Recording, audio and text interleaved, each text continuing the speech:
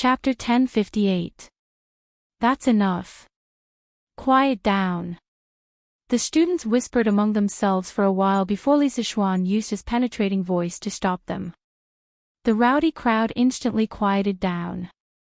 Li Zixuan continued, I'm not saying that you're not allowed to have a holiday, but there are more important things that you need to do. I'm also not saying that you're not allowed to go home for the new year. Those who live more than 200 miles away from Chang and can pack up and go home tomorrow. School will officially start on the 25th of the first lunar month next year. As soon as he said that, many of the students' faces lit up. Li Zixuan paused, then continued, as for those who live closer to Chang'an, from tomorrow onwards, you will report to the Warm Tang Foundation. When school started, I told you that Yanwang College does not nurture useless students who only know how to study. You must apply what you've learned to benefit the country and its people. Sending you to the Warm Tang Foundation is a very valuable opportunity for you to practice. At the same time, what you're doing is very meaningful. I hope that you'll cherish this opportunity. Yamacho, what does the Warm Tang Foundation do? Yeah. Why does the name sound so weird? After listening to Li Zixuan, many of the students were confused. They were not confused because they could not have a holiday, but because they had no idea what the Warm Tang Foundation was. On the day that the Warm Tang Foundation was first established, the students had received news that the final exams would be held on Thursday. Because of that, they did not even have enough time to study, let alone read the newspaper. This included Chen Tianhua and Liao Feiqin, the two part-time novel writers, who did not have time to read the newspaper.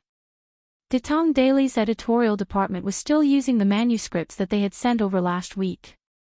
Therefore, more than 80% of the students had not heard of the Warm Tang Foundation that had recently become the talk of the town. Li Zixuan was stunned when he heard the whispers of the students. However, he quickly recovered and cleared his throat. It seems that everyone has been studying hard recently. It doesn't matter if you don't know about the Nuan Tang Foundation. I'll ask Mr. Ma to tell you about it now. Other than being the leader of the Academy's economics department, Ma Zhou was also the head of the editorial department of Detong Daily. Among all the teachers in the academy, the one who knew the most about the Warm Tang Foundation was definitely Ma Zhou. Under Li Zixuan's invitation, Ma Zhou walked up to the rostrum. He did not prepare a speech in advance. If it were someone else, they would definitely be at a loss. However, Ma Zhou was someone who had seen big scenes. How could he be afraid now? Ma Zhou quickly organized his words in his heart. Then, he looked at the students below the stage and said in a clear voice, Students, the Warm Tang Foundation is a charity department that was personally established by the current emperor to empathize with the people. It uses the donations of the people to help the poor people. Ma Zhou was best at writing and strategy. Under his narration, Li Zixuan became the holy son of heaven who worried about the people day and night, and Li Zixuan became the great philanthropist who would rather use up all his wealth to help the poor. The students could not help but be greatly moved. At the same time, a strong sense of pride rose in their hearts. This was because Li Zixuan was their Yamacho. They felt proud that they were Li Zixuan's students. Alright, now you should understand what kind of department the Warm Tang Foundation is, right? Now, let me talk about your upcoming tasks. After Ma Zhou spent half an hour introducing the Warm Tang Foundation, Li Zixuan continued, the Warm Tang Foundation has recently launched a warm winter program. By distributing free coal stoves and honeycomb briquettes to the poor people in and around Chang'an City, they will be able to afford warmth. Your task is to be responsible for distributing the coal stoves and honeycomb briquettes. This task is actually not simple at all. First, you have to select the people who meet the requirements and confirm that there is no one who is pretending to be poor because they are greedy for our things. Then, you have to bring people to deliver the coal stoves and honeycomb briquettes to the people who meet the requirements. Finally, you have to make a record of every donation and summarize the accounts every 1 or 2 days. These tasks are indeed difficult for you, but there is nothing in this world that is impossible for those who set their minds to it. Among you, some of you will take part in the imperial examinations after you graduate from the academy and enter an official career. Some of you may stay in the academy and continue your studies. Some of you may only want to use the knowledge you have learned to settle down in a corner and become a rich man. But no matter what, you cannot forget that you graduated from Yanhuang College. Since you are a student of Yanhuang College, you have an obligation to do something for the Tang Empire and the people of Tang Empire. Many years later, when you look back on this holiday practice, you will definitely not regret the effort you have put in. Good and evil will be repaid, and the heavens will reincarnate. Your good deeds will definitely be rewarded. I hope that you will put your heart into this holiday practice. I hope that you will use your love to warm this city. Use your love to warm this city. After Li Zixuan finished speaking, the entire field suddenly became quiet. At this time, no one had any complaints about Li Zixuan not having a holiday because Li Zixuan's words had touched them. Use your love to warm this city. The Tang people's sense of national honor was actually the strongest in the entire history of China. They loved this land and their people. Now that they had a chance to help their people, how could they not help because of their own selfishness? Yamacho, I want to join too. I don't have to go home for the new year. On the field, among the silent students, such a voice suddenly rang out. This shout was like a fuse, and it was followed by more and more similar shouts. Yamacho, I don't have to go home for the new year. I also want to join this holiday practice. Yamacho, I don't have to go home either. More and more students stood out. They were not locals of Chang'an, and they lived far away from the academy. Li Zixuan had also given them the opportunity to go home for the new year, but at this moment, they felt that some things were more important than going home for the new year. When Li Zixuan saw this, he smiled and said, "Good. Good.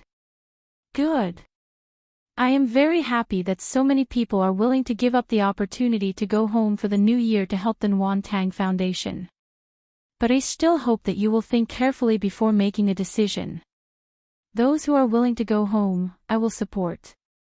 Those who are willing to stay at the academy to do good, I will also support. Tonight, think about it carefully, and tomorrow, you will tell your final decision to your class teacher." Chapter 1059. The next morning, when Li Zixuan arrived at the academy, he found hundreds of students gathered in front of the school building. He glanced around and found that the number was about the same as the one at the field yesterday. He could not help but nod to himself. In fact, he placed great importance on the first batch of students from Yanhuang College.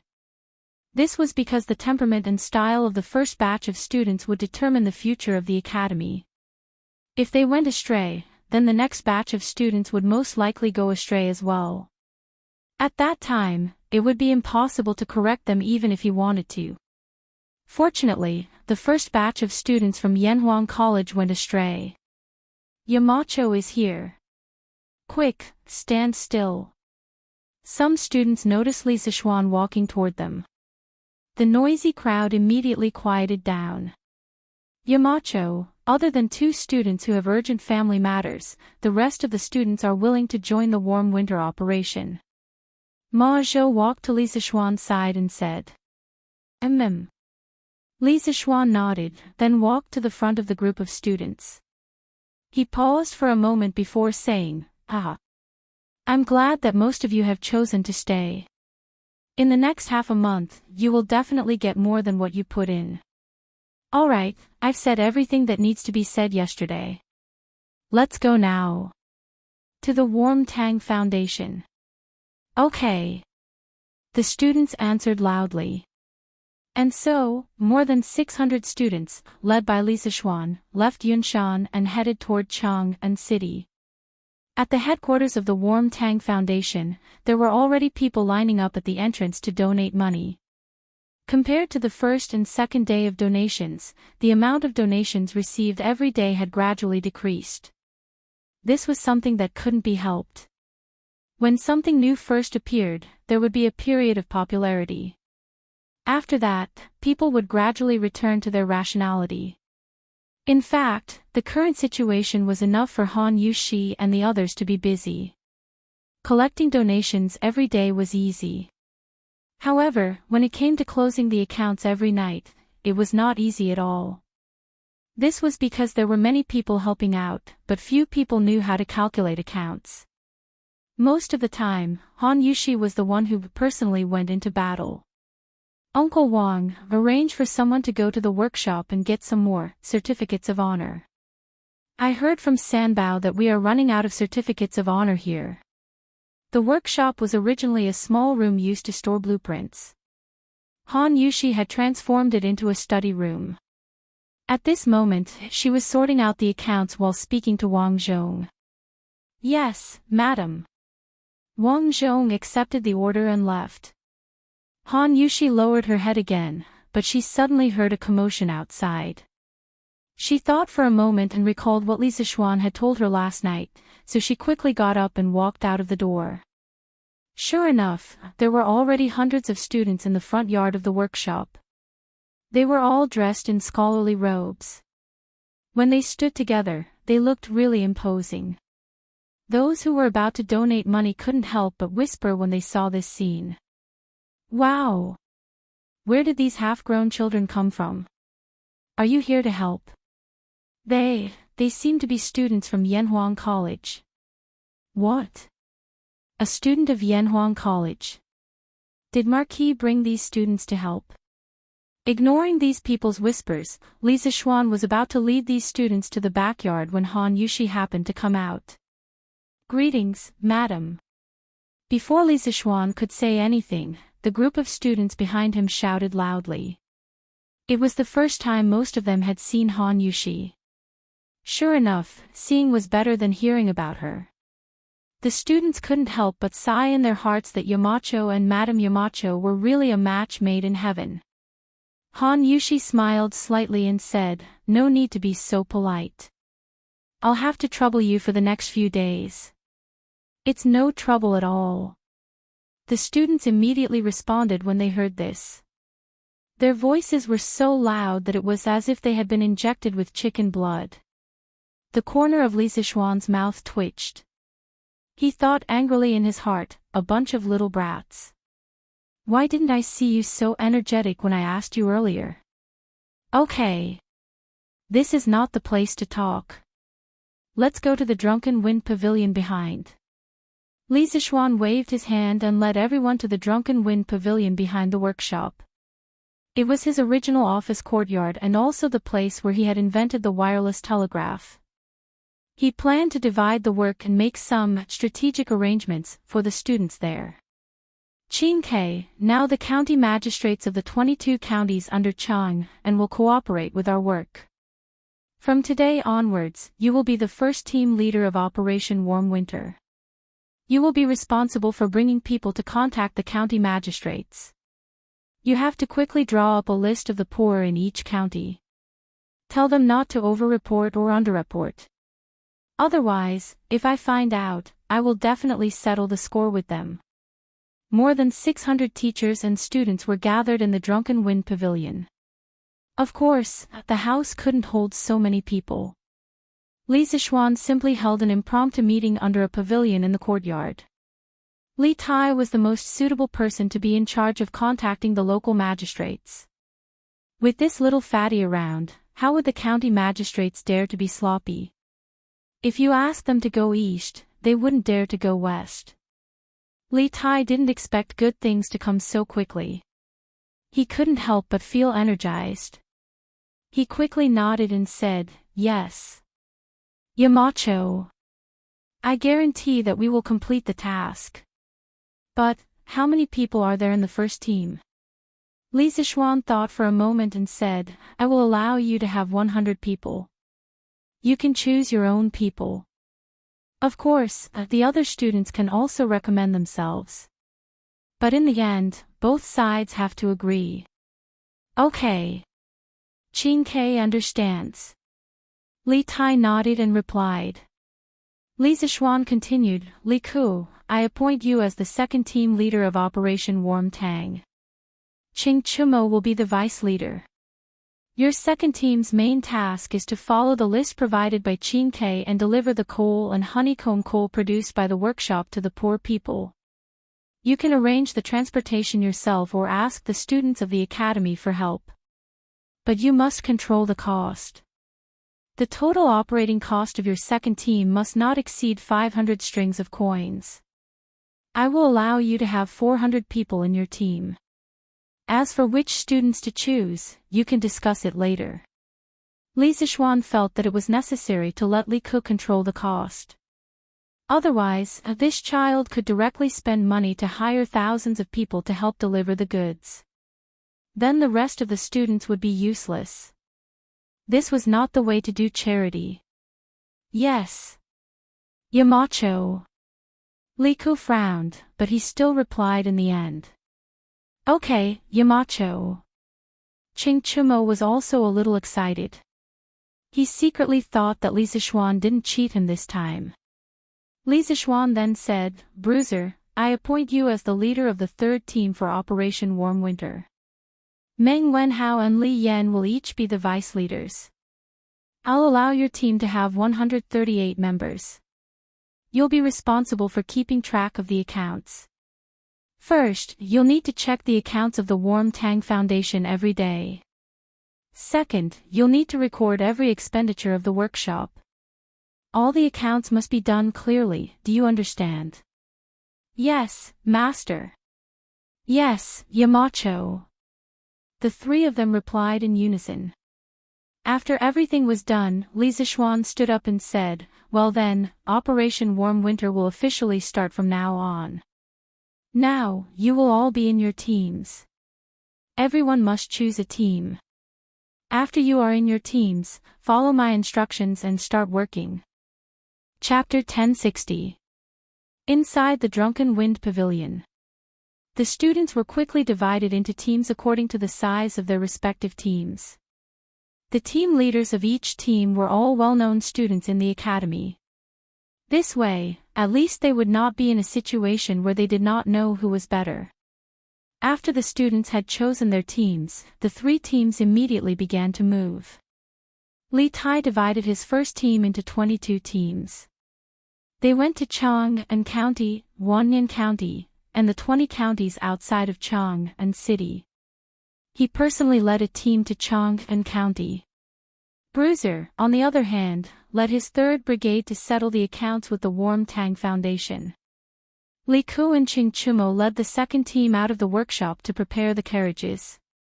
Because Li Zixuan had limited their activity funds, Li Ku and Ching Chumo, who had been pampered since they were young, had no choice but to save money and bargain with others. What? You charge 20 copper coins a day to rent a horse here. Why don't you go rob a bank? Do you think I won't see you for running a scam? This was Ching Chumo's voice. The shopkeeper's face stiffened. He said in a muffled voice, Little brother, the entire Shi city is like this. If you don't believe me, you can ask other places. Don't try to blackmail me. Ching Chumo's mouth was smiling, but in his heart, he was cursing. It was not like he had not asked other places, but the prices of the carriages and horses were more expensive than this place. Otherwise, why would he be chatting with an old man here? Oh my. You say I'm blackmailing you. Let this young master tell you, an old horse like yours can only earn 3 copper coins a day at most. Don't think I don't know anything about horses. I've seen the current emperor's white-hoofed shadow, and white-hoofed shadow with my own eyes. 3 copper coins a day is already too much for me. This idiot saw that the old man did not fall for his trick, so he started to boast. The hoofed shadow, green mantis, and Sally Purple that he mentioned were all top-notch BMWs that had accompanied Li Er on his expeditions. Other than these 3, there were also Jianmao Gu, Gua, Shifachi, and Telugu, all of which were Li Er's mounts. In the middle of the Xinguan period, In order to commemorate these 6 warhorses, Li Er ordered Yen Lide and Yen Liben to depict the 6 warhorses in relief, which were placed in the Zhao Mausoleum, and were known as the 6 horses of the Zhao Mausoleum in history. Hearing this, the old man didn't know whether to laugh or cry, and said, "Little brother, since you've even seen His Majesty's beloved warhorse, it means that you're either rich or noble. Tell me, why are you arguing with me over a few copper coins?" Ching Chumo cursed in his heart again.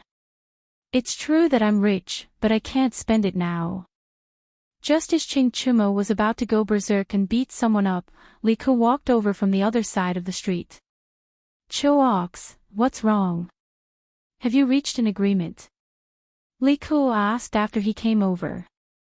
They had split up into several groups to look for carriages and horses. He had just finished talking with the owner of a carriage company and had come over. "Not yet. This shopkeeper is stubborn. Little Ku, you only gave me so little money, there's no way we can talk about this business. It's better for you to talk to him." Ching Chumo curled his lips and wanted to quit. When the old man heard Ching Chumo say that he was stubborn, he couldn't help but twitch the corner of his mouth. He actually wanted to beat someone up now. However, he saw that although Li Ku was young, he couldn't hide his noble aura. He knew that Li Ku's background was not small. He calmed himself down and then cupped his hands to Li Ku, saying, "It's not that this old man is stubborn, but the price that little brother just said is simply impossible. 3 copper coins to rent a horse, not to mention Chang, and even in Bing Province and New Province, it's impossible to have such a price." The Great Tang had many horse farms in Bing Province and New Province, so the price of horses there was slightly cheaper than in other places. Li Ku didn't feel offended. He smiled kindly and cupped his hands to the old man, saying, "Shopkeeper, we are all students from Yanhuang College. This time, we came out from the academy to help the Warm Tang Foundation, so we came here to look for some carriages to deliver honeycomb coal and coal stoves to the poor people who can't afford to burn firewood. So, can you give us a discount? After all, we didn't bring much money with us when we came out from the academy." Compared to Ching Chumo's careless shouting, Li Ku's gentle and refined way of speaking was undoubtedly more comfortable. The shopkeeper only heard half of it and had a good impression of Li Ku. However, when he heard the purpose of Li Ku and the others looking for carriages, the shopkeeper couldn't remain calm. "Hey! So you're students working for the Warm Tang Foundation. You should have said so earlier. 3 copper coins, right? This old man will rent as much as you want. Just treat it as this old man doing a good deed. Then, thank you very much, shopkeeper." Li Ku smiled and cupped his hands. Ching Chumo's eyes almost popped out of their sockets when he saw this. How the F***ck is this possible? Does that mean that all the effort I've put into talking for so long was all in vain? When he thought of this, Ching Chumo looked at the old shopkeeper with resentment. As if he could feel Ching Chumo's resentment, the old shopkeeper inexplicably shuddered. He looked at Ching Chumo and smiled apologetically. "Little brother, you can't blame this old man for this. If you had told me your purpose from the beginning, this old man wouldn't have disagreed no matter what." Ching Chumo snorted and ignored the old man. Li Ku couldn't help but laugh. "Shopkeeper, don't mind him. This brother of mine has always been like this. I haven't asked you how many horses you have here. We'll rent them all." The shopkeeper was stunned when he heard this. He didn't expect Li Ku to have such a big appetite. "There are 32 horses in total. Little lord, are you sure you want to rent them all?" "I'm sure." "Shopkeeper, we'll rent them for 20 days first. Here, the rent is 1,920 copper coins. That's the guarantor we hired." Li Ku quickly calculated the rent, and then pointed to a middle-aged scholar who was walking over. The old shopkeeper couldn't help but feel a toothache. If he rented all the horses to Li Ku for 3 copper coins a day, then his loss would be too great. However, he had already bragged earlier. At this time, he couldn't regret it even if he wanted to. He could only accept the money and let the horses go. Ahem. Little lord, since this old man rented so many horses to you at such a low price, can you let Datong daily mention this old man's good deeds in tomorrow's news? After the handover, the old shopkeeper remembered that Li Ku was a student of Yanhuang College, and the Yamacho of Yanhuang College was the founder of Datong Daily. He had a little evil thought in his heart, so he eagerly asked Li Ku. Before Li Ku could speak, Ching Chumo said in a rough voice, "No. Do you think it's so easy to get into Datong Daily? If you really want to do good, why don't you just give these horses to us for free?" Little Ku, ignore him. Let's go. Call someone else to take the horses. Chapter 1061. Little Ku, is this considered cheating? Ching Chumo could not help but ask on the way back. Li Ku was still riding on his horse. He laughed and said, "How is this cheating? The Yamacho only said that we are not allowed to use our status to get help from our underlings and that the total expenditure cannot exceed 500 strings of coins. They did not say that we are not allowed to bargain with others in the name of doing good. Cho Nyo, things are different now. We have to be careful in everything we do. Otherwise, 500 strings of coins will not be enough." The Li Ku now was a completely different person compared to 4 months ago. At that time, he was living like a prince and only needed to practice martial arts in the palace. Why would he need to worry about money? Why would he need to be careful? Hey! Little Ku, what you said makes sense. How many carriages do we need?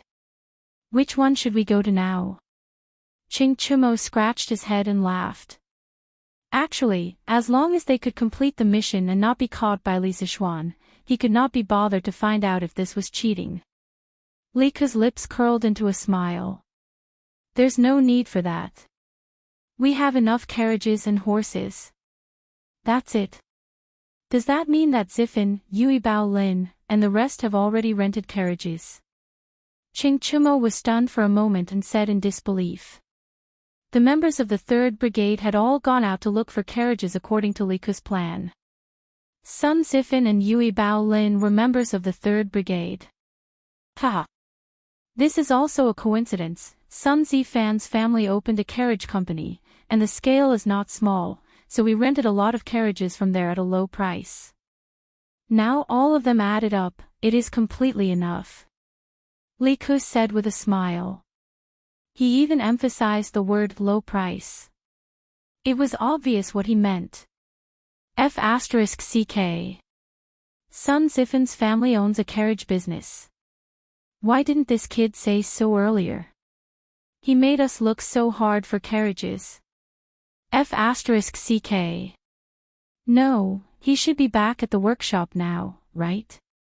I'm going to find him. This kid tricked me. Hiya. Ching Chumo's eyes widened. His face was filled with disbelief and anger. Yes, anger. At this moment, he felt that Sun Zifin was even more despicable than the old man from the carriage company. After saying that, he slapped the horses but hard, and the man and the horse rushed forward. Hey hey hey. Ugly bull, don't. Li Ku hurriedly urged his buttocks to catch up and dissuaded him. Zifin usually doesn't care about his family's business. He only just remembered that his family has a carriage business. We can't blame him for this. Instead, we have to thank him.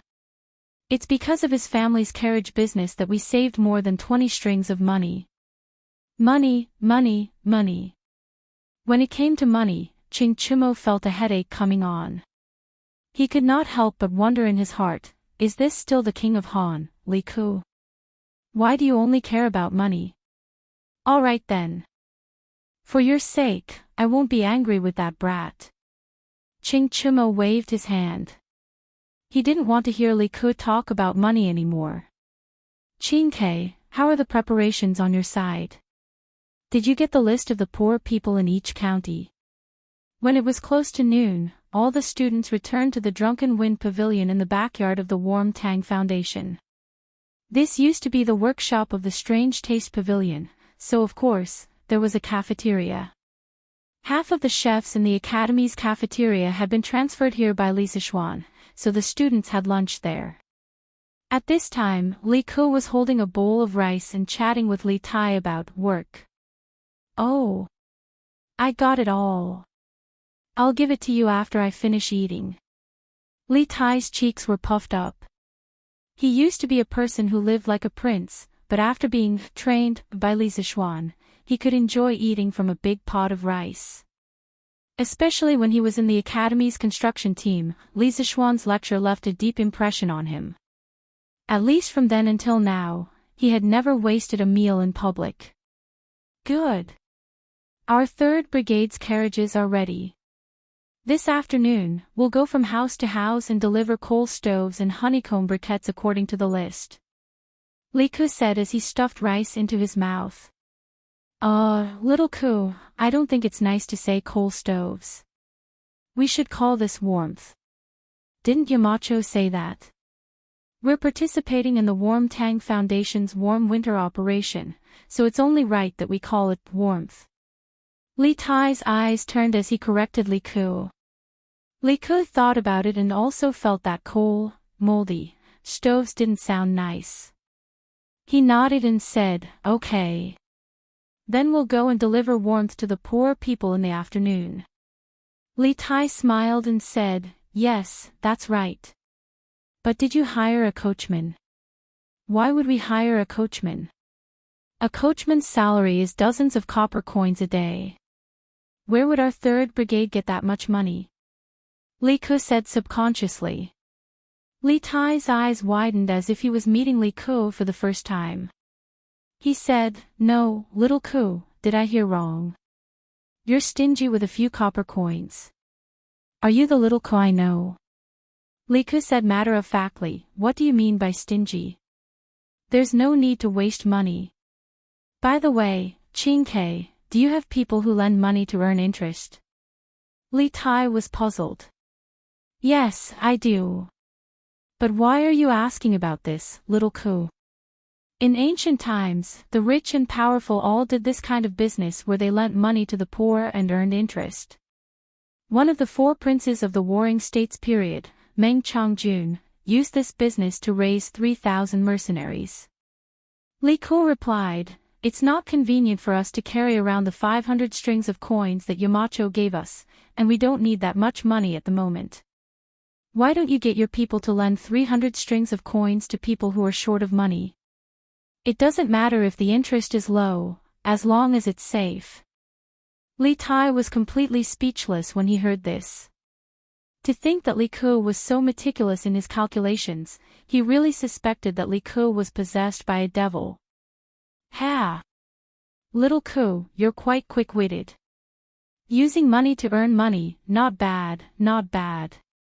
Li Sichuan, who had just finished eating at home, heard the second half of the conversation between Li Ke and Li Tai and couldn't help but laugh. Although he didn't support Li Ke's business of lending money, he still appreciated Li Ke's idea of using spare money to earn money. Because if an ordinary person was in Li Ke's situation, they would only use the 500 strings of coins in their hands sparingly. Very few people would be like Li Ke, not only saving money, but also earning money. "Yamacho!" The 2 brothers heard and hurriedly turned around to greet him. You guys continue to eat, don't worry about me." Yamacho, I'm not breaking the rules, right? I just feel that it's inconvenient to leave the 500 strings of coins with us, so I thought." Li Ke's face turned red and quickly explained. Chapter 1062. Ha! You're trying to cover it up. Inside the Drunken Phoenix Pavilion, Li Sichuan looked at Li Ke and said with amusement, "I've said before that you're not allowed to use your status to ask for help from others. Now that you're asking Green Sparrow for help, aren't you asking for help from others?" Yamacho, Li Ke's face froze, and he was speechless. Li Sichuan continued, "But I'm glad that you know how to increase income and reduce expenditure. You said that it's inconvenient to carry 500 strings of coins around, and that's not unreasonable. But we're Yanhuang College's people, and we have to solve problems when we encounter them. When this matter is over, little Ku, you can think of a way to solve this problem. If you can solve it smoothly, then you'll start a new era, and your name will go down in history. Although, it's inconvenient to carry 500 strings of coins was just an excuse that Li Ku came up with, this was indeed a problem that Great Tang was facing. Not only would a cumbersome currency affect trade, it would also affect the economic development of a country. The Song dynasty was not as strong as Tang, but why was its economy the largest in ancient China? It was because banknotes replaced the heavy metal currency, and it greatly promoted the prosperity of domestic commerce. At that time, the Song dynasty's imperial court collected business taxes every year, and it far exceeded the agricultural taxes. Li Ku's excuse reminded Li Zixuan of the financial plan he had been planning for Tang, banknotes and banks. These two things must be done in the future. Start a new era. Go down in history. Li Ku originally thought that he would be reprimanded, but he never expected to hear such a shocking thing from Li Zixuan. His breathing became a little rapid. Yamacho, what method is so powerful? It can go down in history directly. Li Zixuan laughed. You have to think about it yourself. Come find me when you've thought about it. After that, he left with his hands behind his back, leaving a stunned Li Ku behind. Hey! Little Ku. Don't think about it. Eat first, we still have work to do in the afternoon. Li Tai saw that his brother seemed to have lost his soul, so he pushed Li Ku's arm and said. Oh. Li Ku came back to his senses and continued to shovel rice into his mouth. Tai Zhu, open the door. The people from the Warm Tang Foundation are here to deliver the coal stove. In the afternoon, in the Maojia village of Xinfeng County outside Chang'an City, 4 or 5 students from Yanhuang College were driving a carriage. They followed a middle-aged man with a stocky back and a bear-like waist and knocked on a shabby courtyard door. Mao Lijing, our captain, said that it's to send warmth. You can't call for coal stoves. It turned out that this middle-aged man was Li Zheng of Mao Village. Hearing him shout like that, the students behind him quickly corrected him. Ha! Fine. That's called sending warmth. As expected of a scholar, even the way he speaks is different from the people in our village. Mao Lijing didn't get angry. Instead, he gave a simple and honest laugh. Then he shouted towards the dilapidated courtyard, Hey! Tai Zhu, open the door. Someone is here to bring you warmth. Only then did a skinny little girl come out of the courtyard. It was winter, but she was only wearing a few pieces of unlined clothing. Moreover, they were all tattered. If one looked closely, one could see that her 2 legs were trembling. Li Zheng, you're here. The little girl opened the courtyard door and greeted Mao Lijing. Then she timidly began to look at the students behind Mao Lijing. Ha! Dia, where's your father and mother? Mao Lijing walked in with the students of the academy. He looked around and then asked. Li Zheng, my mother went to the mountains to collect firewood. My father's legs acted up again 2 days ago. He's still in bed now. The little girl replied. What? Tai Zhu's legs aren't listening to him again. Sigh. It's not good to have an attack in the winter. Mao Lijing was stunned. He sighed in surprise and then said to the students behind him, Hey, you guys don't know. Tai Zhu accidentally broke his leg when he was hunting in the mountains. Every time it's cold, he can't get out of bed. Therefore, in autumn and winter, it's usually Diya's mother who is busy with the work inside and outside the house. Sigh. Let's not talk about this first. Come in. Diya, go and boil some hot water. Today, we're all literary stars. We're here to bring coal to your family, to bring warmth. After that, Mao Lizheng led the group of Yanhuang College students inside. Mao Lizheng, you go in first. We'll go and take down the coal stove and honeycomb briquettes from the car. A student said. Only then did Mao Lizheng realize that there was a car full of warmth behind him. He patted his head and said, "Hey. Look at my memory. I almost forgot about this. You guys are all literary stars. How can you do this kind of rough work? You guys go in and rest. I'll do it. I'll do it. I guarantee it won't be wrong." Although Yanhuang College was in Lontian County, it was very famous. Not to mention Xinfeng County, even hundreds of miles away from Lontian County, there was no one who didn't know about it. Yanhuang College's tall and magnificent building had become the immortal palace in the human world through word of mouth. Students who could get into Yanhuang College were naturally literary stars. Moreover, Li Zixuan, the Yamacho of Yanhuang College, was full of righteousness. He had always taken care of the people in his fief. Everyone knew about his benevolence. Therefore, the people were very respectful to Li Zixuan and Li Zixuan's students. Don't. Mao Lizheng. Before we went down the mountain, the Yamacho told us that we have to do it ourselves. We can't let others do it. Thank you for your kindness. The students of the college quickly stopped him. Sigh. Fine. Since that's the case, I won't break the rules of your college. But you guys are so soft and tender. Oh, no, I mean you guys who study all year round. How can you move this? Ha! Mao Lizheng, don't worry. We move this up ourselves. Of course, we can move it down. Half an hour later, the students moved a coal stove and 50 honeycomb briquettes into the dilapidated house. After patiently teaching the little girl how to use the coal stove and repeatedly reminding her to pay attention to the ventilation when burning the briquettes for warmth, the students left under the little girl's sparkling eyes and the man named Tieju's endless gratitude. They still had to hurry to the next house. Big brother, big brother. Wait a minute. Which one of you dropped your money bag? But who knew that the group of students hadn't gone far when the little girl chased after them again. She was holding an exquisite black purse in her hand.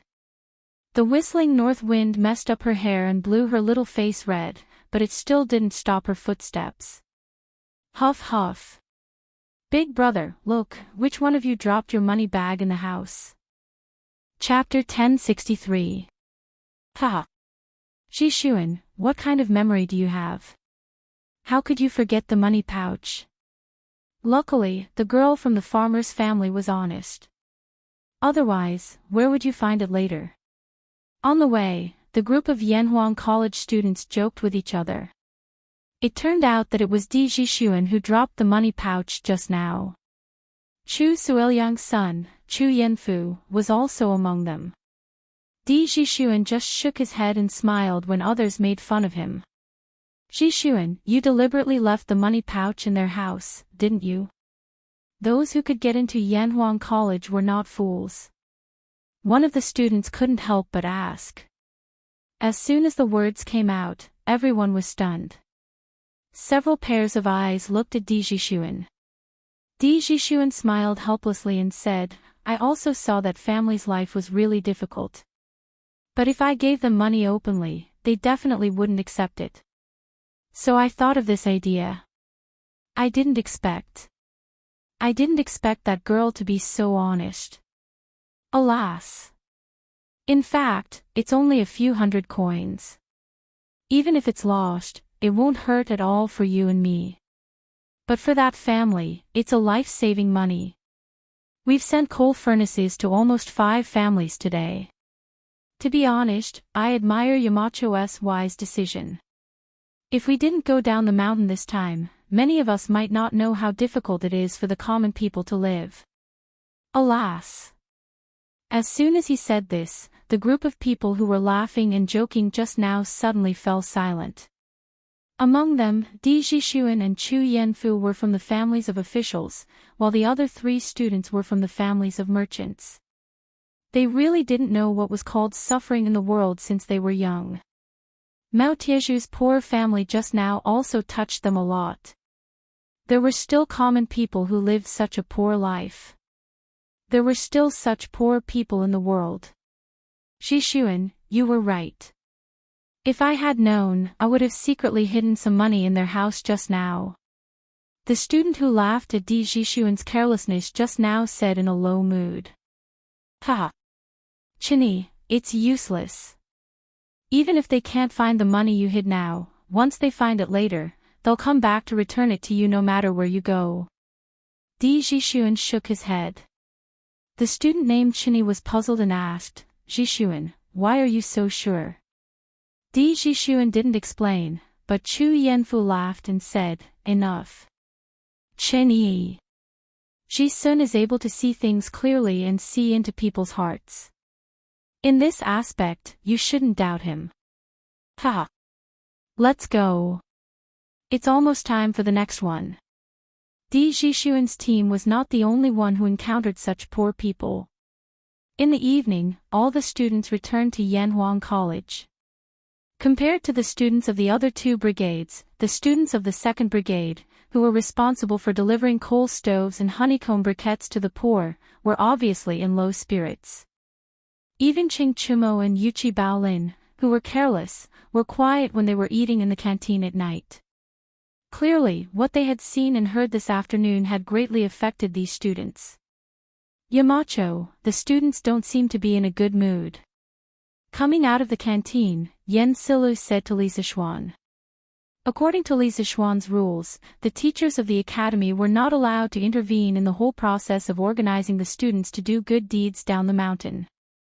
They were only responsible for the logistics at most. Therefore, Yen Silu did not know much about the students' experience this afternoon. However, the old teacher had experienced the vicissitudes of life. How could he not see that the students were in low spirits? Li Zixuan stopped in his tracks, nodded and replied, They must have seen too much suffering in the world today. This was all so good. There were some things that could only be learned after experiencing it. Only then would one know how to cherish what they had now. And as students of Yanhuang College, it's not good if they only know how to read and ignore the outside world. Yanhuang College exists for only one purpose, and that is to benefit the people of Tang. Yen Silu stroked his beard and sighed. Yamacho is right. These children can't always stay in the academy and study. It's good to let them see the suffering of the people. On the first day, the students of Yanhuang College visited more than 800 poor families and gave away more than 800 coal stoves and 40,000 honeycomb briquettes. Early in the morning of the second day, the students woke up at 5 in the morning, washed up, and ate. At 7:15 in the morning, the students gathered in front of the teaching building and went down the mountain to deliver the warmth. At this time, there was a thin layer of frost on the withered leaves by the roadside. After arriving at the warm Tang Foundation, the students of the 3 brigades immediately went into working mode. They each had their own duties. Those who needed to go to the government to coordinate, those who needed to deliver the warmth, and those who needed to stay behind to keep track of the accounts. The division of labor was clear and orderly. The news of the students of Yanhuang College going down the mountain to do charity in the name of the Warm Tang Foundation had already spread yesterday. Many people knew about it. Today's Datong Daily's headline was, without a doubt, left to this group of students who silently gave their love in the cold wind.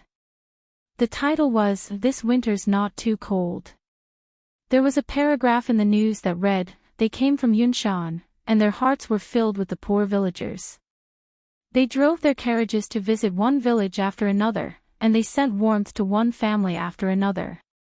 It was they who warmed this city, and it was they who made this winter not so cold. Their cheeks were red from the cold wind, and they were shivering, but they were still fearless. They still traveled over land and water to deliver their love to the people in need. They are all the students of Yanhuang College. Tisk tsk. Yesterday, I even met a group of students from Yenhuang Academy who were driving a carriage. These kids are really good. On the streets, some of the people in the city who had read the newspaper sighed. Isn't that so? Why don't you take a look at who the Yamacho of Yenhuang College is? How can the students taught by Marquis be bad? Ha! That's right. When Marquis said that he wanted to build an academy, I felt that the academy built by Marquis would definitely be extraordinary. Looking at it now, it was indeed so. Look at the Imperial College and the Hongwen School. Can they teach such students? Hey! That's definitely not possible. The Imperial College and the Hongwen School are already on holiday. I heard that the students of Yenhuang College were also on holiday, but they volunteered to do this. Many of the children who live far away might not be able to make it back in time for the new year because of this. Whoa! There's actually such a thing. How can it be fake? Sigh. In the future, if my brat can't get into Yenhuang College, I'll beat him to death. This kind of academy is a good one. Unknowingly, Yenhuang College's reputation in the hearts of the people increased again. However, the Imperial College and the Hongwen School were inexplicably implicated.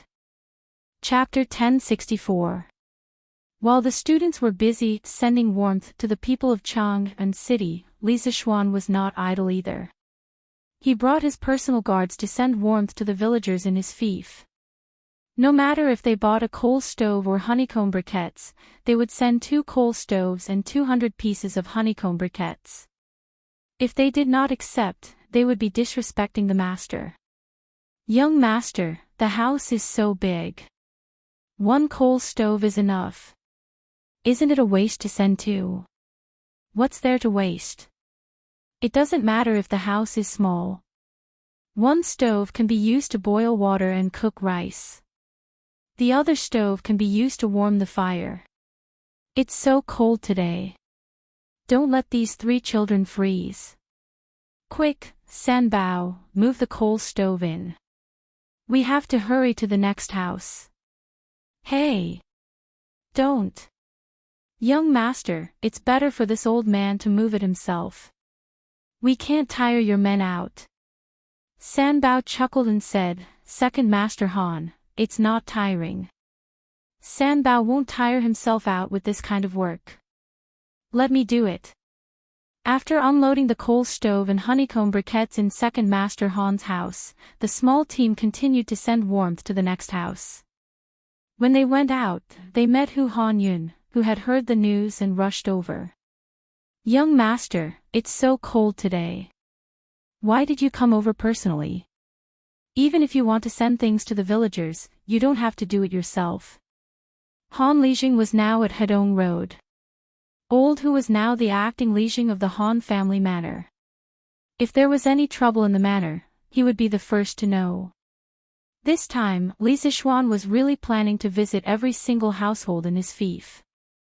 When he heard this, he smiled and said, Hee, Uncle Hu, since I have nothing better to do at home, why don't I come out to deliver some gifts to the villagers and exercise my muscles a little? Old Hu sighed helplessly. He thought for a while and said, Hey! Young master, the villagers appreciate your kindness. But there are more than 1,000 villagers in your fief. If you send them one by one, how long will you be able to do it? In this old Hu's opinion, you can leave the Han family manor and the Plum village to this old Hu. Everyone was the first to follow young master. Even if young master didn't go personally, everyone would still appreciate your kindness. His suggestion was mainly to lessen the burden on Li Zixuan. Among the 8 villages under Li Zixuan's control, the Han village and Plum village had the largest population. Without these 2 villages, Li Zixuan would have a much easier time. Ha! Uncle Hu, I appreciate your good intentions. However, this matter is not urgent. If I can't finish running in 1 day, I'll run for 2 days. If I can't finish running in 2 days, I'll run for 3 days. I can't just go to one house and not go to another, right? It just so happens that the academy doesn't have classes now, so I still have time. Li Zishuan said with a smile. Actually, he wasn't doing this because he had nothing better to do. Previously, when he was conferred the title of Marquis, Li Er had rewarded him with some land. Later on, he had merged into a few villages. Because he was busy with work, he didn't go there much, let alone know the villagers. As for those few villages, Wang Zhong had been taking care of them for him. Now that the academy had stopped classes, he could finally take some time out to walk around his fief. At the same time, he could also get to know the villagers in his house. Seeing that Li Zishuan was so insistent, Hu Hanyun knew that he couldn't persuade him anymore. He said, "Hey. Since I've met young master, there's no need to trouble young master to personally send them to my house. I'll move them back myself." After saying that, he walked up and lifted a coal stove with one hand. The strength of his hands was not ordinary. "Ha! All right, I won't stand on ceremony with Uncle Hu." Li Zishuan laughed and said to Ah Fu, who was beside him, "Ah Fu, help Uncle Hu carry these honeycomb briquettes back. We'll go to the next house first. Catch up with us later." "Yes, young master." Ah Fu carried a bag of coal and left. Li Zishuan said to Pang Feiji, "Let's go." Next house.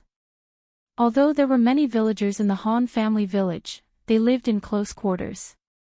Therefore, Li Zishuan ran from house to house and was done by noon. Lunch was naturally settled at the academy. The academy had indeed transferred half of the chefs away, but the other half were still cooking for the teachers who'd stayed in school. After resting at the academy for a while, Li Zishuan ordered Pang Feiji to bring some people to the workshop to get some things. Then, they went to the 9th house in Yunshan, Li Gang's house. Li Gang was one of the earliest professors in Yanhuang College. Of course, he had the right to live in this house. When Li Zishuan separated the houses, he gave the 9th house to Li Gang. The number 9 represented longevity and health. He had put in a lot of effort in this. "Grandfather, why isn't it snowing this year? And Ren, why are you looking forward to it snowing? It's fun when it snows. When it snows, and Ren can snowball." "Ha! And Ren, you think it's fun when it snows, but those poor people who can't afford to wear clothes will freeze to death when it snows. Do you still want it to snow now?" "Ah. Grandfather, why don't they have clothes to wear? Can't Ren let them wear his clothes?" "Ha! If you let them wear your clothes, what will you do? And Ren will hide in the blanket and not go out. Then, he won't freeze. Ha ha ha." As they approached the 9th courtyard, due to Li Zishuan's astonishing hearing, he was able to hear the conversation between the grandfather and grandson from far away. He couldn't help but feel a trace of warmth in his heart. What an adorable and sensible child.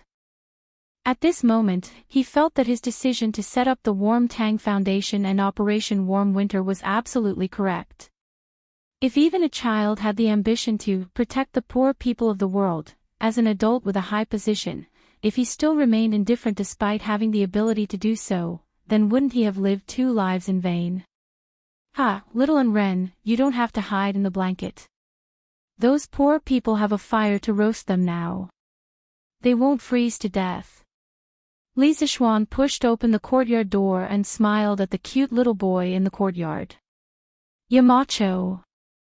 Wow. It's brother Xiao Xian."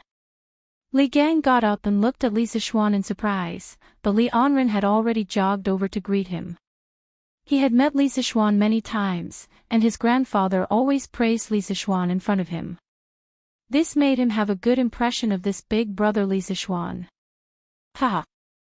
Little Ren, long time no see." Li Zishuan smiled and patted Li Ren's head. Then, he looked at Li Gang and said, "Mr. Li, have you eaten?" Li Gang chuckled and replied, I've eaten." Why does Yamacho have time to think about an old man like me? Li Zixuan pointed at the carriage of pipes behind him and said with a smile, I thought that it would be a little cold recently, so I brought people over to install a heater in Mr. Li's house. This way, when it snows, Mr. Li and little Ren won't be cold.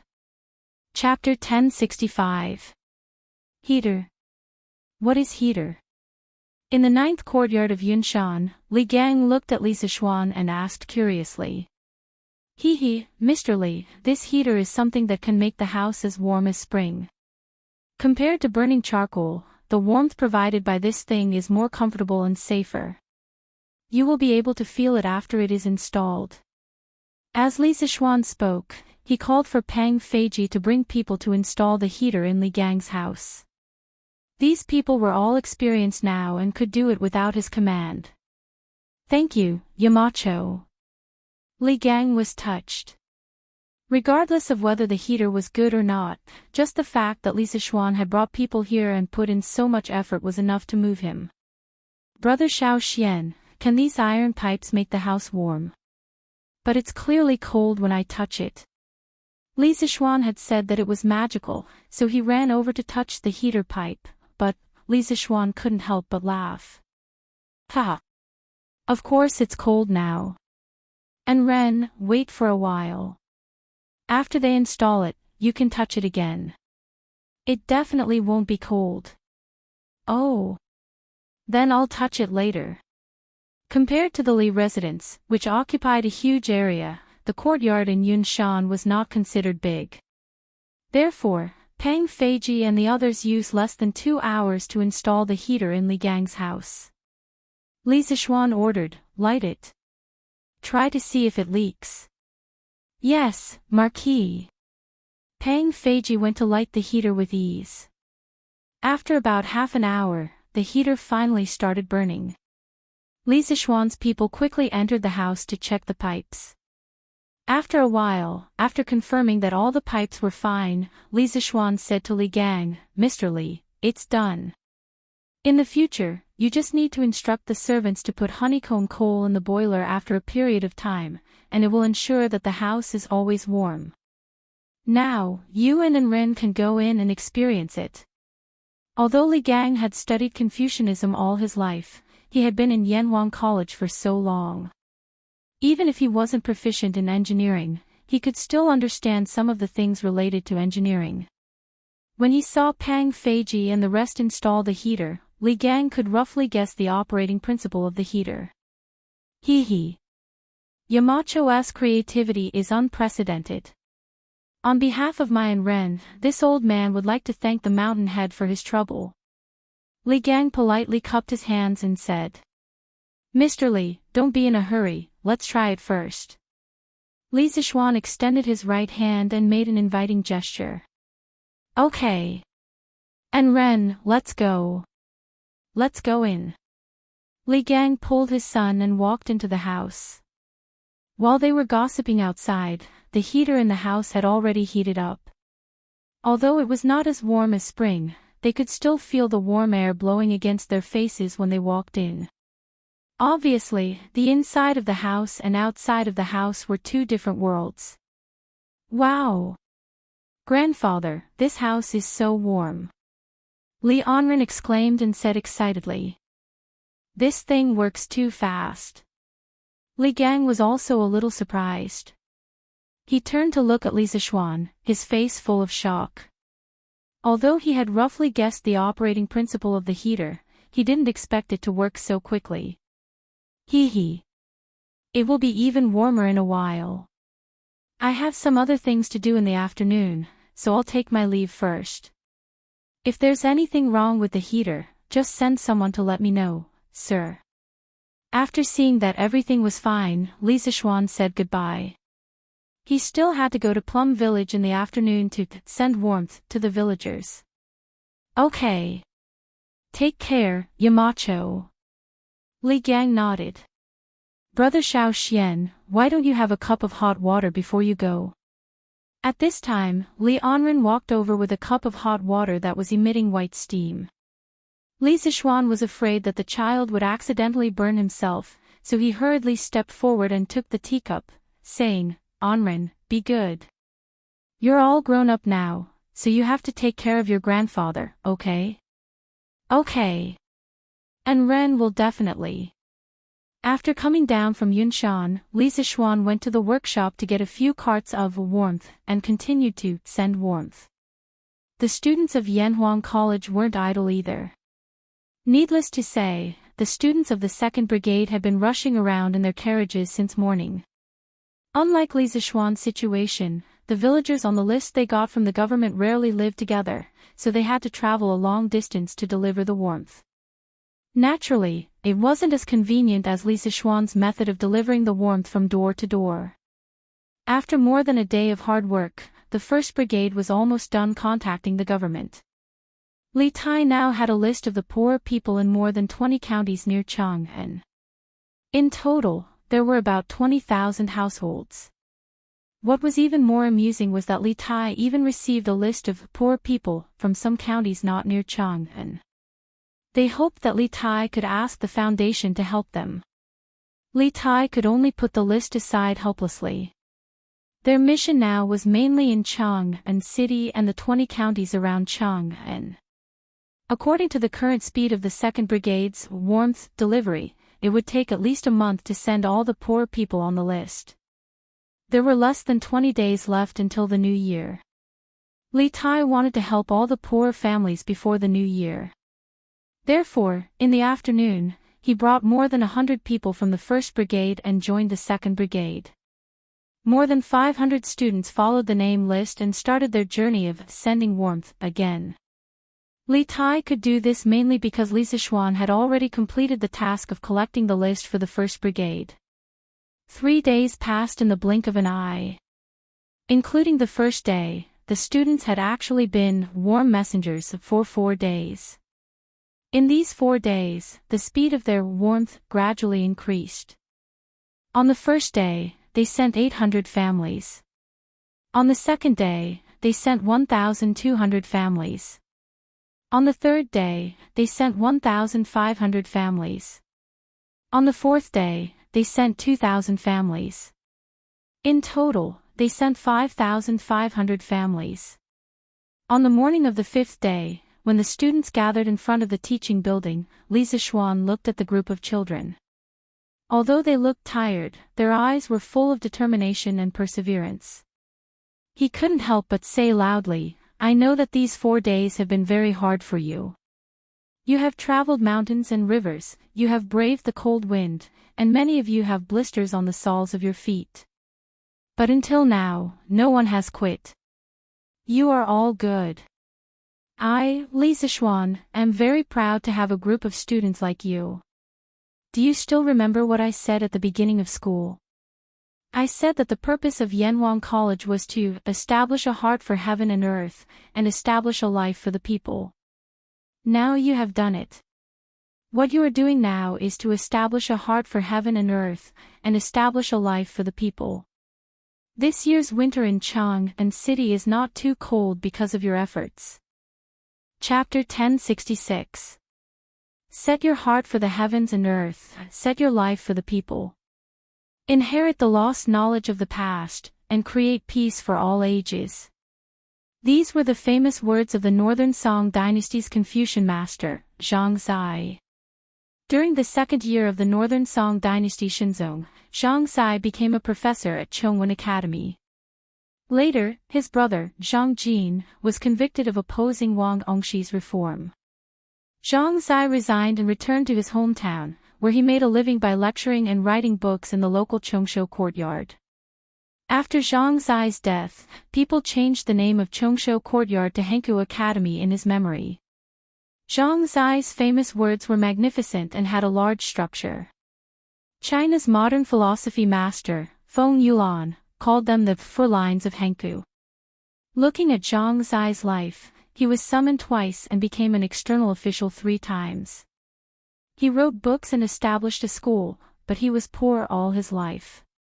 After his death, he was so poor that he didn't even have a coffin to bury himself. Fan Wenjingong wrote in the famous book, Yang Tower Records, that those who live high in the temple worry about the people, those who live far away worry about the ruler. Henku Academy's Mr. Henku was an official when he advanced and a sage when he retreated. He used his actions to open up a new era of Confucianism. History was always fair. Those who see the vanity of the world as passing smoke and have the people of the world in their hearts, although they may have been poor when they were alive, after brushing away the dust of history, behind them will stand a historical monument that will be honored for generations to come. This was the logic of history.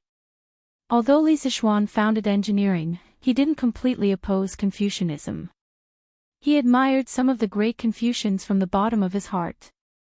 He was also very willing to accept some of the advanced ideas in Confucianism. Zhang Zai's 4 lines of Henku was used by him as the school's motto. The sea can accommodate hundreds of rivers, and the tolerance is great. If engineering wanted to develop for a long time, it needed a soul. If it only relied on the accumulation of skills, it couldn't be passed down.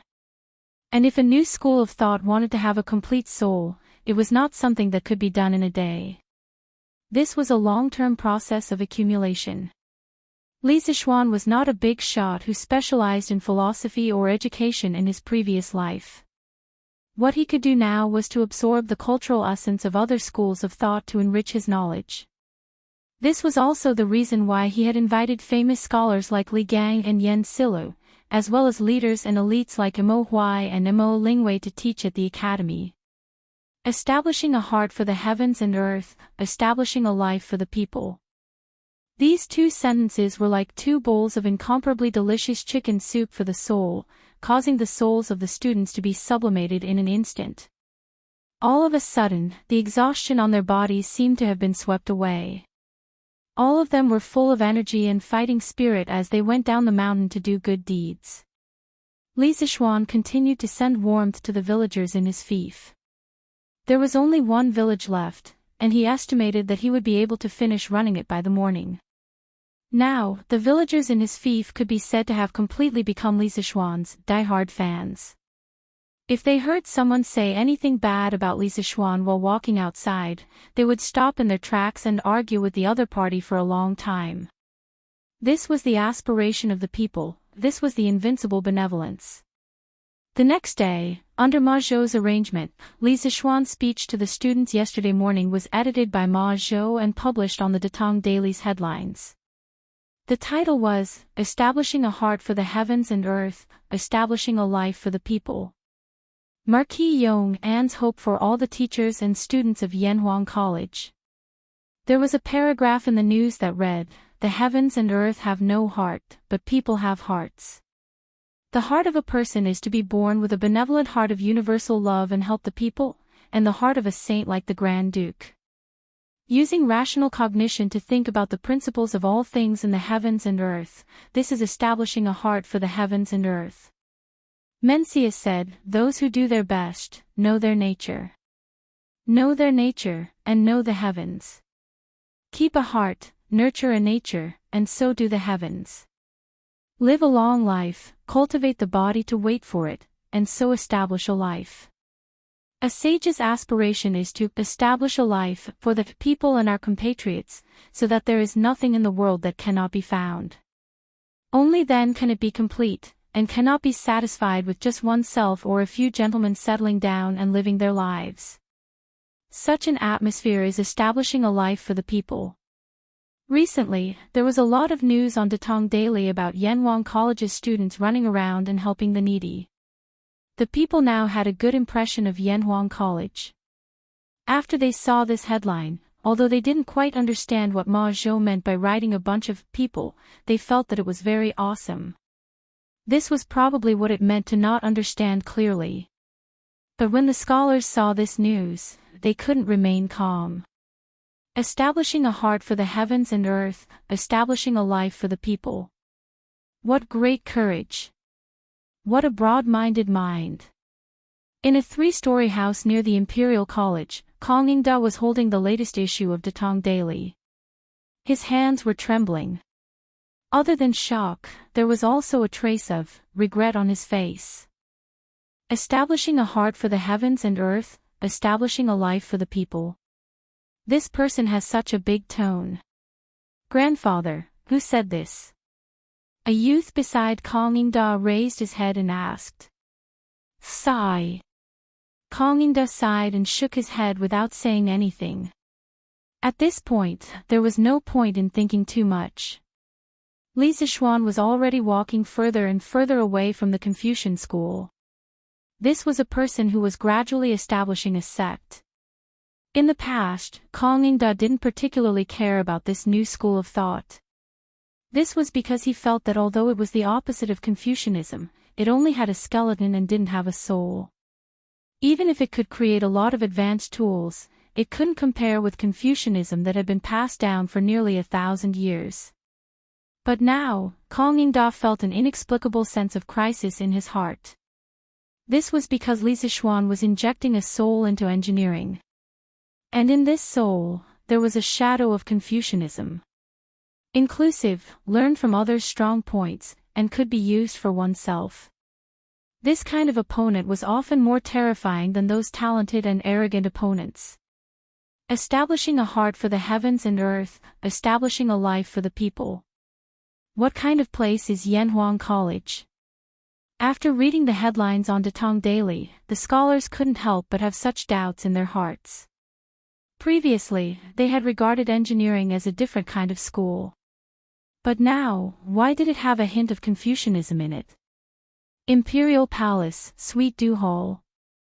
Li Er's lips curled into a smile. Ha! Establishing a heart for the heavens and earth, establishing a life for the people. Guanyin maid, this kid has such a big tone. Zhang Sun tightened the fox fur coat on her body and tilted her head to look at the newspaper in Li Er's hand. After a while, she smiled and said, Your Majesty, the Marquis of Yong, and is very knowledgeable and ambitious. He's really a talent for governing the country. I congratulate Your Majesty on getting such a talent. Li Er couldn't help but laugh. Ha! If that kid hears Guanyin maid praising him like this, his mouth will definitely be crooked from laughing. Chapter 1067. Husband, I've been looking at the Warm Tang Foundation's accounts for the past 2 days and found some problems. When it was almost noon, Han Yushi took an account book and found Li Zixuan in West Courtyard. There were only 2 alleys between Yongla Lane and Enyi Lane, where the Warm Tang Foundation's headquarters was located. Now that a group of top students from Yanhuang College had joined the foundation, the pressure on Han Yushi instantly disappeared. She didn't even need to do the accounting. This was because the people from Yanhuang College were very good at accounting. Compared to them, she was a layman. Therefore, Han Yushi didn't need to stay at the Warm Tang Foundation all day. Under normal circumstances, she only needed to go once or twice a day. Moreover, the 2 places were close to each other, so it wouldn't take long for her to go back and forth. Oh. Wife, what problem did you find? Li Zixuan, who was leaning against the couch and reading a book, raised his head and asked in surprise. Han Yushi held the account book, bent down, and said, Husband, look. The Warm Tang Foundation has received nearly 400,000 strings of cash so far, but according to the list Qin Ke got, the poor people we need to help only add up to about 20,000.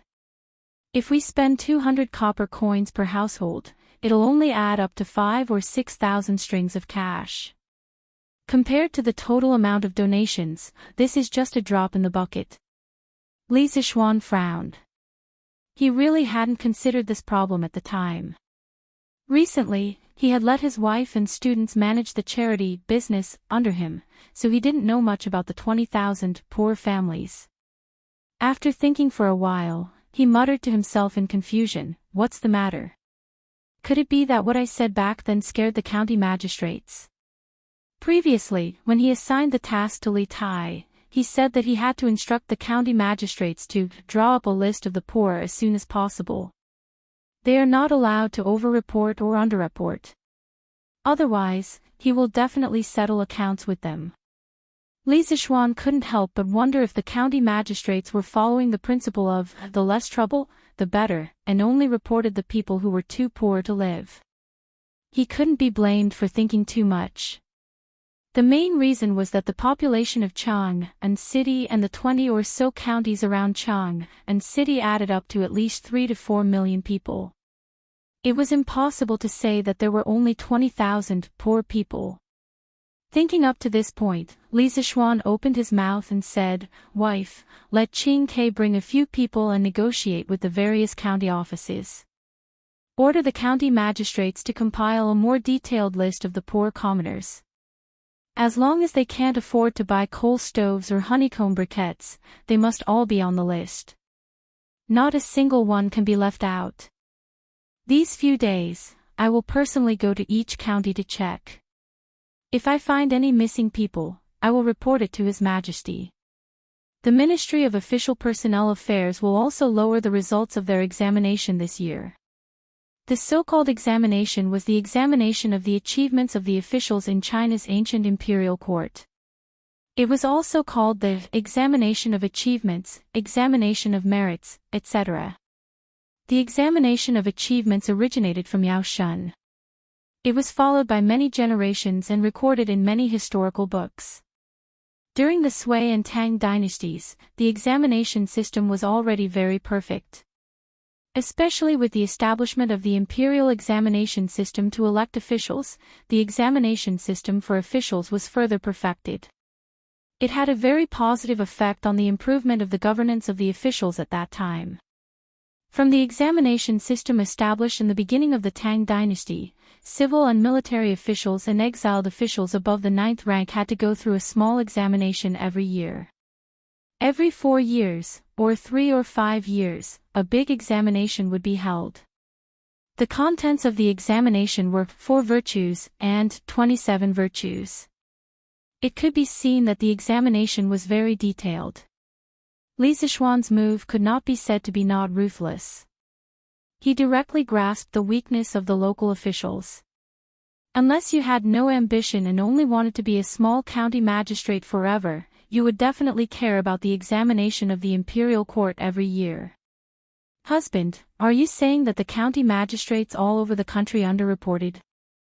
Han Yushi blinked and asked. Li Zixuan grunted and nodded. I estimate that they underreported by at least 3 to 4 times. Of course, this is only one problem. Other than underreporting, I feel that we should slightly increase the aid given to the poor people. We can give them more clothes or food. After all, this autumn harvest has reduced the production of many places. Wife, what do you think? Yes, yes. This concubine thinks so too. Han Yushi nodded excitedly. Li Zixuan smiled and said, even so, there will definitely be a lot of money left. But that's fine. This year, we will help the poor people around Chang and City. Next year, we will help the people even further away. Besides, if there is a natural disaster in the future, the money from the Warm Tang Foundation will become life-saving money. Speaking of natural disasters, Li Zixuan's eyes suddenly became deep. He was no longer the young boy who had just arrived in Chang and without any foundation. His status was higher and his ability was greater. Correspondingly, he could do more things and play a greater role. This natural disaster, I'm definitely going to take care of it. If Li Zixuan had only wanted to help his own family survive the locust plague, then he now wanted to help the entire Tang Empire survive the locust plague. After living in the Tang dynasty for almost a year, he had completely fallen in love with this era and the people of this era. The Tang dynasty was a complex that Chinese people could never get around, and Li Zixuan was no exception. It was because of this that he had previously pushed for the imperial court's policy of reducing taxes by raising chickens, and the policy of exchanging grain with the south. Yes. Then I'll go to the foundation now to make the arrangements. Han Yushi did not know that Li Zixuan's thoughts had drifted far away. She responded and prepared to leave. Li Zixuan quickly pulled her back and said, "Hey. It's already noon, let's go after lunch. Anyway, Qing Ke is probably not back yet." "Yes. Husband, you're right. Then let's have hot pot for lunch. I think father, mother, and grandmother all like it. Yes, yes. I like it too. I feel like the whole family is very happy eating hot pot together. After saying that, Han Yushi went to the kitchen to ask the cook to prepare. Now, Li Zixuan did not need to do it personally in the Li mansion to eat delicious hot pot. However, the mutton rolls still needed Li Zixuan to cut them personally. This was because there were not many people in Chang, and who were as good at cutting as Li Zixuan. An hour later, in the main hall of the Li mansion, the whole family gathered together to eat hot pot. This time, Qing Yao Jin did not join in the fun, but the two brothers came. Gosh! What are you guys eating? It smells so good. Xiao Xian, are you there? Qing Ke, what a coincidence. You're here too. He didn't know if Li Qingqian and Li Tai had made an appointment, but they just so happened to meet at the entrance of the Li estate's main hall at this time. Chapter 1068. Greetings to Your Highness the Crown Prince, Your Highness King Wei. The people eating hot pot in the room were interrupted by the two people's exclamation. Yi Guizhong and old Madame Yi had never seen Li Qingqian before. After Yi Yuzhu whispered to them, they quickly stood up and bowed to Li Qingqian and Li Tai. No need to be so polite. No need to be so polite. This must be the previous head of the Yi clan of Nanyang, right? This one has heard of you before. Yi Guizhong was flattered and said, to be known by Your Highness the Crown Prince, this old man is honored. Li Qingqian quickly waved his hand and said with a smile, hee. This one and the Marquis of Yong and are good friends, so head ye need not be so polite. Eat. Everyone continue to eat. Li Tai could finally get a word in. He licked his lips and said with a greedy expression, Yamacho, what is this eating method? It looks so satisfying. If it wasn't for Li Qingqian being here, Li Tai would have already sat down and started eating without a care for his image. However, in this situation, he had to be reserved and restrain himself. Otherwise, Li Qingqian, as the eldest brother, would definitely scold him. Li Zixuan glanced at the little fatty who was about to drool and said, Qing Ke, if you haven't eaten lunch, then come and eat with us. Hee. Haven't eaten. Haven't eaten. Then I won't be polite. Xiao He, I'll have to trouble you to bring me a pair of chopsticks. As expected, Li Tai unceremoniously moved a stool and sat next to Li Zixuan. For the sake of food, this guy's tone of speaking to Xiao He was 3 times more polite. Lon Her gave a dissatisfied humph because Li Tai had pushed her away from Li Zixuan. While you're at it, help him get a bowl of dipping sauce. Li Zixuan added from behind. If there was no dipping sauce, this unlucky child probably wouldn't be able to take a bite. Then he remembered that Li Qingqian was still standing to the side, so he turned his head and asked, Qingqian, have you eaten lunch? If not, why don't we eat together? In this room, he was the only one who dared to invite Li Qingqian, the crown prince, to eat at the same table. The main reason was that he came from the modern era and didn't have much concept of hierarchy in his bones. Furthermore, he had always treated Li Qingqian and Li Tai as friends. I'll eat. Oh. I haven't eaten yet. Let's eat together then. Li Tai was just about to say eat when he saw Li Tai dip some bean sprouts into the pot and dip them in Lon Er's dipping sauce bowl. Before Lon could react, Li Qingqian quickly put them into his mouth. Li Qingqian couldn't help but feel the gluttony in his stomach, so he quickly corrected himself. Good. Then, Xiao He, go and help me get 2 bowls of dipping sauce and 2 sets of chopsticks. Li Zixuan nodded and instructed Xiao He.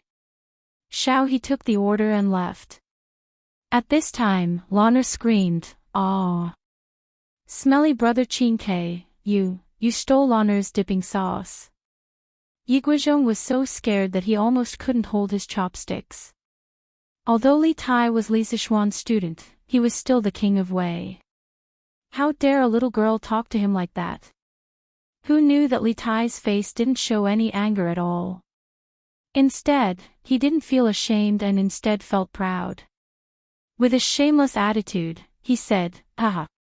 At most, I'll let LoveLore dip it back later."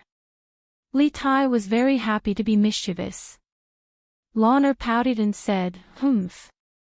Brother Qin Ke is so shameless." The sensible old lady quickly held LoveLore's hand and said, "Come, come, come. LoveLore, be good. Grandmother still has more dipping sauce here. Use grandmother's." "No. Grandmother, you eat. LoveLore has more here." LoveLore very sensibly refused. Li Qingqian looked at Li Tai and shook his head helplessly.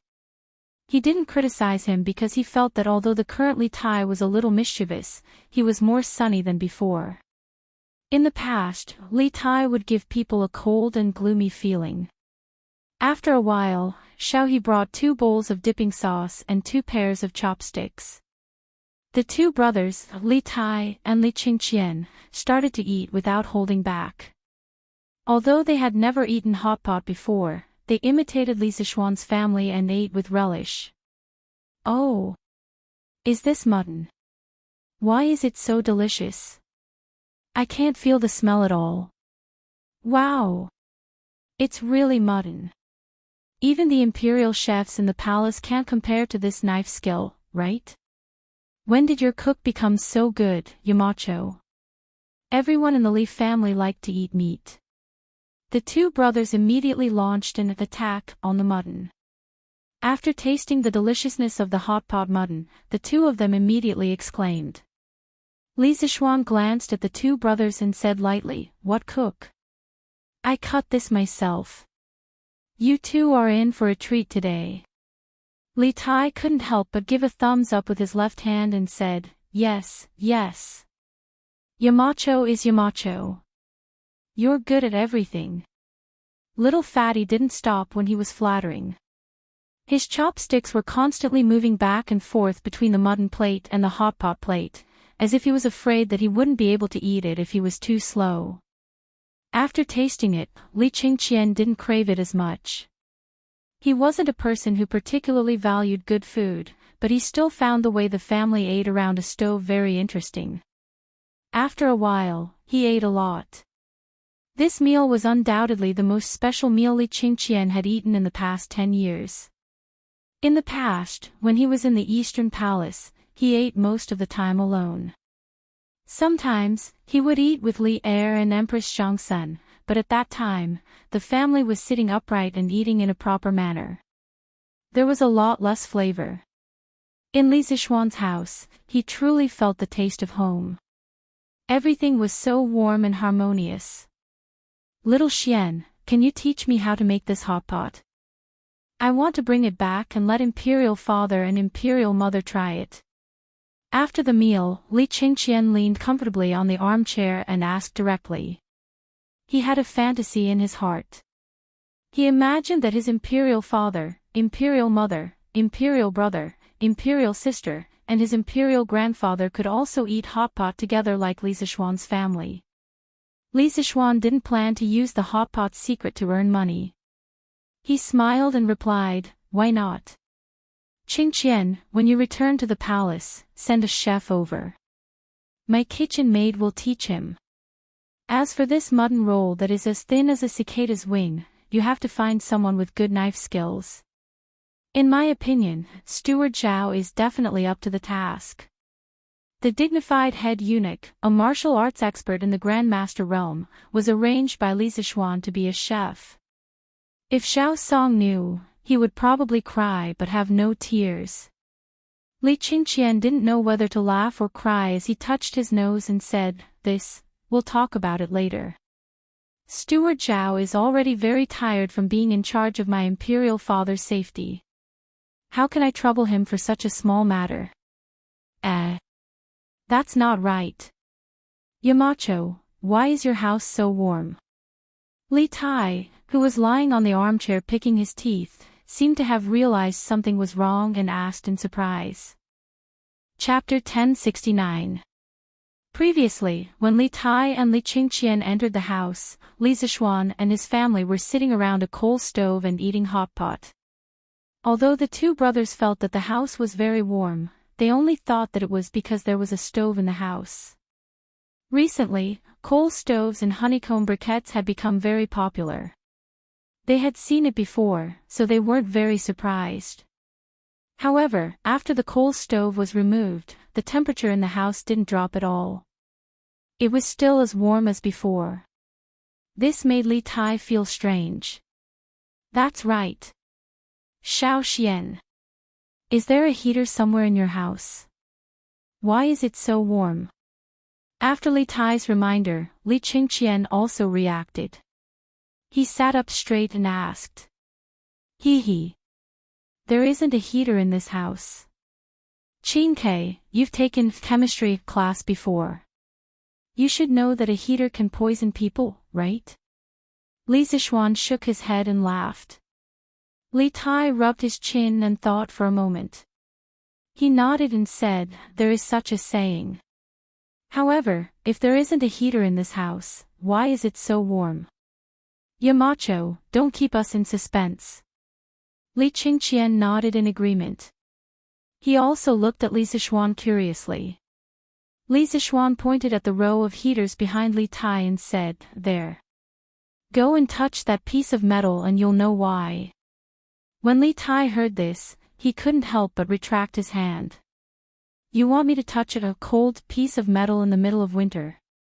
Isn't that asking for my life? I'm very afraid of the cold. Li Qingqian saw Li Zixuan's solemn vow and felt that Li Zixuan wouldn't deliberately trick him. He stood up and took 2 steps forward. Then, he reached out to the metal heaters. The expected cold didn't come. Instead, it was a very comfortable warmth. This warmth was even a little hot. What's going on? Not only is this lump of metal not cold, but it's also hot. This is really strange. Even though Li Qingqian was mentally prepared, he was still very surprised at this moment. This clearly went against common sense. Let me try. Hearing this, Li Tai immediately perked up. The little fatty walked to Li Qingqian's side and placed his white and fleshy palm against the radiator. Sure enough, what he felt was warmth and not coldness. His eyes lit up and he said excitedly, Yamacho, I understand. It's because of this iron lump that your room is as warm as spring, right? Lana rolled her eyes and said disdainfully, TSK. What a lump of iron. This thing is called a radiator. There's a heater in it, so of course the house will be warm. Radiator. Li Tai was stunned. He didn't have time to fight back against Lan Er's disdain. He turned to Li Zixuan and said, Yamacho, do you have any extra radiators? I want to install this in the imperial residence as well. Li Qingqian also nodded vigorously and pleaded, yes. Little Xian. This radiator is really useful. Do you have any more? I'll take it back and install it in the palace as well. During this winter, father, mother, and Chang'e all suffer. I was planning to raise money for father and mother to repair the palace. Now it seems that this radiator is enough. Li Zixuan originally made this radiator for his family to enjoy. He gave it to Li Gang out of respect for the old man's scholarly character. He also planned to prepare another set for the Qin family. He didn't expect that before he had time to prepare, the 2 brothers, Li Tai and Li Qingqian, came to ask for it. However, he couldn't not give it to them because he wasn't worried about whether Li Qingqian would suffer or not. He, who had transmigrated from the modern world, knew that Li Qingqian would sit on the throne for many, many years. However, it was different for Zhang Sun and Chang'e. These 2 extremely virtuous women also contributed a lot to the prosperity of the Tang dynasty. According to history, they couldn't escape the fate of death. According to historical records, one of them died in the 10th year of Jingguan at the age of 36. The other died in the 17th year of Jingguan at the age of 23. Li Zishuan admired Empress Zhangsun and Princess Changle very much. He didn't want these two women to die early from illness. Empress Zhangsun's influence on Li Qingqian didn't need to be mentioned. Since ancient times, when a country was about to prosper, there would be a wise ruler and a virtuous empress. Empress Zhangsun protected righteous subjects and lived up to Guanju's beauty. As for Li Lizzie, as the pearl in the emperor's palm, she didn't take advantage of her parents' doting to become arrogant. After marriage, she was filial and respectful. When the court officials couldn't persuade her father to cede land to meritorious subjects, she stood out to help at the crucial moment and put an end to the hidden danger of the Tang dynasty's provinces being divided. In Li Zishuan's view, these two women died because of their illness. They were the two biggest regrets of Jingguan's golden age. From the modern era to the Tang dynasty, Li Zishuan saw the two women he admired. One treated him like an elder, while the other was like his own little sister. He didn't want these two women to die from the bottom of his heart. Previously, he had asked Han Yushi to teach Changle Tai Chi. He didn't know if this little girl persevered every day. In fact, even if she persevered every day, Li Zishuan didn't have the confidence to cure Changle's illness through Tai Chi. Illness was similar to asthma. It was a stubborn disease that couldn't be cured in modern society. All Li Zishuan could do was try his best to reduce the frequency of Changle and Zhangsuan's illness. Winter was the peak season for asthma. The cold air irritated the respiratory tract mucosa and could easily cause asthma. Therefore, the imperial palace also needed heating. Qingqian, this radiator needs to be customized with the heating pipe, and the heating pipe needs to be planned according to the specific size of the building. You can install heating in the palace, but you have to provide Faubert with some size data. Otherwise, if the heating is not suitable, it will easily cause problems. Li Zishuan said. This was considered to be an agreement to Li Qingqian and Li Tai's request for heating. However, unlike modern advanced production processes and technology, the heating pipe made by the workshop was custom-made and formed in one piece.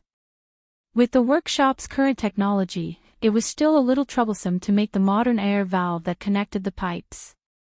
Therefore, if Li Qingqian and Li Tai wanted to install heating, it had to be custom-made. This was also one of the reasons why Li Zishuan didn't plan to use heating to make money. This was because the heating technology he made was relatively backward and not suitable for mass production. It wouldn't be too late to promote the heating business when the technology matured in the future. Li Qingqian was stunned. He said awkwardly, "If that's the case, I'll go back to the palace and ask father." The architectural drawings of the imperial palace were confidential. How could they be easily leaked to outsiders? Li Tai laughed and said, "Ah. Then I'll go talk to Faubert in the afternoon and ask him to build a heating for me first." This guy didn't have so many scruples. As long as he could enjoy it, it was fine. Chapter 1070. Yongla Lane, Li Manor's main hall. After agreeing to Li Qingqian and Li Tai's request to install a heater, Li Zishuan thought for a while and said, "Maybe we can do this. Qingqian, send a craftsman to the workshop to find Faubert. Faubert will teach him the specific production and installation methods of the heater. Then, the craftsman will take the lead to install the heater in the palace." Because Li Zishuan did not plan to do a heater business, he did not mind teaching the crudest and most primitive heating method to Li Er's people. Li Qingqian's eyes lit up. He was very touched and said, "Thank you. But don't worry, Xiaoxian. Even if the craftsman knows the method to make the heater, he won't leak it." This child was quite loyal. He knew that he could not ruin Li Zishuan's business because of his own selfish desires. Li Zishuan smiled carelessly. Then, he looked at Li Tai and said, "Qingke, did you come to find me at noon?" Li Tai was stunned. It took him a while to remember the purpose of his visit. He quickly sat up and said to Li Zishuan, "Yes, yes, yes. There is indeed something. Yamacho, after so many days of running around, the students of our academy have almost run to all the families on the list given by the local government. But when everyone was delivering the coal stoves, they found that many people who were not on the list were having a hard time. And I heard from the people of the 3rd Brigade that the Foundation still has a lot of money left. Yamacho, can you expand the range of the coal stoves?" Li Zishuan could not help but think that it was a coincidence. He had just talked to Han Yushi about this in the morning, and this little fatty had come at noon for the same thing.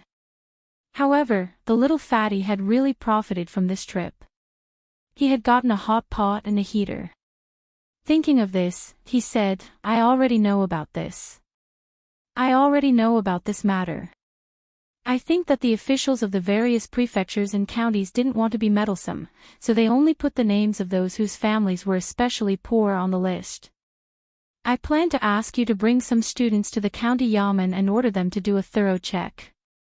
If there are any missing students, I will report it to His Majesty and ask the Ministry of Official Personnel Affairs to lower their exam this year." Li Tai waved his fist and said with an indignant look, "Hey! I was wondering what was going on. It turned out that some officials were not doing their jobs. Yamacho, wait for me. I'll go look for them." Li Zishuan hurriedly said, "Hey! Stand! Wait!" Li Tai halted in his tracks upon hearing this. Li Zishuan continued, "It was originally a good deed to accumulate virtue and do good deeds. Qin-Kai, don't use your status to ruin it. Ah! That won't happen. Apart from this, there is one more thing. Qin-Kai, you said earlier that the Foundation has a lot of money left in its account, so I plan to send some clothes and food to the poor people in the future in addition to coal stoves and honeycomb briquettes to help them through the winter." Li Tai immediately laughed when he heard this. "Ha! That's good. Yamacho, you don't know, but there were many students who saw how pitiful those poor people were, so they gave some money to those people. These few days, not only did the students put in effort, but they also gave money." Ha! Li Zishuan couldn't help but praise the first batch of students from Yanhuang College.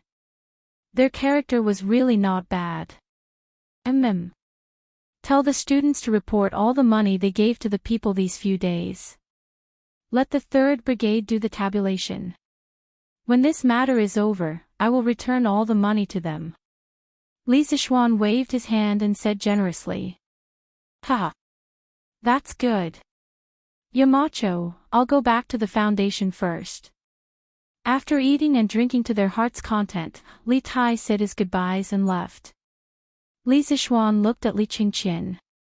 Li Qingqian looked embarrassed and said, "Ahem. If it wasn't for Qin-Kai, I would have forgotten that I came here today to talk to you about something." Li Zishuan smiled and said, "What is it?" Li Qingqian said slowly, "Recently, when I was in the palace, I often heard news of Yanhuang College's students running around to help the needy.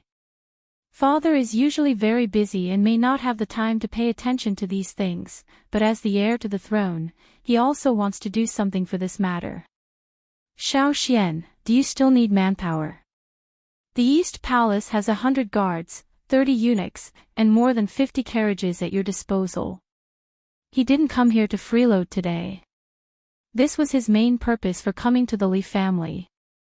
However, he was attracted by the hot pot and the heater and forgot his purpose. Li Qingqian had already put it this way. How could Li Zishuan still have any reason to disagree?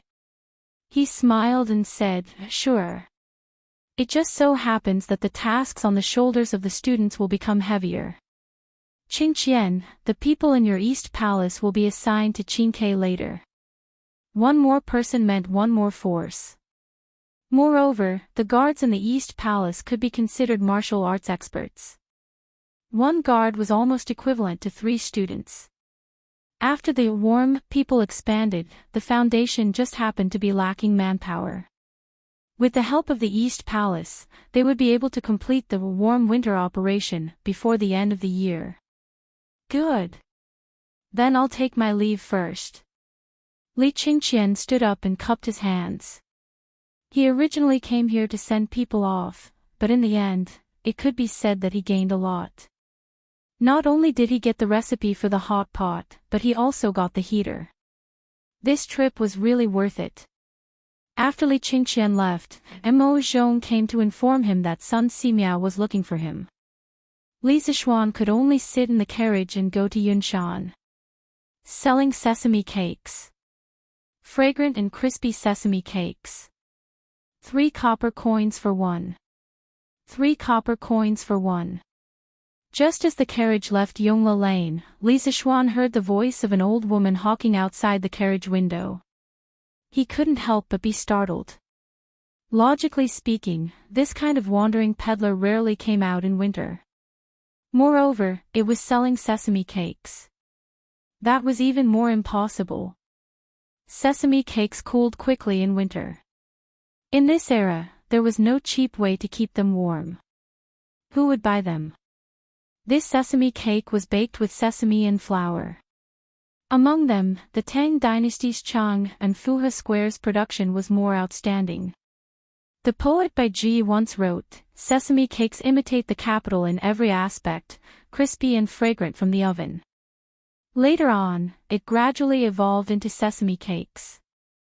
Thinking of this, Li Zishuan quickly asked San Bao to stop the carriage. He jumped down from the carriage and curiously looked in the direction of the old woman hawking sesame cakes. The scene in front of him immediately stunned Li Zishuan. He saw that the old woman was pushing a wooden cart. On the cart was a coal stove. On the stove was an iron pot that emitted waves of steam and fragrance. In front of her was a line of people who came to buy sesame cakes. Damn! Wasn't this similar to those peddlers in the future who pushed a cart on the street and sold roasted sweet potatoes from the stove on the cart to passers-by? In the end, it was because honeycomb coal had replaced charcoal and became a more economical fuel. If it wasn't for this, this old woman wouldn't be pushing a cart out to sell sesame cakes. Otherwise, she would have to spend a day burning charcoal to pay for it. Hey! This young master has inadvertently opened up a new business for the people. Li Zishuan thought proudly in his heart. Chapter 1071. Young master, here's the sesame cake you wanted. On the streets of Yongla Lane, Li Zishuan saw that there was more than one vendor by the roadside. On a whim, he asked San Bao to buy him a sesame cake. Since he hadn't eaten his fill in the afternoon, he wanted to try the sesame cake from the Tang dynasty. More than half of the mutton from lunch went into Li Tai's stomach. Li Zishuan took the sesame cake from San Bao. It was slightly hot to the touch. He opened it and took a sniff. He smelled the aroma of roasted flour and sesame. He smiled and said to San Bao, "All right. Let's go to Yunshan." After that, he boarded the horse carriage and was ready to enjoy the authentic Tang dynasty sesame cake in the carriage. "All right. Young master," San Bao replied. Soon, the horse carriage started moving again. Most of the roads from Chang and to Yunshan were paved with cement. The road was wide and flat. The horse carriage sped along and arrived at Yunshan in less than half an hour. Li Zishuan had already finished his sesame cake. He got off the horse carriage and walked towards the third courtyard where Sun Simiao was staying. The courtyard was very lively. Other than Hu Jing, Professor Wang, Professor Qin, and their 2 disciples were all there. Yo! Yamacho is here. In the courtyard, Professor Wang, Professor Qin, and the rest greeted Li Zishuan when they saw him.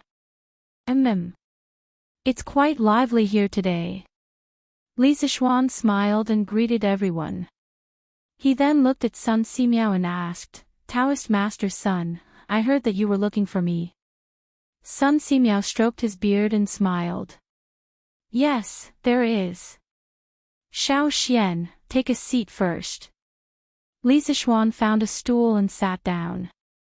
Sun Simiao continued, Xiao Xian, recently, the students of Yanhuang College went down the mountain to help those in need. I've heard about it. I'm very glad that Taoism has a junior like you. Li Zixuan was stunned. Sun Simiao's words meant that he thought that he was doing so much to increase the reputation of the Tao sect. However, the actual situation was not like that. He had asked his students to do this because he could not stand the sight of so many poor people around him. In addition, it was also convenient for his students to gain experience. He had never thought of increasing the reputation of Taoism. Although he was also a member of the Tao sect and had a good impression of the Tao sect, those were two different things. When he was doing this, he did not have such thoughts. Priest's son, I just want to help the poor people around me. This has nothing to do with factions. Haha. No matter. Being compassionate to others and forgiving to others, you have done this after all. Sun Simiao waved his hand with a smile and said, Little Xian, you're leading your students to do good deeds at the foot of the mountain, but I can't always be idle on the mountain. She actually told me an idea yesterday. I think it's not bad, so I want to share it with you. Li Zixuan's eyes flashed. He smiled and said, Priest's son, you want to go down the mountain to provide free medical treatment for the poor people, right? Actually, free medical treatment had a long history. At the end of the Eastern Han Dynasty, there was a plague epidemic in Changsha. The governor of Changsha, Zhang Zhongjing, who was also known as the medical sage by later generations, personally sat in the court and provided free medical treatment for the people. Since then, doctors in ancient times were known as sitting in the court when treating patients. Sun Simiao nodded with a smile and said, Haha. That's right. I have the same idea. Little Xian, what do you think? Yamacho, now that the academy is on holiday, and we have nothing important to do at the academy, we would also like to provide free medical treatment with Dr. Sun. Just treat it as giving our two students a chance to gain experience. Professor Qin interrupted at this time. Li Zixuan frowned and thought for a moment, then nodded and said, No problem. Priest's son, Professor Wang, Professor Qin, if you want to go down the mountain to provide free medical treatment for the people, I support. When the time comes, all the medical expenses will be covered by the Warm Tang Foundation. Also, the Academy's guards can go down the mountain with you, so you can take care of each other when the time comes. These people were all old antiques in the Academy. It was not an exaggeration to say that they were the living treasures of the Tang Empire. Li Zixuan was not at ease with them going down the mountain to provide free medical treatment. What if a few, unruly, pestered them endlessly and hurt them? Haha. Since this is little Xian's good intentions, then this poor Daoist will not decline. I plan to follow Brother Qin, Brother Wang, and the others to the 22 surrounding provinces and counties. I will also stay near the county government of each province and county for a day, so I hope that little Xian can help me spread this news in advance on Datong Daily, so that the poor people who need medical treatment will not miss it. This last sentence was Sun Simiao's main purpose. He did not look for Li Zixuan for the medical expenses. He thought back to when he was wandering the world alone, with no one to sponsor him with medicinal herbs. Didn't he save so many poor people by himself? The main reason was that he now had two Xinglin experts by his side to help him. He wanted to save as many poor people as he could, so he needed Li Zixuan to help him advertise on Datong Daily. If not for this, he would have already brought Hu Jing down the mountain to provide free medical treatment. Li Zixuan smiled and said, All right. Priest's son, tell me about your free medical treatment itinerary in a while, then I will ask Mr. Ma to put it in the most prominent position on Datong Daily. As for the county yamen, I'll send someone to contact them. In my opinion, you might as well do a volunteer clinic in the county yamen. It's winter, and it's not a good idea to do a volunteer clinic on the streets. Sun Simiao waved his hands and said, No need, no need. We can't delay the local government from handling the case. I have been living in the open all these years and I am used to it. Li Zishuan said, how can you do that? It is almost the new year, and the local government probably won't have any cases. Besides, didn't the medical sage do the same back then? It even became a story that was passed down from generation to generation. It's settled then. In Li Zishuan's opinion, if a godlike figure like Sun Simiao went to the counties to provide free medical treatment for the people, the county officials would be very happy. Because in their areas of jurisdiction, fewer people would die of illness, and for them, their political achievements would be much better. After settling this matter, Li Zishuan went down the mountain directly and went to the workshop to find Ma Zhou. Since he had promised Sun Simiao, he had to help advertise this free medical treatment in the newspaper. When he arrived at the workshop, Li Zishuan found Ma Zhou in the editorial department of Datong Daily and told him about Sun Simiao's free medical treatment plan in detail. After hearing it, Ma Zhou agreed. In the end, Ma Zhou said with a smile, Marquis, something interesting has happened at Datong Daily recently. What is it? Li Zishuan asked curiously. 2 days ago, the authors of Zhang Xiaohua's biography of a cultivator and The Long Way to Immortality came to find me. They said that they wanted to donate all the money they received this month and next month to the Nguyen Tang Foundation. From this, you can see how influential the Nguyen Tang Foundation is now. Chapter 1072. Oh. There's such a thing. Inside the Datong Daily editorial department, Li Zishuan was a little surprised after hearing Ma Zhou's words. He only knew that the Warm Tang Foundation's charity, Storm, had spread to the palace, to the homes of the civil and military officials, to the private merchants, and to the common people, but he didn't expect it to spread to the novel circle. This indeed showed that the Warm Tang Foundation's charity effect was very impressive. However, the authors of Zhang Xiaohua's biography of a cultivator and The Long Journey to Immortality, Chen Tianhua and Liao Feichen, were both students of Yanhuang College. It was very likely that they had been influenced by helping the poor in various provinces and counties, so they donated money to charity. This didn't really explain the problem. Outsiders might not know that Chen Tianhua and Liao Feichen were the authors of these 2 novels, but how could Li Zishuan and Ma Zhou, the 2 most powerful people in the Datong Daily editorial department, not know?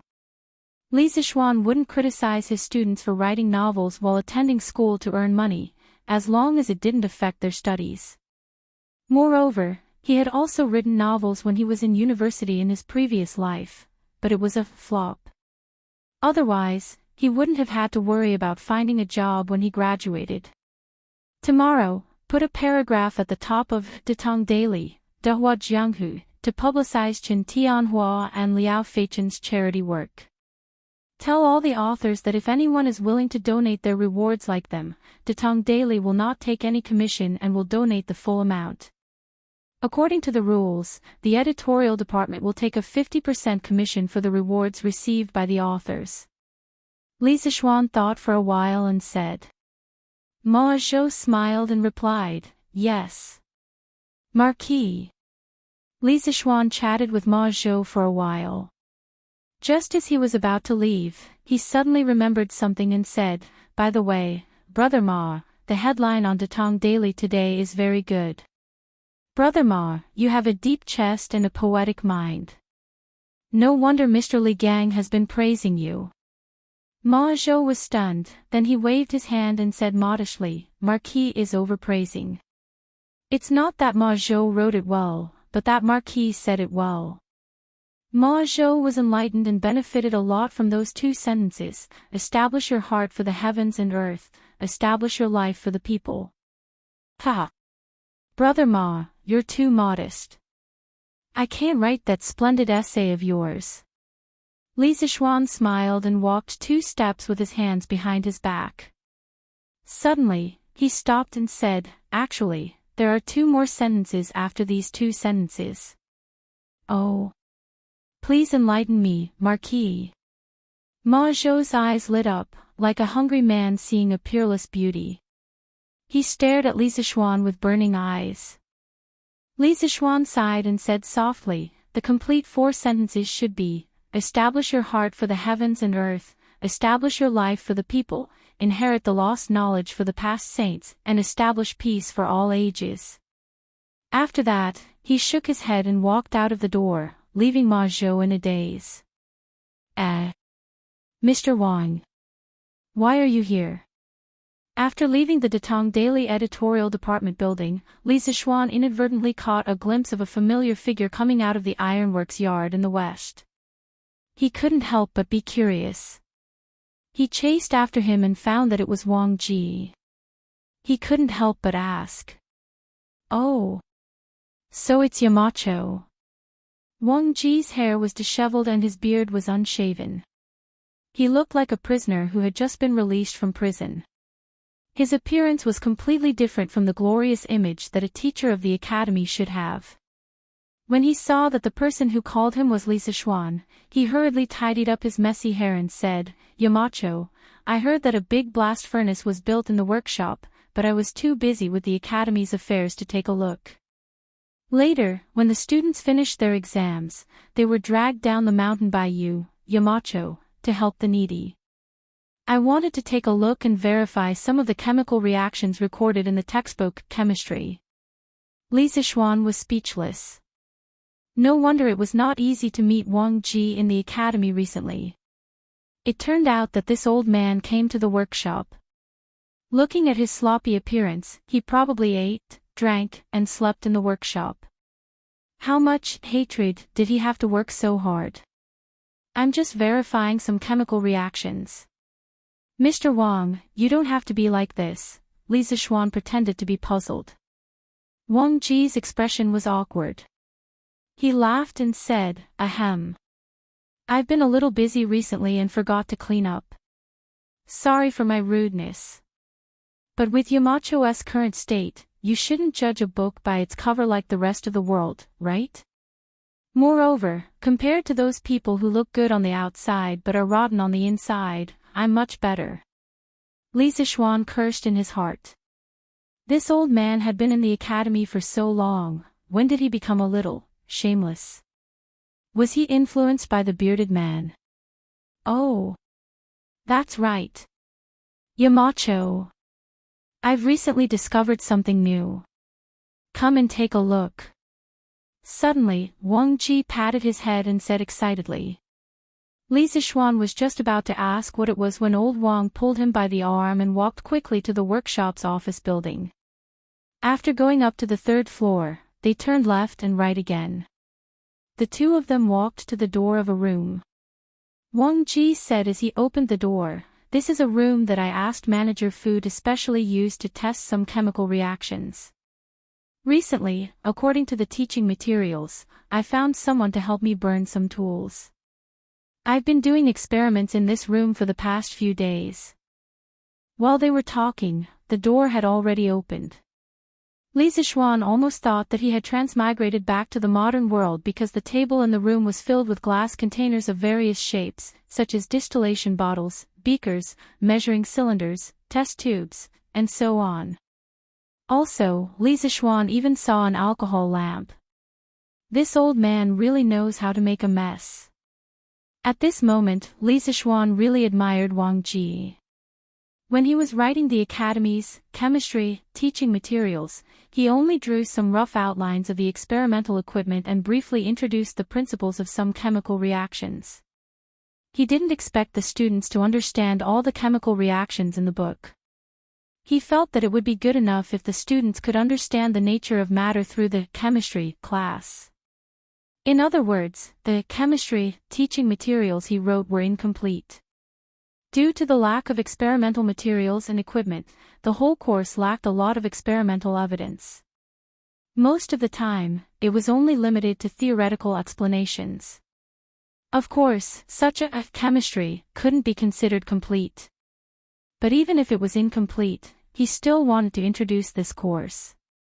He wanted to present the theory first and leave some of the specific things in it for future generations to verify when the conditions were right. For example, the periodic table of the elements that he proposed. At this time, the students might not think much of it, but in a few decades or 200 or 300 years later, people would definitely be amazed by the periodic table of the elements. He wanted to introduce the knowledge of chemistry to the Tang dynasty and be a prophet in this field. Chapter 1073. Ahem. Yamacho, this room is a bit messy, please don't mind it. But everything that should be here is here. Take a look. This is the beaker that you mentioned in the chemistry textbook, this is the measuring cylinder, this is. In a room in the workshop's office building, Wang Ji introduced the experimental equipment in the room to Li Sichuan with great familiarity. In fact, there was no need for him to introduce them. Li Sichuan knew better than anyone else. If one paid close attention to Wang Ji's tone, one would notice that when it came to chemistry, his attitude towards Li Sichuan became more respectful. This was because in the field of knowledge, the one who was more knowledgeable was the teacher. Li Sichuan was better than him in this field, and that was a fact. Very good. I can see that Mr. Wang has been working hard these days. Li Sichuan looked at the experimental equipment in the room and nodded in admiration. Wang Ji heard this and immediately grinned. Ha! In the end, it's all thanks to your workshop, Yamacho. Without the help of those craftsmen, no matter how capable I am, I wouldn't be able to create so many things in such a short period of time. He was right. Li Sichuan was definitely the one who contributed the most. If he hadn't invented the method of burning colored glaze, Wang Ji wouldn't have been able to make any of the experimental instruments in front of him. Hee. Mr. Wang is too humble. Li Sichuan laughed and then asked, Mr. Wang, have you been living in this room for the past few days? This was because he saw a very simple wooden bed in the corner of the room. When he thought about how this old man in front of him was doing experiments day and night in this cold weather, Li Sichuan felt a little sad. A scientific worker shouldn't be treated like this. But this was Wang Ji's usual style. When Yanwang College was first established and recruited the first batch of teachers, Wang Ji wanted to win the bet with Yan Silu and prove that he was worthy of the high salary of the college and the position of the head of the chemistry department. He crazily studied the chemistry textbook day and night for nearly a month and finally won the bet with full marks and proved his ability. After the exam, the old man fell into a coma for a day and a night. This showed that this was a stubborn old man, but at the same time, a very capable old man. This old man was sometimes very cruel to himself. Ugh! This is fine, as long as there's a place to lie down, it doesn't matter where I sleep. Yamacho, you don't have to worry about me. Wang Ji only wanted to show Li Sichuan his research results. He didn't have time to care about his living situation. Li Sichuan said decisively, no. The body is the body. The body, the capital Mr. Wang, if you continue like this, you'll definitely fall sick in a few days. I'll ask Faubert to send someone to install a heater in your room. Heater? What's a heater? Wang Ji, who was only focused on various chemical equations, obviously didn't notice that the workshop had recently produced several heaters, so he asked curiously. Let's not talk about this first, Mr. Wang, you'll understand when it's installed. Li Sichuan waved his hand and then got to the point. Mr. Wang, just now outside, you said that you recently discovered something new. What is it that made you so happy? Wang Ji immediately became spirited. He quickly walked to the experiment table and took a small glass bottle with a label. There was still half a bottle of colorless liquid in it. Then he smiled and took the glass bottle in front of Li Sichuan and said, Yamacho, this is it. What's this? Li Sichuan took it with one hand and asked subconsciously. But before he finished, he had already seen the H2SO4 label on the bottle. The doubt on his face suddenly turned into surprise. Sulfuric acid. Wang Ji nodded proudly and stroked his beard. Yes. That's right. It's sulfuric acid. Geezer Wang had painstakingly studied the chemistry textbook, so Li Zixuan wasn't surprised at all that the old man could say the name sulfuric acid. But now Wang Ji actually said that he had made sulfuric acid, which made Li Zixuan feel very incredulous. Mr. Wang, how did you make sulfuric acid? The foundation of the modern chemical industry was 3 acids and 2 bases. It could be said that without 3 acids and 2 bases, there would be no modern chemical industry.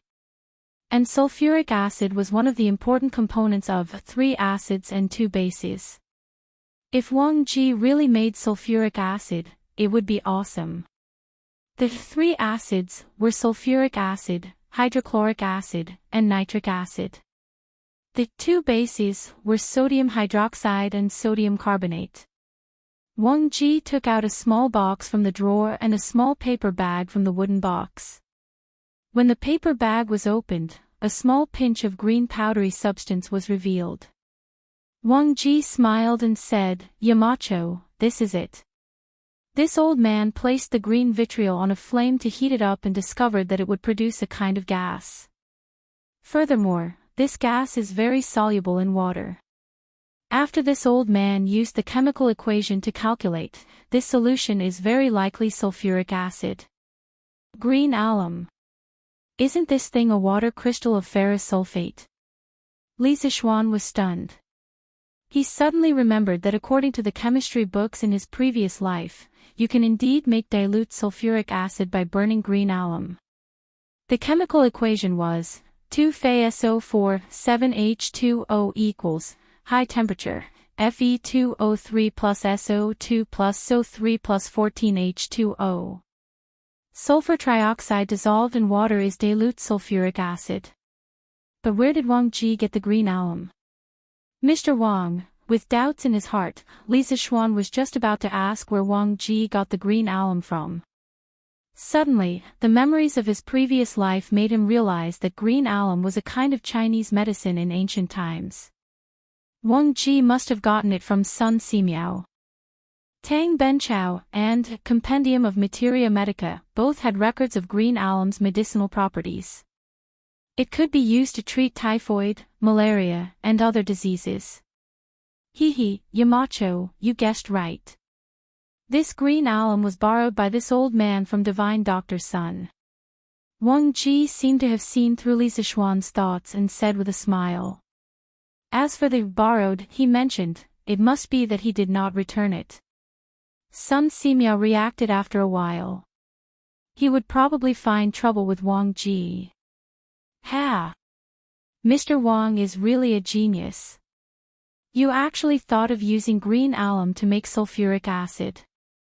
Admirable, admirable. Li Zixuan was sincerely convinced. This chemical reaction might not be difficult for a modern person like him, but Wang Ji, an ancient person, could actually make dilute sulfuric acid by himself. That was really amazing. At any time, creation was much more difficult than innovation. Wang Ji laughed and said, "You're too kind. This is all thanks to your chemistry textbook, Yamacho, that gave me a lot of inspiration. Also, some of my experiences in my early years also gave me a lot of help." Chapter 1074. In one of the episodes of the TV series The Palace, the female lead, Luo Qingchuan, recalled a quote from a teacher in a modern school. Sulfuric acid has been around since ancient times, but it wasn't called sulfuric acid back then. It was called green vitriol, and it wasn't used in industrial production. It was usually used to treat diseases like typhoid and dysentery. According to historical records, thieves in ancient times would burn the green vitriol collected from pharmacies and make it into a liquid. The liquid would corrode the walls of rich families and steal from them. Sulfuric acid had been widely used more than 1,000 years ago. Although green vitriol could be used to make sulfuric acid, there was something wrong with the description in the TV series. According to the Compendium of Materia Medica, green vitriol was a traditional Chinese medicine that could treat diseases like typhoid and malaria. However, green vitriol couldn't be burned, so it was definitely wrong to use it to make sulfuric acid. In the first chemistry laboratory, in Tang Dynasty, the latter half of Wang Ji's sentence made Li Zixuan curious. He asked, "What happened in your early years?" "What did you do in your early years, Mr. Wang?" Wang Ji blushed and said, "I used to be a Taoist priest in my early years, and I used to make elixirs." Li Zixuan widened his eyes and looked at Wang Ji as if he was looking at an alien. He asked, "Mr. Wang, you used to make elixirs?"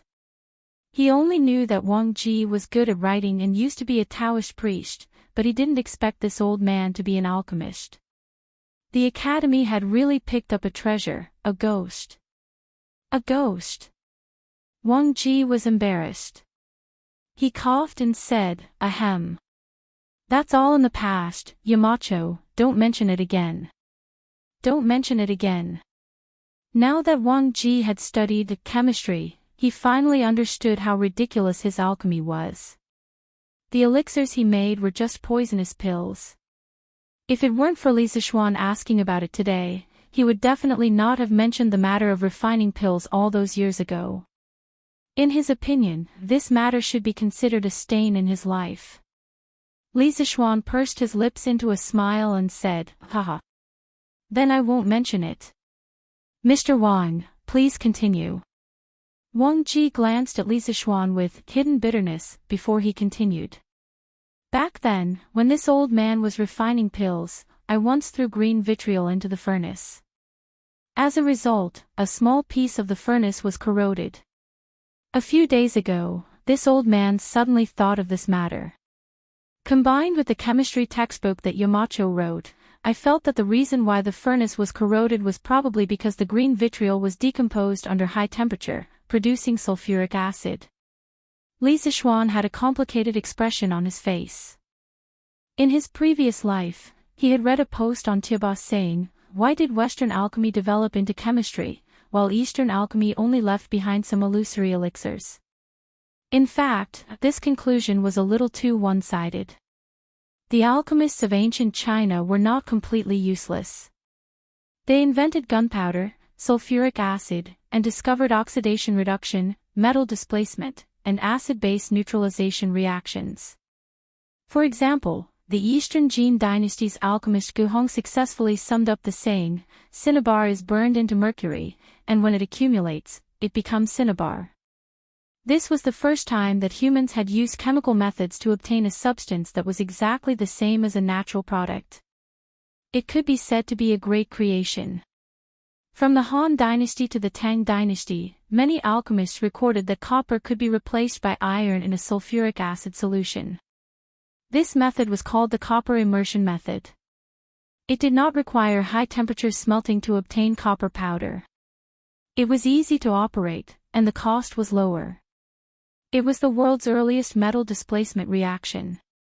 In the Tang dynasty, during the Kaiyuan era, the alchemist Gu Gongzi recorded in his Yellow Emperor's Nine Cauldrons Divine Pill Scripture, the 9th volume of the Refining Stone Gallbladder Essence Extraction Method. It was the dry distillation of stone gallbladder, CuSO4. 5H2O, to obtain sulfuric acid. This was the world's earliest documented sulfuric acid production case. Western alchemists, on the other hand, originally refined copper, iron, lead and other base metals into precious gold and silver to increase their wealth. In the Middle Ages of the West, alchemists believed that all metals were composed of mercury and sulfur. Mercury was the origin of all metals, sulfur was the common component of all combustible substances, and gold and silver contained the purest mercury and sulfur. Therefore, in their view, the difference between ordinary metals and precious gold and silver was mainly in the ratio and purity of mercury and sulfur. Using a kind of a philosopher's stone, the nature of the metal could be changed, and the base metals could be transformed into precious metals. This kind of a philosopher's stone was revered as the wise man's stone. It was sacred and had magical properties. Countless alchemists went through thousands of mountains and rivers, and tried their best to find the legendary wise man's stone. In this way, alchemists have been engaged in this kind of useless labor in the mineral, plant, and animal world for a long time. From the ancient Greek era to the Middle Ages, people spent more than 1,000 years on alchemy experiments.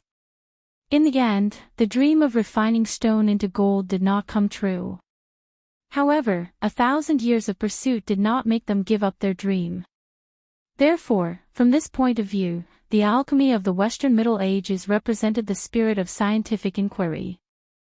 Perhaps this was why the alchemy of the West, after continuous development, finally found its home on the path of science, while the alchemy of our country and the Arab countries, although developed earlier, remained in the primitive form of chemistry. Looking at Western alchemy dialectically, it could be seen that Western alchemy, from the early days of blindly chasing stone into gold, developed to the later days of exploration and knowledge of natural substances, had ups and downs, and finally died out. However, without the early alchemists' painstaking exploration, it was likely that there would not be modern chemistry. The 16th-century English philosopher Francis Bacon once made a fair and reasonable evaluation of the contribution of alchemy to science. He said, "The painstaking perseverance of alchemists in searching for gold has led their descendants to many useful inventions and beneficial experiments, and indirectly led chemistry to the bright road." To some extent, the ancient Western alchemists and Eastern alchemists were a group of ancient chemistry super-geniuses. However, many alchemists' life goal was to refine elixirs, so many of their useful inventions were not widely used for a long time, such as gunpowder. Now, Wang Ji had gradually evolved from a traditional alchemist to an alchemist who was constantly seeking knowledge. His life goal was no longer to refine elixirs, but to seek knowledge in exploration. Many people may not believe it, but the titan of physics, Newton, in addition to the dazzling titles of physicist, mathematician, and dynamicist, he also had a little-known title, which was alchemist. Yamacho, this old man has a question. When sulfur is directly burned, why can't sulfur dioxide continue to react with oxygen in the air to form sulfur trioxide? Chapter 1075. Sulfur burned in the air to produce sulfur dioxide. Wang Ji was wondering why he couldn't use the reaction between sulfur dioxide and oxygen to produce sulfur trioxide and sulfuric acid. Not only had he thought about it, but he had also done a lot of experiments recently, all of which ended in failure. Li Zixuan heard this and couldn't help but secretly praise Wang Ji. This old man was very talented in the field of chemistry. He could even comprehend by analogy. "Mr. Wang, it's not that sulfur dioxide can't continue to react, but if they want to react further, they need a catalyst. This is mentioned in the second volume of Chemistry. Using sulfur dioxide to produce sulfuric acid was the most commonly used method in modern industry. The raw material was pyrite, the main component was ferrous sulfide, which was calcined at high temperature to produce sulfur dioxide. Under the action of the catalyst in high temperature, sulfur dioxide formed sulfur trioxide, which was absorbed by 98.3% sulfuric acid to produce pyrosulfuric acid. Finally, water was added to produce sulfuric acid. Catalyst. What kind of catalyst can catalyze the reaction between the two? In the first volume of Chemistry, there was an introduction to catalysts, but Wang Ji didn't know what catalysts could catalyze the oxidation of sulfur dioxide. Platinum or vanadium pentoxide? Li Zixuan thought for a while and said lightly. Platinum. Vanadium pentoxide. Yamacho, where can I buy these two things? Wang Ji frowned and asked. Li Zixuan smiled helplessly and said, "Oh.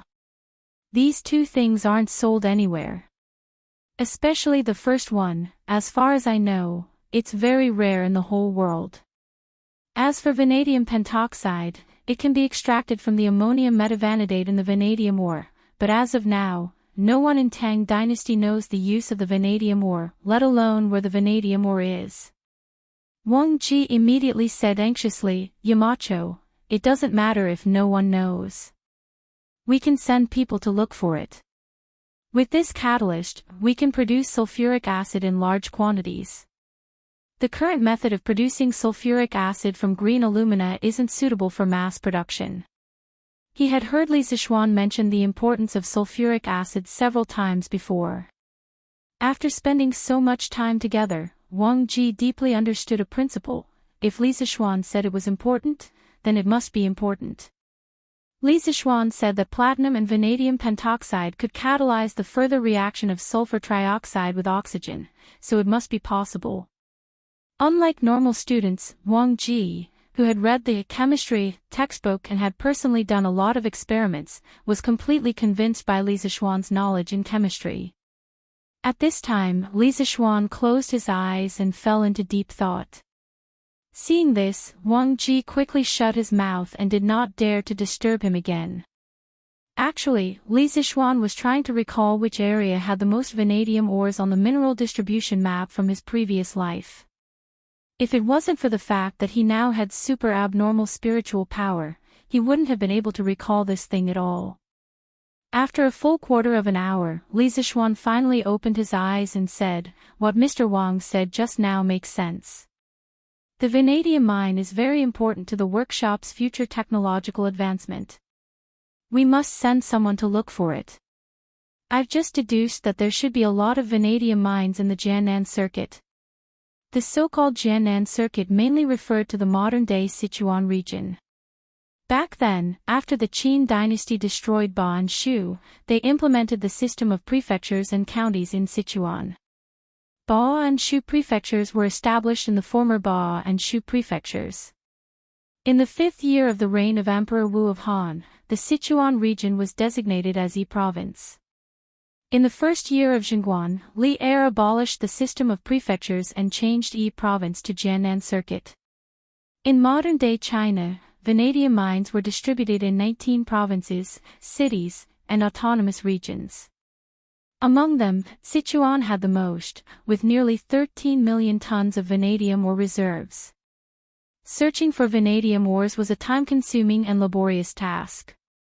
However, it wasn't only Wang Ji who wanted to send people to look for them. Li Zixuan also wanted to send people to look for vanadium ores as soon as possible. As a modern person, no one understood the importance of sulfuric acid more than him. Putting aside the daily necessities derived from sulfuric acid like pigments, detergents, and cosmetics, for now, Li Zixuan felt that if the Tang dynasty could produce sulfuric acid in large quantities, it should first be used in fertilizers, metallurgy, and petroleum industries. These 3 industries were all inseparable from sulfuric acid. When the conditions were ripe, they could also use sulfuric acid to introduce batteries. With sulfuric acid, it would be much easier to manufacture electric scooters. Going off topic, the production of nuclear fuel for nuclear reactors, the preparation of titanium, aluminum, and other alloy materials used in reactors, as well as titanium alloys used in rockets, supersonic jets, and man-made satellites were all directly or indirectly related to sulfuric acid. Sulfuric acid was really the cornerstone of the national defense industry. When Wang Ji heard Li Zixuan say that there was a vanadium mine in the Jiannan circuit, he couldn't help but be delighted. He exclaimed in admiration, "Could it be the disciple of spiritual master Ling Su? This old man admires Yamacho's geomancy." Old Wang thought that this result was really calculated by Li Zixuan. In addition, he had also heard about Fu Bin's previous trip to Hedong circuit to look for vanadium ores. Therefore, he was even more impressed with Li Zixuan. "Ha! All right. Mr. Wang, you go ahead with your work. Let's talk about the vanadium mine after the new year. You also have to pay attention to your rest during this period. Don't tire your body out." Li Zixuan felt a little guilty under Wang Ji's fanatical and worshipful gaze and hurriedly ran away. Although sulfuric acid was very important, the new year was equally important. The Chinese people's feelings towards the new year had not weakened for thousands of years. Li Zixuan didn't want to send people to Sichuan to look for vanadium ores at this critical juncture near the end of the year. Ma Zhou was very efficient. In the afternoon, he had written a beautiful article about the free medical consultation. After Li Zixuan read it, he couldn't help but secretly sigh, "How can a golden fish be a fish in a pond?" This small temple of his would probably not be able to accommodate a great Buddha like Ma Zhou in a few years. There were some things that he could change, but there were some that he couldn't. A person like Ma Zhou who was full of talent would definitely become a country's prime minister in the end. The next day, Datong Daily's headlines announced that with the support of the Warm Tang Foundation, Sun Simiao and 2 former doctors from the Imperial Physician Department were planning to hold a free medical consultation in the surrounding counties of Chang and City. When the news spread, thousands of people cheered. Regardless of whether it was modern or ancient times, there were many people who couldn't afford to fall sick. They didn't even dare to fall sick because sometimes, a seemingly insignificant illness could very well drag down an entire family. Now that Sun Simiao, the Tang Empire's publicly recognized miracle doctor, was planning to hold a free medical consultation, many families with patients would be reborn because of this free medical consultation. How could the people not be happy? Those who knew the news spread it everywhere. In an instant, the people of Chang and City and its surrounding areas were beaming with joy as if it was the new year. Chapter 1076. This morning, Sun Simiao and his group arrived at the Lantian County Yamen first. This was the first stop of their volunteer medical treatment trip. They chose this place mainly because it was close to Yunshan. The county magistrate of Lantian County had already received the news, so he personally came out of the yamen to welcome them. There were desks, tables, and chairs in the yard of the county yamen. Everyone entered the county yamen. Sun Simiao and the other doctors took their seats one by one, while Mo Zhong and the other academy guards stood on both sides.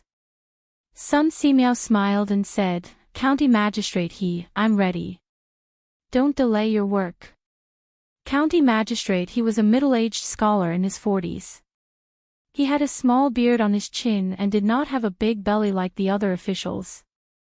He looked like an easygoing person. "Ha!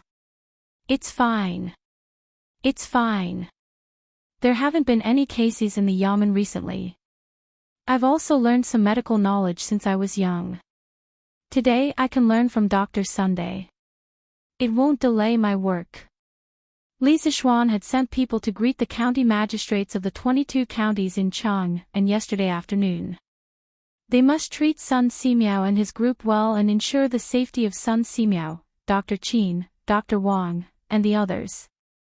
Lantian County was where most of Li Zixuan's fiefdom was located. Strictly speaking, county magistrate he was a subordinate of Li Zixuan. Today, all the yamen runners were present. No matter what the reason was, they were all summoned back by county magistrate he. It could be said that the yamen was on full alert today to prevent any troublemakers from offending Sun Simiao. Yes. Since that's the case, please let the people waiting outside in. Sun Simiao frowned slightly. Due to his long years of cultivation and traveling, he did not like to deal with local officials. He was not used to county magistrate he's enthusiasm. "No problem. County magistrate he answered and turned to the runner behind him. "Arrest her son, let the people outside the yamen line up and come in." After that, he gave the latter a look, indicating that he should be more vigilant and prevent any bad people from mixing into the crowd. "Yes." Constable's son agreed loudly and nodded almost imperceptibly. Line up, don't squeeze." There was already a sea of people outside the yamen. The commoners were squeezed into the crowd with their families. None of them wished to miss today's free medical consultation. If they missed it, it wouldn't just be a matter of waiting a year. Seeing that the officials of the yamen were finally willing to let them go, the commoners cheered. The previously crowded and noisy crowd immediately lined up into 2 columns and began to enter the yamen for treatment. "Elder, where are you feeling unwell?" "Divine Dr. Sun, this old woman's leg hurts day and night, please take a look." Not long after, the free clinic officially began. In front of Sun Simiao sat a white-haired old lady. Behind the old lady stood a woman. She must be her daughter-in-law or daughter. "Does it hurt here?" "No. Here." Right, right? Does it hurt here? Ouch, it hurts a little too. Sun Simiao stood up and walked to the old lady. He pinched a few spots on the old lady's right leg. After confirming the location of the injury, he sat back down and said, "The main reason for this is that your body is too damp. Coupled with the cold weather, it's only natural that such symptoms would appear. I'll prescribe you a cream to remove dampness and remove cold. Apply it to your leg when you go back." The old lady and the woman behind her were overjoyed. They thanked him profusely. "Thank you, Divine Doctor Sun. Thank you, Divine Doctor Sun." Sun Simiao smiled. After a while, he finished writing the prescription and said, "Please go to the side to get the herbs." Next. The two were stunned. After looking at Hu Jing and the pile of herbs behind him, they finally understood that Sun Simiao was not only treating them and writing prescriptions, he was also giving them herbs for free. "Thank you, Divine Doctor Sun." The two of them were moved to tears. They thanked Sun Simiao again and almost knelt down before him. Sun Simiao waved his hand and said, "No need to thank me. If you want to thank someone, thank the Emperor and those who donated money to the Warm Tang Foundation." In the palace, after the morning court, a doctor from the Imperial Physician Department asked to see Li Er. He told Li Er about Sun Simiao and the others, tour for free medical treatment on Datong daily. He also asked Li Er to allow the doctors from the Imperial Physician Department to join in. When Li Er heard the news, he immediately agreed. Therefore, when it was close to noon, the doctors from the Imperial Physician Department brought more than 50 students from the Imperial Physician Department to the Lantian County Yamen to join in the free medical treatment team.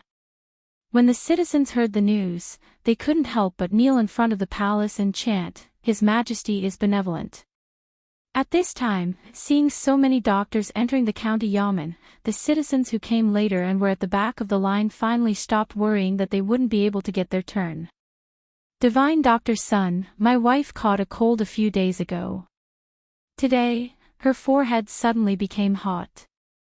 Please give her some medicine to save her." In the afternoon, a middle-aged man carried a woman whose eyes were closed and whose face was red. He staggered to Sun Simiao and cried bitterly.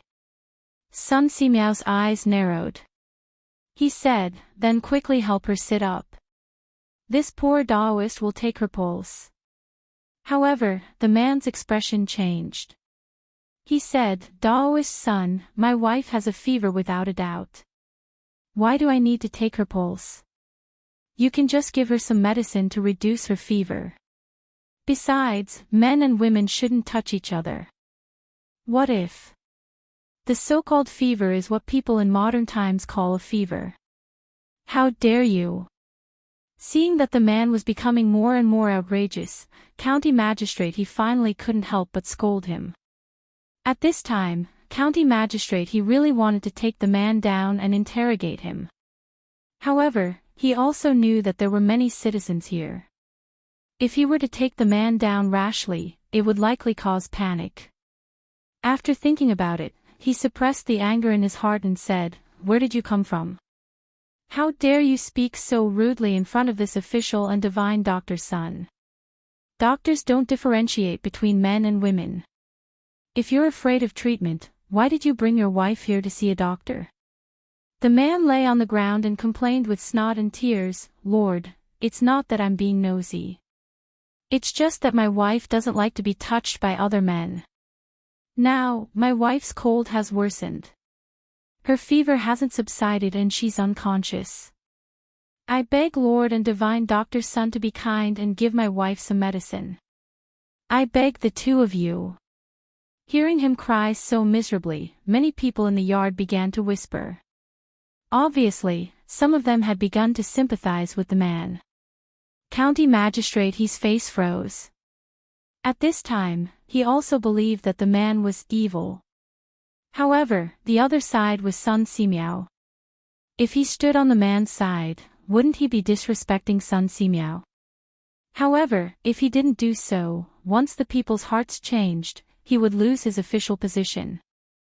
Chapter 1077. Haha. What's so difficult about that?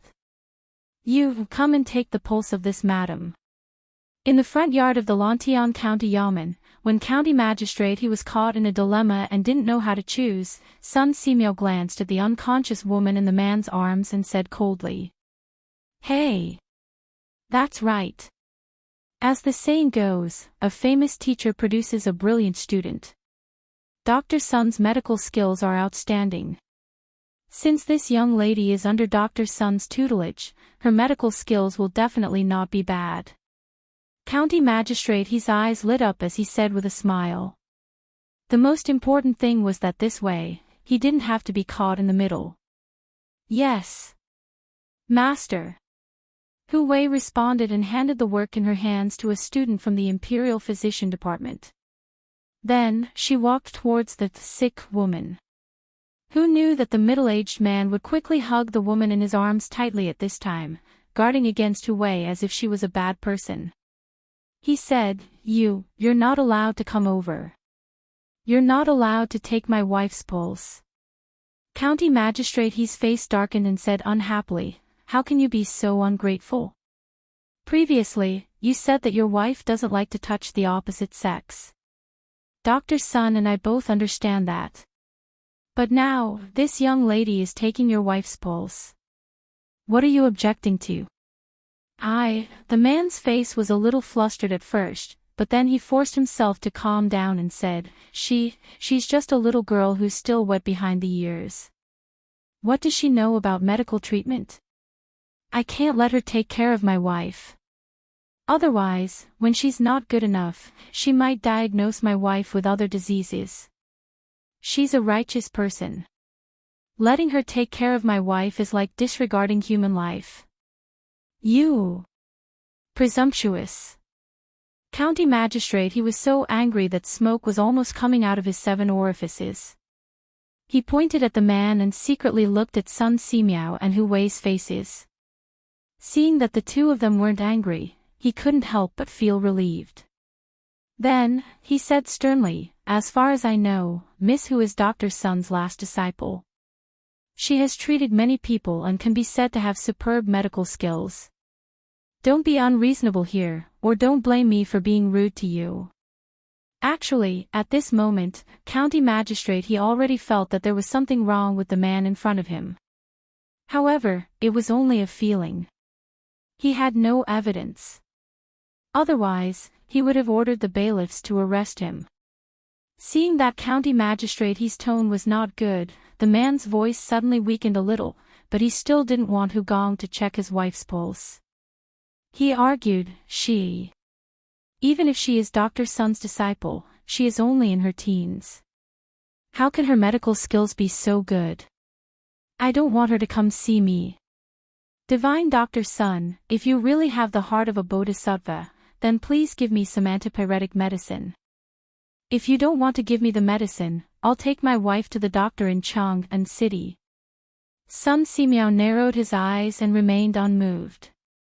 At this moment, Hu Gong smiled and said, Brother, it's not that my master doesn't want to prescribe medicine for you, but as a doctor, he can't prescribe medicine without personally diagnosing the patient. If my master prescribes medicine only based on your one-sided statement, then he is disregarding human life. Moreover, not all fevers are caused by a cold. As far as I know, heavy humidity, night sweats, internal injuries, blood and qi not flowing smoothly, and visceral dysfunction can all cause fevers. So brother, if you really want the best for your wife, then let me check your wife's pulse. As soon as she said this, Dr. Wang, Dr. Qin, and the other doctors of the Imperial Physician Department couldn't help but nod their heads. They secretly praised Sun Simiao's ability to teach his disciple, which was as good as his medical skills. However, the man wasn't in such a good mood at this moment. He still stubbornly said, I don't care. What do you know about medical treatment as a little girl? What do you know about checking the pulse? County Magistrate he flew into a rage and was about to order the arrest when Hu Gong beat him to it and said, Brother, you keep saying that I'm young and don't know how to treat illnesses, then I have to introduce myself. Then, she looked at the bustling commoners in the courtyard and said loudly, "Fellow villagers, my name is Hugong. Before April this year, I was just a blind girl who couldn't see anything. Fortunately, my master saved me and I became his disciple. Although I don't dare to say that I've saved all the people in the world, I've actually cured at least a few hundred people. In August this year, my master and I traveled to Liang province and there was a plague there. It was my master and I who helped the local medical officials and suppressed the plague. So, brother, tell me, do I have the qualifications to treat your wife?" Hu Jing's beautiful face, coupled with her extremely clean voice, made the people present feel as if they had experienced a spring rain. Those who were in a bad mood also felt their moods lighten up at this moment. Wow! This girl is amazing. She's been studying medicine for less than a year and she can actually cure a plague. Tisk! Aren't you spouting nonsense? How can Dr. Sun's disciple be bad? I remember now. Isn't this the fairy doctor who was rumored in Liang province? Fairy doctor. Yes. That's her. Some of the commoners recognized Hugong and the crowd immediately exclaimed. When the middle-aged man heard the discussions and cheers, his face was as black as ink. He could no longer speak. "Brother, if you don't believe me, then I'll treat you first." Hugong laughed. "Treat me? I'm not sick. I'm going to bring my wife to Chang and city to seek treatment. Get out of the way." The man picked up the woman in his arms and was about to leave. "Brother, your lips are purplish red, which means that your liver has been burning and your temper has been irritable recently. Are the 3 inches below your side often swollen and painful? And you don't have an appetite?" Hugong blurted out. When the man heard that, his body trembled and he could not help but stop in his tracks. Hugong continued, "Other than that, your mouth and tongue have been dry recently. You've been eating less and your chest feels stuffy. This is very likely a symptom of depression." Ridiculous. What stingy atmosphere, I've never heard of it. This little girl is spouting nonsense again. The middle-aged man angrily rebuked. The few doctors present shook their heads. Hugong chuckled and explained, "As the saying goes, the 5 viscera and 6 bowels, the major meridians and small meridians circulate endlessly day and night. It must rely on the qi in the chest to mediate. In the human body, there is a stream of qi in the chest that governs the breathing of the lungs. It supports the whole body and boosts the spirit. This is the qi, also known as the qi. Spirit, qi, and spirit. All 3 are indispensable. Clap, clap, clap. Good. Good. Good. Priest son, you've taken in a good disciple." Dr. Qin, who was sitting at the back and watching the development of the situation, could not help but clap his hands and exclaim, "You've been studying medicine for less than a year and you're so familiar with medicine. You have such talent in medicine. Even I am ashamed of my inferiority." Ha! Chapter 1078. Wow! The fairy doctor is indeed amazing. Why do I feel that this person is here to cause trouble? This person looks familiar. I think I've seen him somewhere before. The middle-aged man's ignorance was publicly slapped in the face by Hu. The commoners discussed animatedly while the middle-aged man's face turned green and white. He was about to fly into a rage out of humiliation. Constable's son, who was guarding the door, seemed to have thought of something. His expression changed as he instructed his subordinates. Then, he quickly walked to County Magistrate He and whispered a few words into his ear. County Magistrate He was startled. Then, his eyes spat fire as he scolded in a low voice, "Bastard! Why didn't you say so earlier?" Just as Constable's son was about to open his mouth to explain, he heard Hu say something earth-shattering, shocking everyone in the courtyard. "Also, this big brother, your wife is only asleep. Why did you say that she's sick?" Asleep? These 3 words were no different from a deep-water bomb that blew up the tranquil courtyard of the yamen. What does the fairy doctor mean? What does she mean by asleep? Could it be that this woman isn't sick at all? Is this man here to cheat the medicine? But this woman's face is red and there are beads of sweat on her forehead. It's obvious that she has a fever. The commoners were dumbfounded as they discussed animatedly. Nonsense. You bunch of quacks. I'm going to Chang and to get medicine for my wife. A bunch of quacks. The man's expression changed greatly as he roared angrily. Then, he carried the woman in his arms and turned to rush out of the yamen. Humph. Men. Capture this person for this official. County magistrate, his face was covered with frost as he ordered hatefully. Yes. There were already many people in the courtyard and there were 4 or 5 yamen runners at the door. In such a short time, the man was still carrying the woman in his arms and could not rush out no matter what. Under the watchful eyes of the yamen runners, the middle-aged man was caught before he could escape. Let me go. My lord, don't believe this girl. She's slandering me. My wife really has a fever. Let me go quickly. I still have to save my wife. The man was still unwilling to give up and tried to gain the sympathy of the public by pretending to be pitiful. But at this time, the wife he was talking about had been pulled away. Who actually supported the woman to lean against the chair. Taking this opportunity, she took the woman's pulse. Seeing this, the middle-aged man's face turned pale with a whoosh. Let go. You damned girl, quickly let go of my wife. Murder. You're treating human lives like grass. The middle-aged man tried his best to break free from the yamen runner's hold, but how could his small body fight against these burly yamen runners? Thus, he could only act shamelessly like a woman. All right. This big brother, I'm not treating human life like grass. Earlier, I saw that your wife's chest was rising and falling very regularly, which proved that her breathing was very even. She didn't seem to be suffering from a fever at all, so I guessed that your wife wasn't sick at all. Just now, I took your wife's pulse and found that her pulse is stable and her body is very good. He just took some knockout pills. At this moment, who actually walked over with a cold look in his eyes as he spoke to the man who had been pinned down by the bailiffs. Knockout pills. Everyone was stunned again. County magistrate, he couldn't hold it in anymore and shouted, Guiziming, how dare you? You actually swindled your way to the county yamen.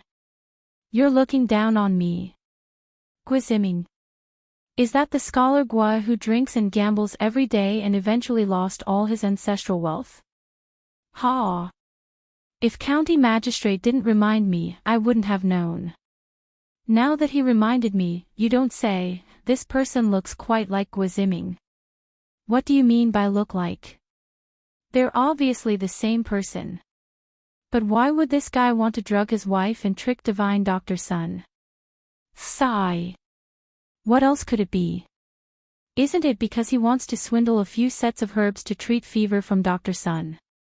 If he takes them out and sells them, he can at least earn a few hundred copper coins. Hiss. This son of AB** TCH is really a bastard. How could he do such a wicked thing? If old Master Gua's spirit is in heaven, wouldn't he be angered to death? That's right. Dr. Sun was kind enough to treat us for free, and this son of AB** TCH actually did such a despicable thing. If my son is as useless as this scholar Gua, I'll beat him to death. Sigh. That young lady is also a pitiful person. She hasn't even enjoyed a few days of happiness after marrying into the Guo family, and the Guo family's wealth has been squandered away by this Guiziming. This Guiziming would beat her up every time he gets drunk. How pitiful. Sigh. That's right. Now this young lady of the Guo family has been drugged by this bastard, and then brought here to swindle and embarrass herself. This Guiziming is really heartless. Beat him to death. Beat this bastard to death. County magistrate, he only knew the true identity of this middle-aged man after Constable Sun's report. His scolding caused many of the commoners in the crowd to recognize Gwaziming.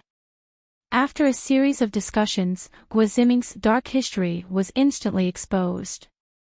The commoners were even more enraged, and each of them wanted to rush up and beat Gwaziming to death.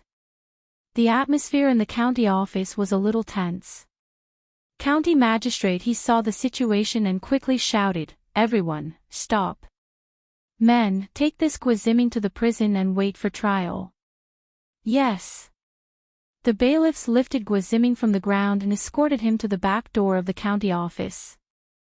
In fact, these bailiffs wanted to beat Gwaziming up even more than the commoners, but they knew that even if they wanted to beat him up, they couldn't do it in front of so many commoners. Otherwise, if the commoners came over and beat him up, he would definitely be beaten to death. If that happened, they wouldn't be able to bear the consequences. "Dr. Sun, I'm really sorry.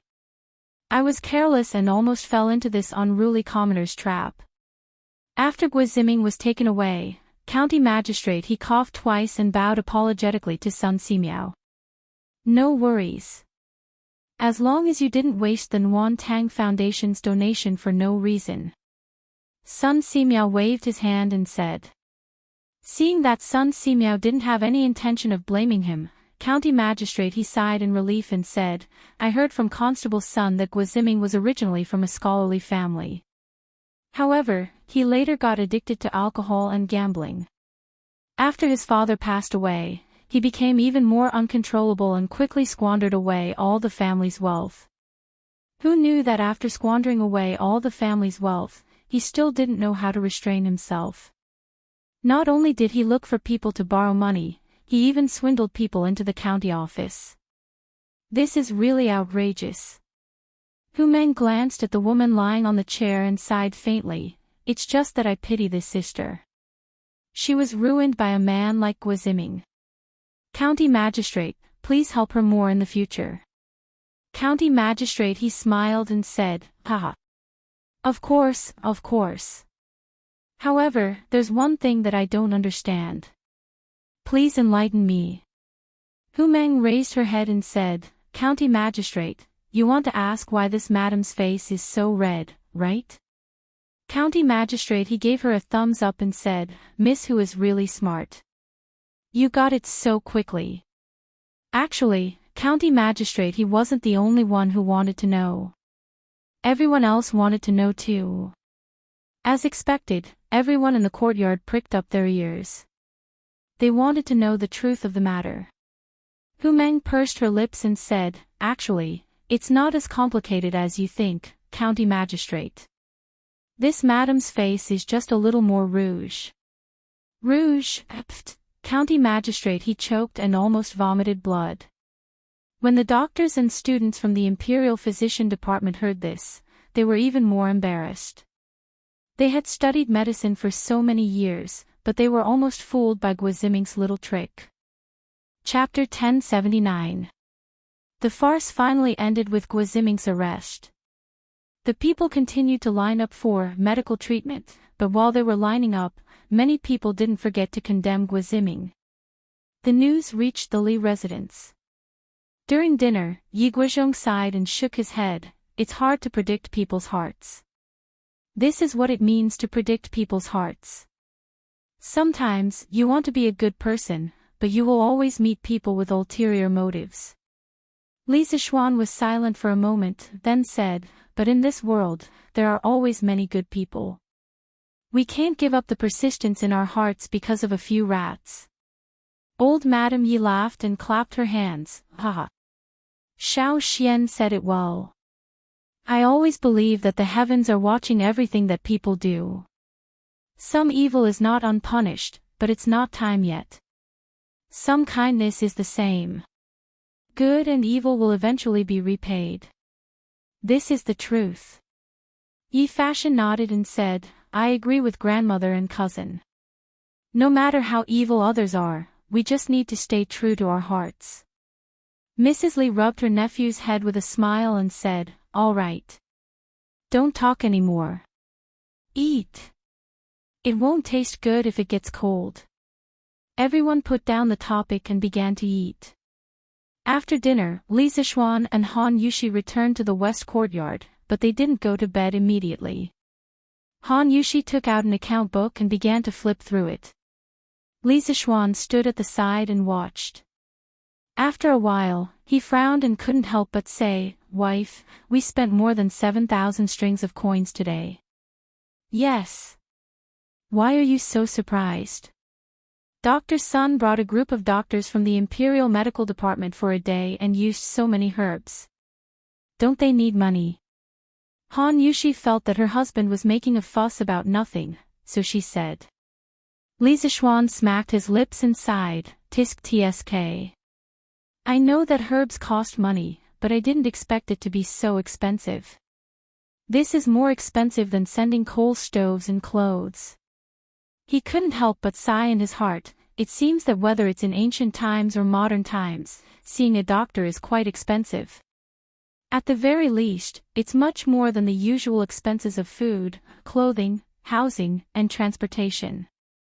Han Yushi rolled her eyes at her man and said, "This is still because Daoist Sun and a group of imperial physicians tried their best to replace some of the expensive medicinal herbs when prescribing medicine.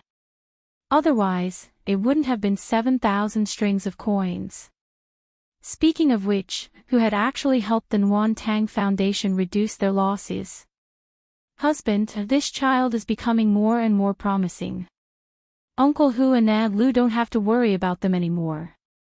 While Han Yushi was rejoicing over the recent emergence of talents in the Han village, Li Zixuan's focus was different.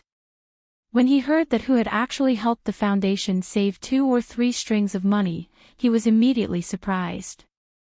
2 or 3 consecutive hits. Wasn't it just a few decoctions for febrile diseases? Is it that expensive? Speaking of which, in modern times, a cold medicine costs only $1, right? Now that he had finished 2 or 3 rounds of medicinal soup, what he was eating wasn't medicinal soup, but immortal herbs. Han Yushi pursed her lips gloomily and then said angrily, "Does husband think that fever is so easy to treat? It's very difficult for a normal doctor to treat it. In our Tang Empire, who knows how many people die from fever every year? Daoist Sun's medical skills are top-notch. The decoctions that he prescribes, not to mention the medicinal herbs, are worth more than 2 or 3 strings of coins." Oh! Li Zixuan instantly understood. In the past, he had heard that febrile diseases were considered serious illnesses for ancient people. If they were not treated well, they might even die. He didn't expect it to be true. After thinking about it, he thought to himself, looks like there's a problem with the medical skills of this era. A small prescription for a cold decoction hasn't been popularized yet. It's not good to keep it to oneself. Medical skills must be constantly exchanged to improve. Old Sun probably hasn't started writing his 1,000 gold prescriptions yet, right? I have to hurry him up and give him some advice while I'm at it. When the time comes, once he settles down to write his book, he won't have time to wander around. He can also leave behind a medical canon for all the doctors in Tang Empire. It's killing 2 birds with 1 stone. Hey! Hubby. While he was lost in thought, Li Zixuan felt his arm being shaken twice. He took a closer look and realized that it was Han Yushi calling him. He came back to his senses. "Oh, my wife, what's the matter?" Han Yushi rolled her eyes and had no choice but to repeat herself. She said, "I'm asking hubby, you used l'other night to write a record of a mortal's journey to immortality in the newspaper. Now, do you want to donate some money?" "Hubby, what were you thinking about just now? Why were you so lost in thought?" "Donate money." "Oh. My wife, did you read today's Detong Daily?" When Li Zixuan heard this, he knew that Han Yushi had read the notice on Detong Daily, Dehua Jianghu, about the author donating money to the editorial department. He didn't know whether to laugh or cry. Was his wife addicted to doing charity? She was asking him for money instead. But when he thought about it, it was quite interesting. He had two identities now. Han Yushi was asking Leather Knight for money. Logically speaking, there was nothing wrong with that. Wife, those authors are donating the rewards they received this month or next month. Your hubby has finished writing the novel, but I haven't received any rewards. How should I donate? The main reason was that he felt that the foundation wasn't short of money now. Otherwise, he would definitely donate all the rewards he received. When Han Yushi heard this, she snorted. Who said there's no more? I heard from Steward Ma that although hubby's novel was finished last month, there were still many people who gave hubby rewards this month. Up until now, there were already a few thousand strings of coins. Li Zixuan was slightly surprised. Then, he looked at Han Yushi's cute wrinkled nose and couldn't help but scratch her nose. He said dotingly, okay. I'll do as you say. My wife, you can tell Steward Ma yourself. Sigh. My wife, you're really a little money grubber. The Nguyen Tang Foundation hired you as the vice president. They really picked up a treasure. Ha! Didn't they pick up a treasure? How could the manager of a charity foundation use his own family's money for charity? Han Yushi grabbed Li Zixuan's hand and said unhappily, hubby. Aren't I just accumulating merit for our future children? Li Zixuan shuddered. His head moved closer to Han Yushi's face and he said nervously, my wife, you're pregnant. He remembered that the safety measures had been done quite well recently. That shouldn't be. Han Yushi was stunned. When she came to her senses, she was instantly embarrassed and said, hubby. I'm talking about the future. You. What are you talking about? What's there and not there? Li Zixuan let out a big sigh of relief and said, phew. That's good.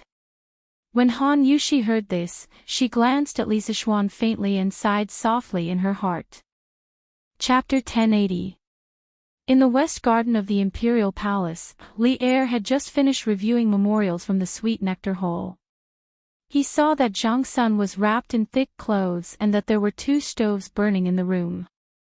He guessed that Li Qingqian or Li Tai had told her about the need to open the windows for ventilation. The west window was half open. When Li Er pushed open the door and entered, the air on both sides formed convection. The cold wind blew past Empress Zhangxuan's ears with a whoosh, causing her to shiver uncontrollably. Seeing this, Li Er couldn't help but laugh. Ha! After tomorrow, the heating in this bedroom will be finished. At that time, Maid Guanyin won't feel cold anymore. Your Majesty, the heating that Qingqian and Qingke mentioned 2 days ago, is it really that amazing? Empress Zhangsun resisted the cold and stood up to help Li Er take off his cloak as she asked. Li Er helped Zhangsun sit down on the couch and said with a smile, Qingqian and Qingke both personally experienced it at Li Zixuan's home. How could it be fake? If I hadn't been so busy recently, I would definitely have gone to that kid's home to experience it. Empress Zhangsun covered her mouth and laughed, Your Majesty is joking again.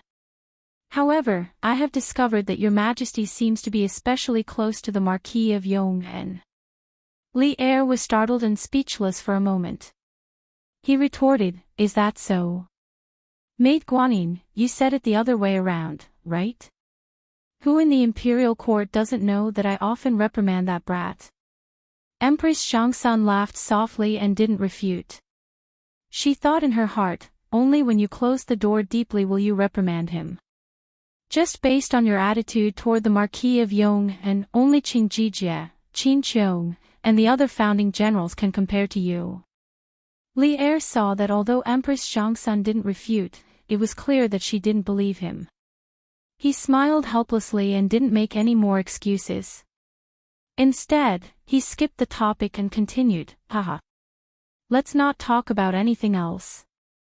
The hot pot we ate tonight was truly delicious. Haha. Li Qingqian and Li Tai not only did they introduce heating into the imperial palace, they also introduced hot pot. Compared to heating, which required time to produce, hot pot was something that could be made easily.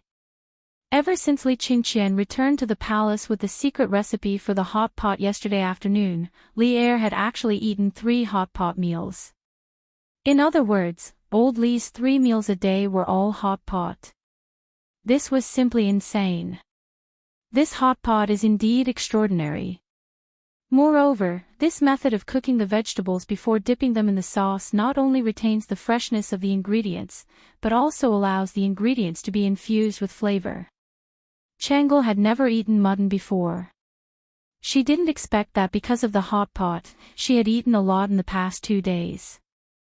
In this concubine's view, the Marquis of Yong's skill in gourmet cuisine is truly unmatched in the entire Great Tang. Speaking of hot pot, Empress Zhongsun couldn't help but sigh with emotion. The taste was only one aspect. The liveliness of eating hot pot with the whole family was what she missed the most. When Li Er heard that, his mood was great. It was only to hear him laugh loudly and say, haha. Then tell the imperial chef to prepare the ingredients every day. In the future, I will accompany maid Guanyin to eat hot pot every day. When Empress Zhongsun heard that, she was secretly delighted. Suddenly, she opened her mouth and said, but in this way, won't Steward Zhao be burdened? Hearing her say that, it seemed that the great Grandmaster Zhao Song was actually doing as Li Sichuan had predicted. He was actually doing the work of cutting mutton. Li Er thought for a moment and said, aren't there still 2 imperial concubines? When the time comes, they will take turns with Zhao Song. When Zhang Sun heard that, she was speechless. In the entire world, only Li Er could be so extravagant to have a Grandmaster Master as a chef. Sun Simiao's tour of free medical treatment had improved the people's impression of the Warm Tang Foundation. The next day, even more people went to the Warm Tang Foundation. Especially the people who had been treated at the Lantian County Yamen yesterday. They had received free medicine from Sun Simiao and the other imperial physicians. Today, they all came to express their sincerity. In the past, when the people in the family fell ill, they would usually go to the temple to pray to the gods. If the family recovered, they would go to the temple to fulfill their vows. What they were doing now was similar to praying for blessings and fulfilling vows. The only difference was that they were not doing it at the temple, but at the Warm Tang Foundation. The people could not afford to donate large amounts of money, but they were a group of people who knew how to be grateful. Sun Simiao and the others were treating them for free.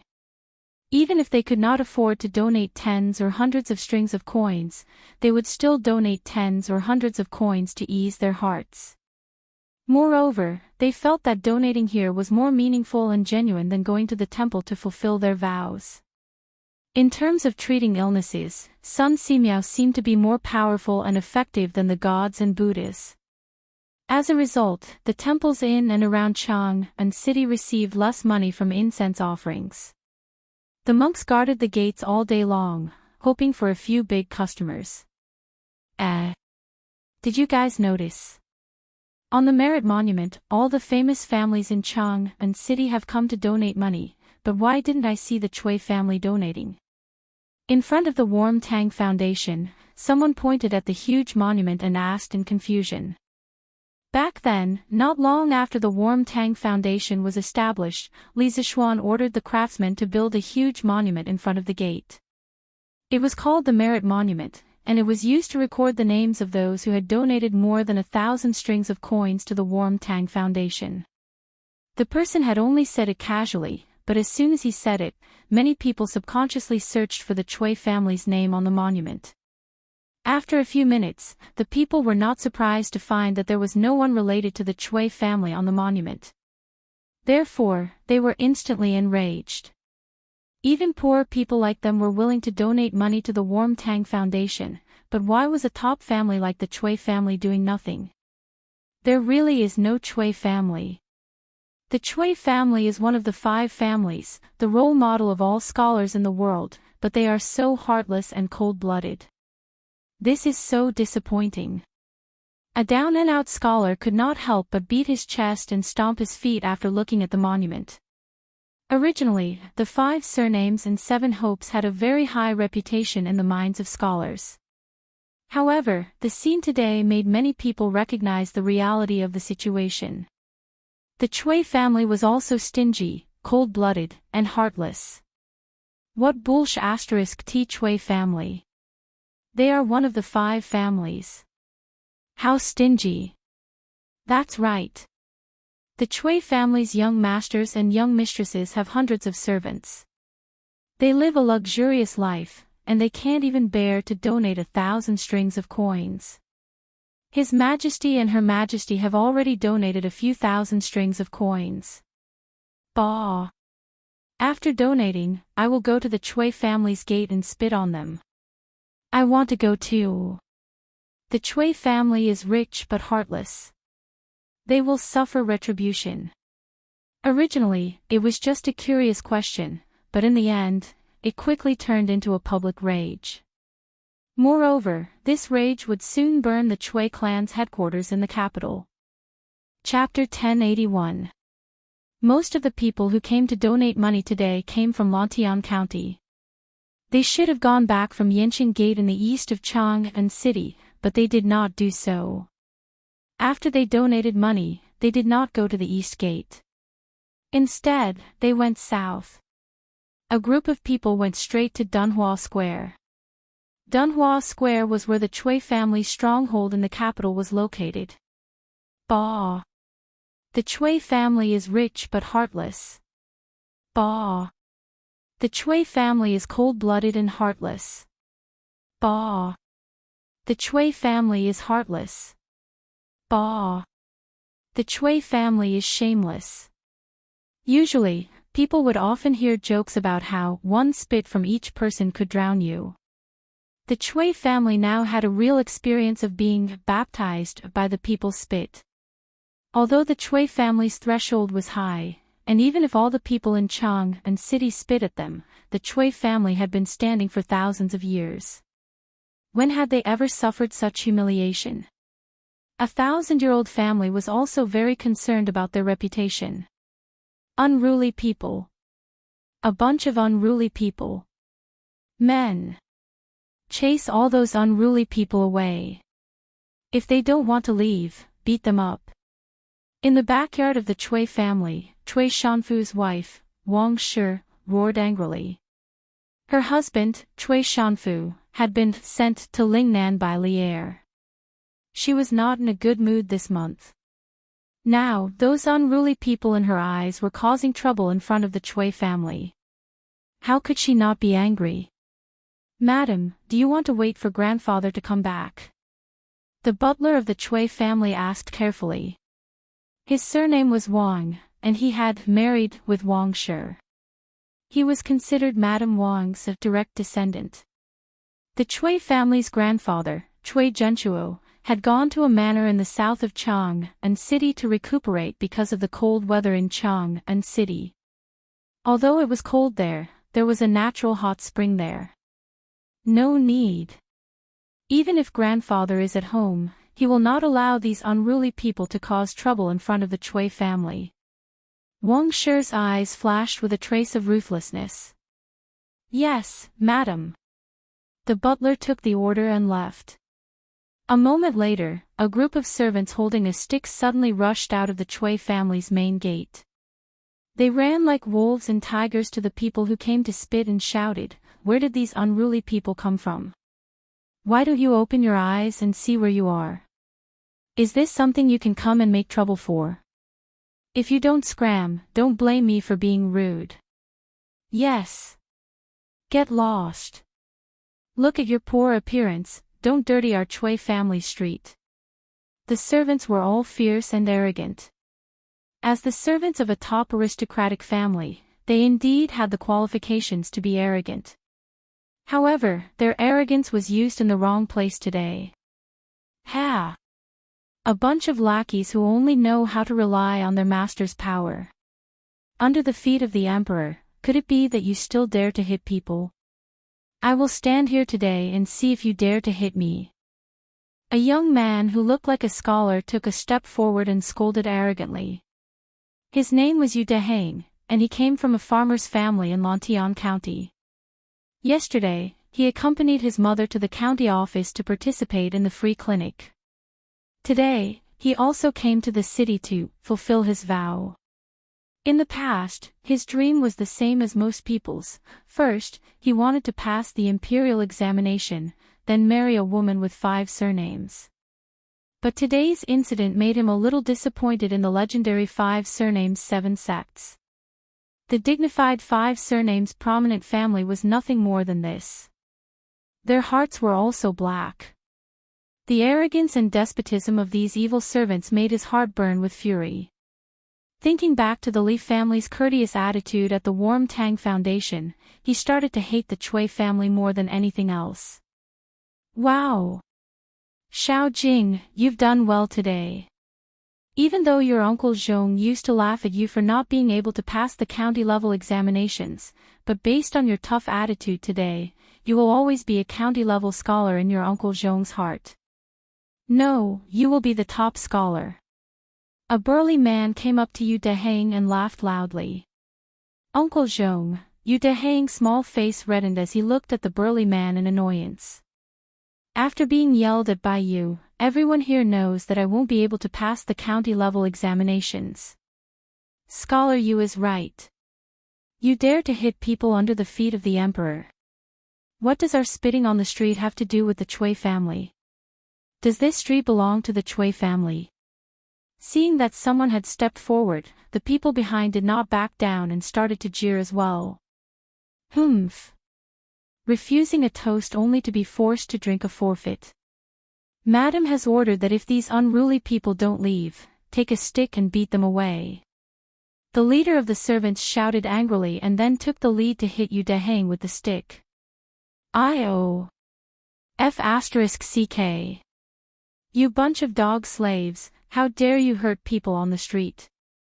See if I don't fight with you. Go. Fight with them. Yongla Lane, Li Mansion. Hee hee. Young master, this is what happened. San Bao did not expect that the people would notice that the Cui family's name was not on the merit monument. The group of people in front of the Warm Tang Foundation's entrance was quickly noticed. San Bao hurried back to inform Li Zixuan. Li Zixuan was stunned when he heard this, but when he saw San Bao's gloating face, he put on a straight face and said, "What? Are you happy that the people are causing trouble for the Cui family?" San Bao replied instinctively, "Of course I'm happy. Young master. Previously, that old fart from the Cui family kept causing trouble for you, and now finally. Ah. Young master." San Bao was halfway through her sentence when she suddenly realized that Li Zixuan's tone was not right, so she quickly shut up. Li Zixuan snorted and flicked his sleeves. Humph. It's true that I have a grudge against the Cui family, but I never thought of letting these poor people stand up for me. They don't even care about the food and clothing of their own families. Do you think they can go against the Cui family? In the end, it won't be a lose-lose situation. Instead, they will be completely wiped out. For their families, it will be one disaster after another. Li Zixuan's purpose in establishing the Warm Tang Foundation was to help the poor. However, if the people were to fight against the Cui family, the ones who would be hurt would be the poor people like them. In that case, wouldn't he be helping the poor for nothing? If it were a transmigrator, they would definitely be secretly happy at this moment and might even be secretly adding fuel to the fire.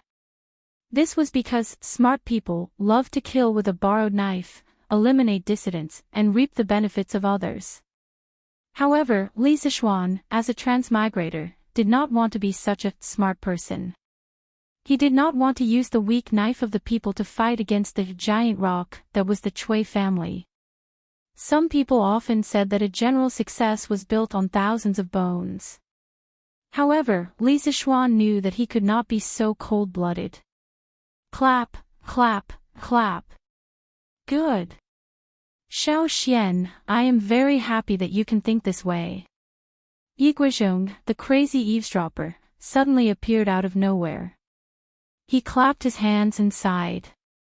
The grudges between the Cui family and the Li family are all between them. In this matter, no matter what, we cannot drag the people into it. Chapter 1082. San Bao, get the horse ready. I want to go to the Cui family. Yongla Lane, Li family. After understanding the situation, Li Zishuan shouted at San Bao. San Bao became nervous and said worriedly, Young master, it's dangerous for you to go alone. San Bao, get the rest of the family to go with you. Li Zishuan said crossly, when I, the young master, am in danger, what can you all do if you go? Stop talking nonsense and get Big White out. Young master. San Bao's martial arts may not be as good as yours, but San Bao has thick skin and a lot of meat. He can block arrows for you. San Bao said unwillingly. Get lost. I'll beat you up if you keep talking nonsense. Li Zishuan was touched, but he still scolded him mercilessly. San Bao had no choice but to leave. Yi Guizhong sighed and said, Xiao Xian, I won't stop you if you want to go to the Cui family. But don't act rashly. The Cui family has been standing strong for thousands of years. Their background and hidden strength is not something you and I can imagine. So don't fall out with the Cui family unless you have no other choice. Li Zishuan frowned and said, Grandfather, don't worry. I know the severity of the situation. Just as he finished speaking, San Bao brought the horses over. Pang Feiji walked over and cupped his fists. Marquis, let me accompany you. Li Zishuan waved his hand and said, No need. I'm just going to take a look. You stay here. After he finished speaking, he mounted his horse and rode out of the mansion. Behind him was Li Jingmo and his wife, who had rushed over after hearing the news. The two of them asked Yi Guizhong about Li Zishuan's whereabouts. Pang Feiji saw that there was nothing else for him to do and left to patrol. However, what no one noticed was that after this fellow patrolled around the Li residence twice, he quietly slipped away. As for where he went, only the heavens knew. Dunhua Square, in front of the Cui family. This small skirmish had developed into a full-scale conflict. The poor commoners who had been fighting with the Cui family's guards could only retreat as they fought. However, not long after, they received wave after wave of reinforcements. Those were the commoners from the other counties who had come from the Warm Tang Foundation to support them. As a result, the Cui family servants were not enough. The servant who shouted the loudest quickly asked the rest to hold the fort while he went in to get reinforcements. Cui Shanfu's wife, Wang Shi, was furious when she heard this. She sent out all the servants in the residence and swore to chase away all these unruly people. However, most of the servants of the Cui clan were used to living a comfortable life in the Cui clan. How could they be a match for these villagers who had been through hardships every day? Not long after, the Cui family servants were all wounded. Of course, many of the commoners were injured as well. Fortunately, the people on both sides did not kill them. Thus, although they were injured, they were far from being seriously injured to the point of dying. Humph! What a bunch of trash! Zhao Quan, Madam is not satisfied with your performance. She wants you to scram. Just as the Cui manor servant was about to lose, a big man wearing a blood-red cloak suddenly walked out from the Cui manor. That big man was carrying a large saber, and there was a long scar on the right side of his face, looking extremely terrifying and sinister. Behind him, there were more than 10 martial artists in martial arts attire. Every one of them was holding a sword. These were not ordinary servants. They were the Cui family's guards. Or it could be said that they were part of the Cui family's warriors. Oh! It's Master Wan. That's great. Madam has finally sent you out. You have to avenge us. This bunch of unruly people are too much. The servant's name was Xiao Quan. When he heard someone scolding him, he did not get angry. Instead, he went up to them and said. The man neither agreed nor disagreed. He stretched out his hand and pulled Xiao Quan behind him. Xiao Quan could be heard grumbling in dissatisfaction, "You can't even beat a bunch of bumpkins. You're really a disgrace to the Chui family. Scram! I will teach you how to deal with unruly people." Okay. Master Wan. The morale of the Chui family servants rose by a lot. On the other hand, those commoners who came forward to spit, when the scarred-faced big man walked out with a knife, most of them instantly became timid. After all, they could spit and kick people. But using a knife to kill and fighting to the death was not their forte. Moreover, even if you gave them a knife, they would not dare to go up and chop people. How is it? Do you want to scram yourselves, or do you want me to use my knife to send you scram? That martial artist surnamed One walked over with a big knife and said with a light smile. When the commoners saw his arrogant look, their faces were filled with anger. But now that things had come to this, they were obviously not the Chui family's guards' match. So even if they were pointed at and scolded, most of the commoners did not dare to say anything. But it was easy to meet with accidents in life. There were still some people who were not afraid of power. Humph. Stop trying to scare people here. I don't believe that in broad daylight, you bunch of dog slaves dare to use a knife to commit murder. The little scholar Yu Dijin stood out at the crucial moment. At this time, he seemed to have a backbone. After Yu Dehang said that, the commoners all felt that it was reasonable. This was the foot of the emperor. If the Chui family's martial artists really dared to go to the extreme, then the Chui family's future in Chang and would definitely not be good. That's right. Isn't it just holding a knife? You bunch of slaves dare to kill people? Many commoners followed behind Yu Dehang and started to jeer. That martial artist surnamed One was despised by the commoners and his face instantly turned green and white. After a moment, this fellow's mouth flashed a trace of a sinister smile. Fortunately, it was a life-and-death struggle. Humph. Refusing a toast only to be forced to drink a forfeit. This is what you asked for. Surnamed Yu, I will let you go to heaven today. In your next life, don't think of fighting with the Chui family. After saying that, the big man held the big knife with both hands and actually chopped towards Yu Dehang's body. If this knife hit the porcelain, then it would really be a cut in half. Yu Dehang's entire body would be split in half. Dehang, quickly dodge. The crowd immediately let out cries of surprise. Some of the commoners even closed their eyes, waiting for the screams of the big knife piercing into the flesh. As the person involved, Yu Dehang's eyes were wide open. At this moment, he wanted to run, but he knew that he could not run away. His speed could not catch up with the big man's speed. Do I regret? Yu Dehang asked himself in the last few breaths of the statement. I don't regret. I, Yu Dehang, am worthy of the heavens and earth, worthy of my conscience. Thinking of this, Yu Dehang also closed his eyes and quietly waited for the arrival of death. Chapter 1083. Kang.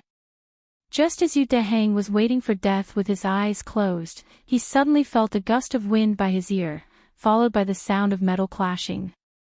Following that, he heard a man's voice beside him, Humph. In broad daylight, who gave you the guts to hurt people on the streets? No matter how stupid Yu Dehang was, he knew that he was saved. He opened his eyes in joy and saw a man younger than him, holding a cold gleaming long sword, blocking the heavy blade of the warrior surnamed Wan. Following that, the man lightly waved the long sword and the warrior surnamed Wan was sent flying far away. With a pang sound, like a sandbag, he slammed heavily into the Chui family's dark red iron gate. Master Wan. Master Wan. Are you all right? The Chui family servants and warriors were shocked as they surrounded him and asked with concern. "Hey! I'm fine." The warrior surnamed Wan pushed away the surrounding people who were trying to help him and walked in front of Li Sichuan. With a ferocious face, he said, "Where did this little kid come from? How dare you meddle in the Chui family's business? Are you tired of living? If you know what's good for you, kneel down and kowtow to me. Maybe I'll let you die with dignity." Noisy. The young man frowned. No one saw how he made his move and the warrior surnamed Wan was sent flying again. Pang! No one knew if the young man did it intentionally or not, but the warrior surnamed Wan crashed into the same spot again. The Chui family's main gates suffered 2 consecutive heavy blows and finally could not take it anymore. With a loud boom, the Chui family, which had been glorious for close to 1,000 years, was smashed down for the first time. In front of the Chui family's gate, the people who were watching the show, the people who participated in the fight, the Chui family servants and warriors were all stunned. Everyone only had one thought at this moment: crazy. Crazy. The Chui family's main gate was smashed down by someone. This was a slap to the Chui family's face. Marquis Yong'en. He's Marquis Yong'en. What? You said this young man is Marquis Yong'en? How is that possible? It's really Marquis Yong'en. I've seen him many times. I can't be wrong. Oh my God. The Marquis of Yong'en actually smashed the Chui family's main gate. Bullshit. Don't you know how to F***king talk? It was clearly that warrior surnamed Wan who smashed the Chui family's door. What does it have to do with the Marquis of Yong'en? These words were spoken by Yu Deheng. Being in the eye of the storm, no one could understand the shock in his heart at this moment. Originally, he thought that he was going to die, but at the critical moment, he was saved by a young man who fell from the sky. Especially when he found out that the young man who saved his life was Li Sichuan, one of the most popular nobles in the imperial court, he felt his soul tremble. Because the name Marquis Yong'en was even greater than the heavens in Lantian City. There were tens of thousands of people in Lantian City, and no one had not received Li Sichuan's kindness. But when he heard that Li Sichuan had smashed the Chui family's main gate, he subconsciously quivered. Although he worshipped Li Sichuan, but he knew that with Li Sichuan's current power, he was definitely not the Chui family's match. Hence, he came up with an idea to help Li Sichuan get off the hook. This idea seemed very childish, but Yu Deheng could only think of such a childish idea in a short period of time. Because he was anxious to correct others, he couldn't help but swear. Hey! Deheng is right. It was obviously the Chui family's own people who smashed the main gate, and it has nothing to do with the Marquis of Yong'en. That burly man surnamed Zhong was first stunned, but immediately followed up with a loud voice to echo. That's right, it was the Chui family who smashed it, and it has nothing to do with the Marquis of Yong'en. No matter how stupid the commoners were, they knew what they should say. In a moment, the voices of the crowd gradually became unified, and there was no second voice to be found. All the servants and warriors of the Chui manor were shocked and angry at this moment. They were shocked because this young man in front of them was actually the recently famous Marquis Yong'en. They were angry because this group of commoners actually dared to lie with their eyes wide open, treating them as if they were blind, or played with. Marquis Yong'en. Even if you are Marquis Yong'en, you cannot knowingly break the law. Warrior Wan spat out 2 mouthfuls of blood, climbed up from the ground, and walked to Li Sichuan about 3 feet away, and said angrily. It was just that his tone of voice was already much better than before. Clearly, he was scared of being beaten up by Li Sichuan. Ask your master to come out, you are not fit to speak to this marquis. Li Sichuan glanced at him, and said indifferently. It wasn't that he was acting like a big shot, but he really couldn't be bothered to speak to this kind of brute who only knew how to be used as a tool. You! The warrior surnamed Wan was instantly humiliated. His face alternated between green and white. However, Li Zixuan mercilessly interrupted him. What? You don't accept it? Then pick up your sword, and come forward to fight. Otherwise, quickly go back and ask your master to come out. Finally, Warrior Wan's face changed, and he didn't dare to say anything else, and immediately ran back to the Chui family in a sorry state. What is your name? Where do you live? Li Zixuan turned around, looked at Yu Deheng, who he saved earlier, and asked with a smile. Yu Deheng was taken aback, because the current enthusiastic Li Zixuan was like a completely different person from before. Oh. Marquis, my name is Yu Deheng, and I live in Lantian County's Yu family village. Just now, I am indebted to Marquis for saving me, and I am extremely grateful. Yu Deheng, who recovered from her shock, cupped her hands towards Li Zixuan. Yu family village. If she didn't remember wrongly, Yu family village should be more than 10 miles north of Lu family village, which was the northernmost part of Lantian County. This village just happened to not belong to Li Zixuan's fief, so it was no wonder that Li Zixuan found this young man unfamiliar. Yu Deheng, why didn't you dodge when that burly man tried to chop you? Li Zixuan smiled and asked. Yu Deheng's mouth twitched, and she bitterly smiled. To tell you the truth, Marquis, I didn't expect that guy to be so lawless, daring to kill someone on the street. I was caught off guard, and couldn't escape even if I wanted to. When she said this, some of the commoners not far from them suddenly burst into laughter. Li Zixuan also couldn't help but laugh. Haha. You are quite honest. There was one thing he didn't say, and that was that the warrior from before didn't really want to chop Yu Deheng, and was only testing her. When his wind-chasing sword caught the warrior's blade, he understood, and it was because of this that he spared the warrior's life. I was wondering who it was. So it's the Marquis of Yong'an. But even if you are a marquis personally conferred by the emperor, you still shouldn't smash my Chui family's door, right? While the two were talking, an upper-class lady wearing a purple fur coat walked out from the Chui family. She had a pair of phoenix eyes, and that upper-class lady came in front of Li Zixuan, and said in a cold voice. Li Zixuan patted Yu Deheng's shoulder, indicating for him to leave, and then turned around to look at the upper-class lady. You are the one who sent the Chui family to kill the commoners. Chapter 1084. In front of the Chui residence. Two people who should not have interacted with each other in their lives were now facing each other, as though they were at each other's throats.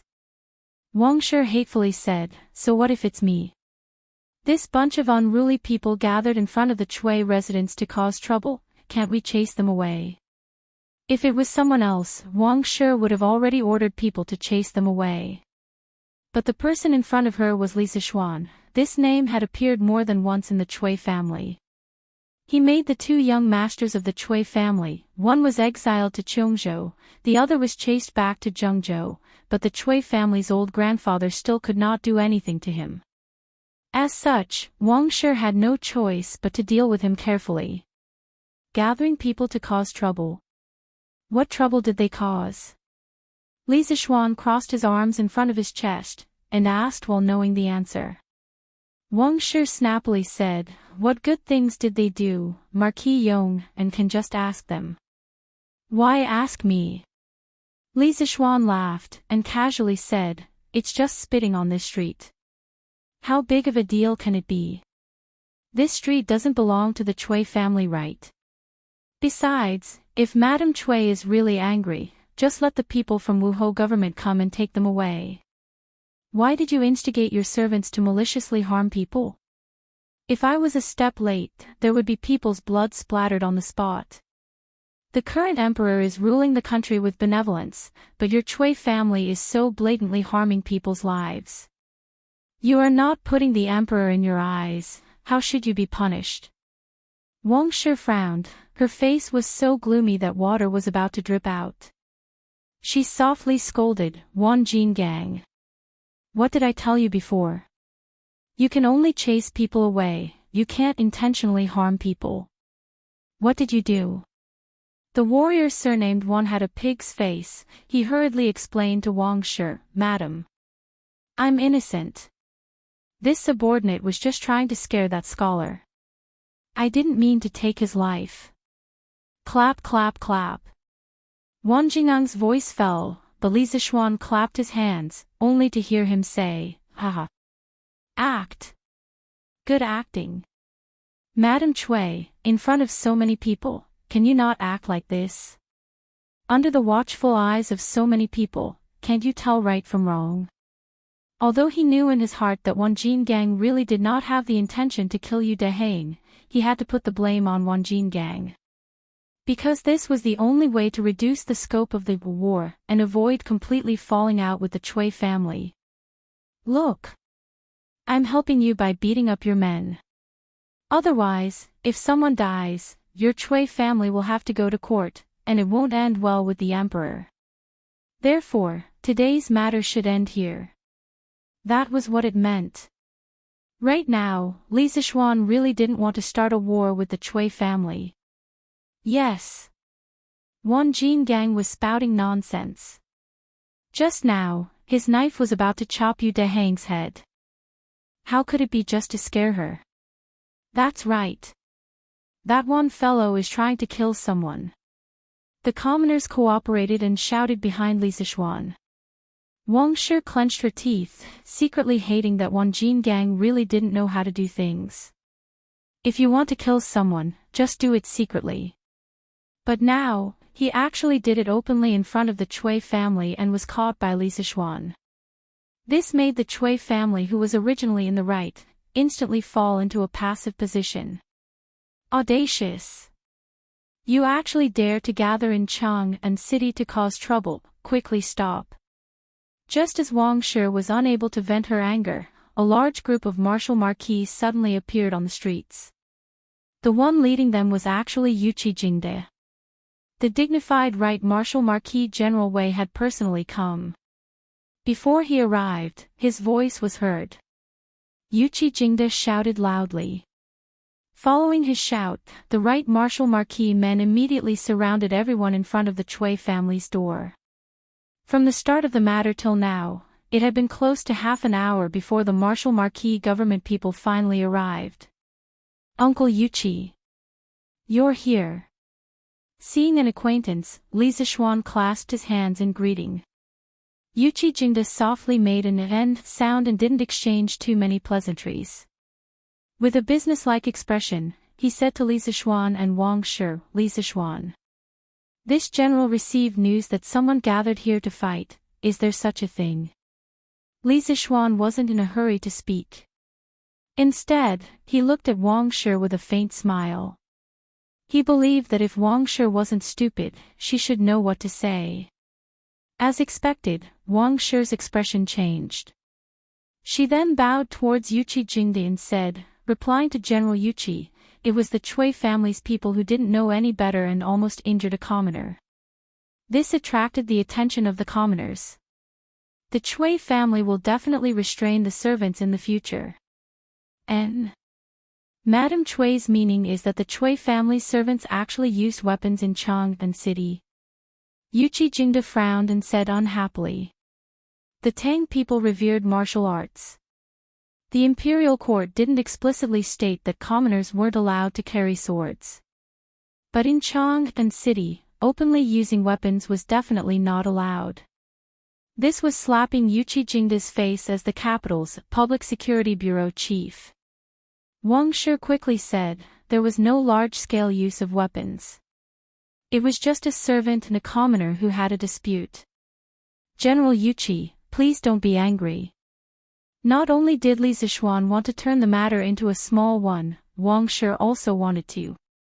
Because she had previously admitted that Wang Jingang was under her orders, and Li Zixuan had caught Wang Jingang's weakness of wanting to kill commoners in public. One must know that now was a time of peace. Li Er, this king, cherished the commoners very much. If one really looked into it, their Cui family wouldn't be able to gain any benefits from Li Er. As for the commoners, they had a fight with the Chui family servants today. Although the Chui family servants were a little domineering and deserved to be beaten, the cause of the matter was still because they came over to spit in front of the Chui family's door. Now that they could turn the matter into a small one, they could also accept it in their hearts. Moreover, in the process of the previous fight, they didn't suffer any losses. After all, such a good thing like beating up the Chui family servants and not being arrested by the officials didn't happen every day. No matter what, openly using weapons in Chang'an City is definitely not allowed. Madam Chui, please hand that person over. I want to bring him back to the Wuhou government for questioning. Yuqi Jingde looked around and muttered to himself for a while before speaking. Wang Shi was indignant, but she couldn't show it on her face. After a while, she said, General Yuqi, the Chui family will punish him severely after this matter. There's no need to trouble General. Yuqi Jingde's tiger eyes focused and said coldly, Madam Chui doesn't intend to hand him over. Fine. Then I won't force it. At most, old grandfather Chui will make another trip to the palace. The day before Chui Yunhan was exiled to Cheongzhou, Chui Junchuo personally went to the palace to plead with Li Er. Wang Shi's expression finally changed. After hesitating for a moment, she gritted her teeth and said, General Yuqi, please wait. The Chui family is willing to hand him over. At this point, in order to prevent the Chui family from getting into bigger trouble, Wang Shi could only abandon the rook to save the king. Chapter 1085. Take him away. In front of the Chui residence, seeing that Wang Shi had finally agreed, Yuqi Jingde ordered his subordinates. Yes. 2 soldiers of the Right Martial Marquis Guard immediately went forward to capture Wan Jingang. Facing 2 master-level experts, Wan Jingang did not dare to resist and obediently allowed himself to be captured. The rest of the commoners, quickly disperse. Or else we will take all of you back to Wuhou government. Yuqi Jingde turned around to look at the commoners and said loudly. Disperse. Disperse. The commoners had already started fighting. They had also seen the commotion and after hearing Yuqi Jingde's words, they all dispersed. Yu Deheng cupped his hands towards Li Zixuan and said, Marquis, then this student will take his leave. Li Zixuan nodded and smiled, Next time don't be so straightforward, you won't be so lucky every time. Yu Deheng said awkwardly, this student will remember Marquis' teachings. Today's soul-stirring encounter might be unforgettable for his entire life. It was also the first time he truly understood Li Zixuan. This was a talent in both civil and martial arts, a true dragon and phoenix talent. From today onwards, his idol would completely become Li Zixuan and no longer the so-called 5 surnames 7 sects. After saying that, Yu Deheng turned around and left with the villagers of Yu Family Manor. In front of the Chui residence which was bustling with noise and excitement, in an instant, only the people of Wuhou government, Li Zixuan, Wang Shi and the defeated soldiers of the Chui residence were left. Wang Shi glared at Li Zixuan with a sinister expression. Just as she was about to say something, she heard Yuqi Jingde say, Shao Xian, quickly enter the palace, His Majesty has something to summon you. Wang Shi opened her mouth and secretly hated Yuqi Jingde for being such a busybody. Otherwise, the conflict between her and Li Zixuan would not have ended so easily. All right. This nephew will enter the palace right away. Li Zixuan was both happy and worried. He was happy that he was able to escape so quickly, which was far beyond his expectations. Before he came, he had already made preparations to be pestered endlessly by the Chui family, but he didn't think that things would go so smoothly. In the end, it was still because Yuqi Jingde was strong enough. Today, if the right Marquis Fu had been replaced with anyone else, Wang Shi probably wouldn't have given face. As for his worries, he was worried that Li Er had summoned him to the palace because of what had happened today. He had to think of a good excuse on the way there. Hee hee. Deheng, you're really lucky. You were actually saved by Marquis, and you can even talk so much with Marquis. You're the #1 person in our village. A group of villagers walked out of Yenching Gate, the east gate of Chang'an City. Someone in the group sighed with envy. Yu Dehang smiled and said, "Uncle Zhong, please don't say that. I was so scared that I almost wet my pants. Besides, Marquis didn't come just to save me. He should have come to save all of us. If Marquis didn't come to intervene today, Uncle Zhong, do you think that Madame Cui of the Cui family would spare us?" After she finished speaking, the commoners fell into silence. After a while, the burly man surnamed Zhong sighed and said, "I. Marquis is a good person. I, old Zhong, have lived for decades and have seen many officials, but no matter if it's the previous dynasty or now, there is no official who loves the people as much as Marquis. The only pity is that our Yu family manor is too far north. Otherwise, it would have become Marquis fief long ago." As soon as he said that, many people agreed with him regretfully. Old Zhong is right. If our village could also be annexed to Marquis fief, that would be great. To meet such a master, don't talk about being an ox or a horse. Even if he wants me to go through water and tread on fire, I will do it. Hey! Why would Marquis want you to be an ox or a horse? Marquis is very good to the commoners in his fief.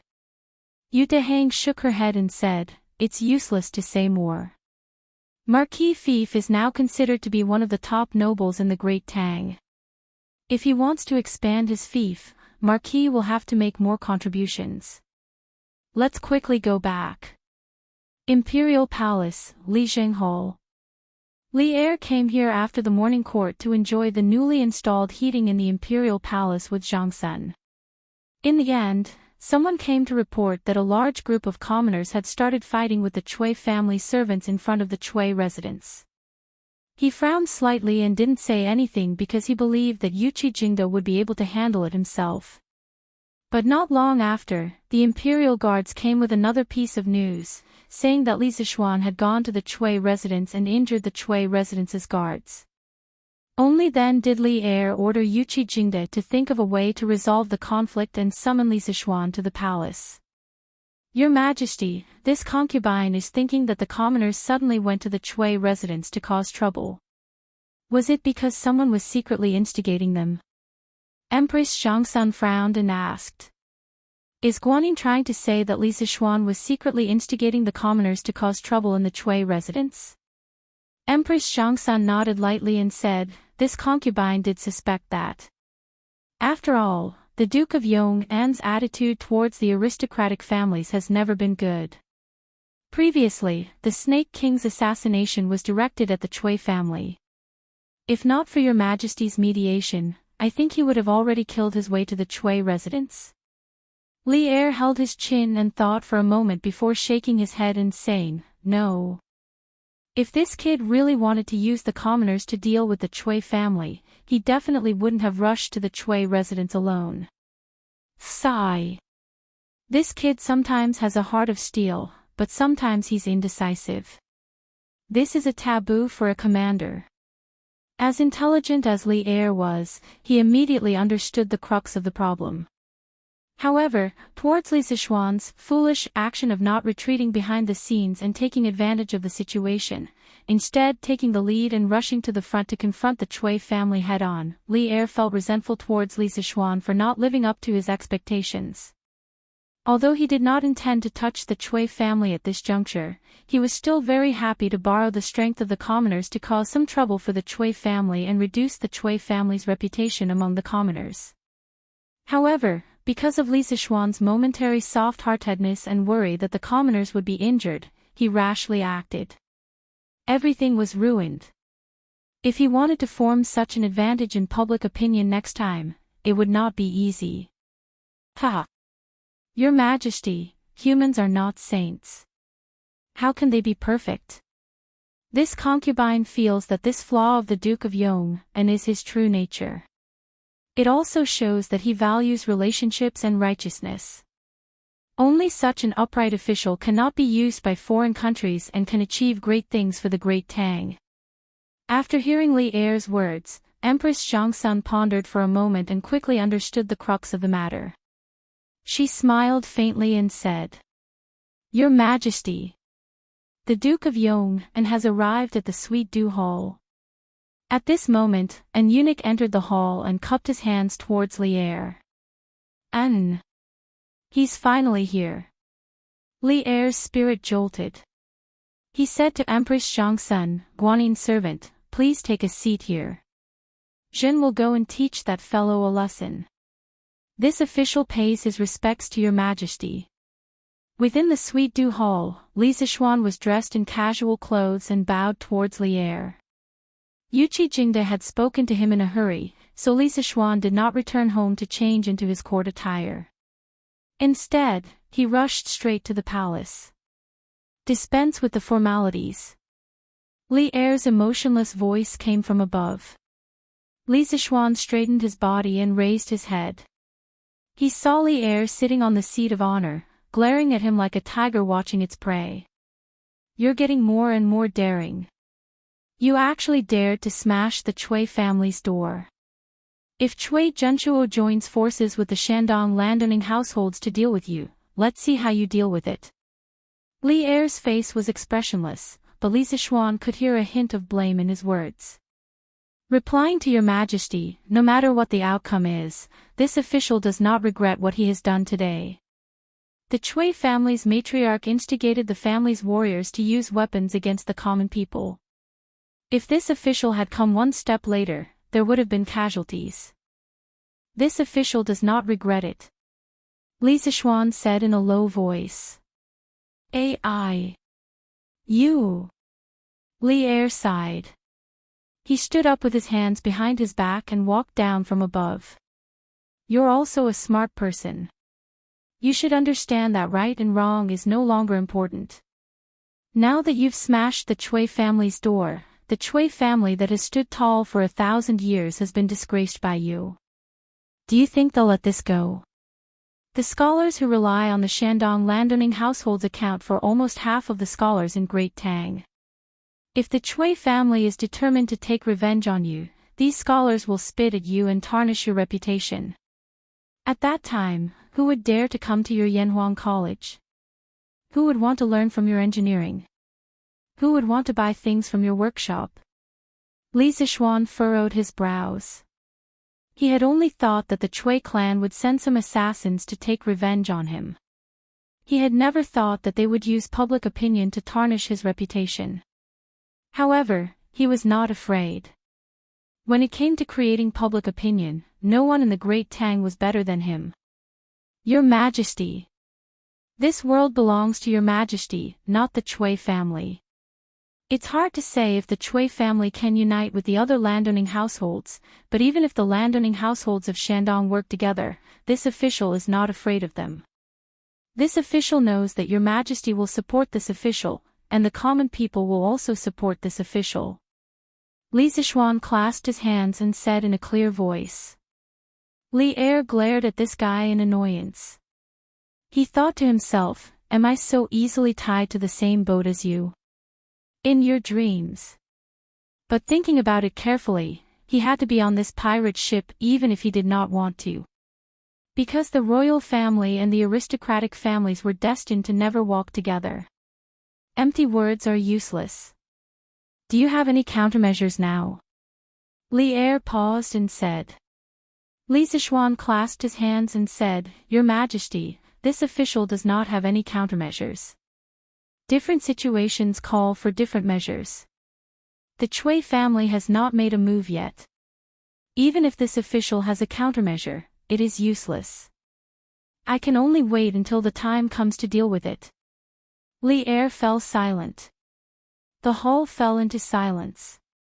It was so quiet that one could even hear people's breathing. Li Zishuan lowered his head and began to count ants. If old Li did not ask him, he would not speak. Anyway, this kind of scheming was not something he liked and was not good at. He would leave it to old Li to slowly weigh the pros and cons. After a long time, Li Er raised his head and said, "Before the Turks are destroyed, I do not want the aristocratic families to fall into chaos. Do you understand?" Li Er knew very well that today's matter could not be blamed on Li Sichuan. However, if Li Sichuan and the Chui family went to war, he would have to make a choice and help Li Sichuan deal with the Chui family. However, when that time came, other than the Wang family of Taiyuan, the other aristocratic families would definitely join forces. This would be very disadvantageous for Li Er. For the Tang Empire, it would also be an extremely serious internal friction. Li Sichuan's heart moved. He replied, "This official obeys the decree." "Good." Li Er nodded his head in satisfaction. Then, he smiled casually and said, "The heating that you taught the general is very good. You should be rewarded, but now that you've made such a big mess for me, forget it. You can go back first. Remember what I said to you." It was not that he did not want to reward Li Sichuan, but it was mainly because Li Sichuan had just destroyed the Chui family. If he gave him a reward, wouldn't it be a blatant mockery? If the Chui family were to get angry at this time and fight to the death, the imperial court would be in trouble. Li Sichuan curled his lips and thought that Li Er was stingy. However, after thinking carefully, he could understand Li Er's difficulties. Thus, he did not say anything and left. Pa. I'm so angry. I'm so angry. Li Sichuan is too much. In the backyard of the Chui residence, Wang Shi smashed a vase in exasperation and roared angrily. The maids and servants in the house all lowered their heads and did not dare to breathe loudly. After a while, seeing that everything that could be smashed on the table and cabinet had been smashed, the old butler of the Chui residence came forward and cupped his hands. "Madam, please calm down. Anger is harmful to the body." Bang! Calm down. This Li Sichuan first forced Xianji back to Zhengzhou, then caused Yunhan to be sent to Cheongzhou. Now, he actually came to destroy the Chui residence. In all these years, when has the Chui family suffered such humiliation?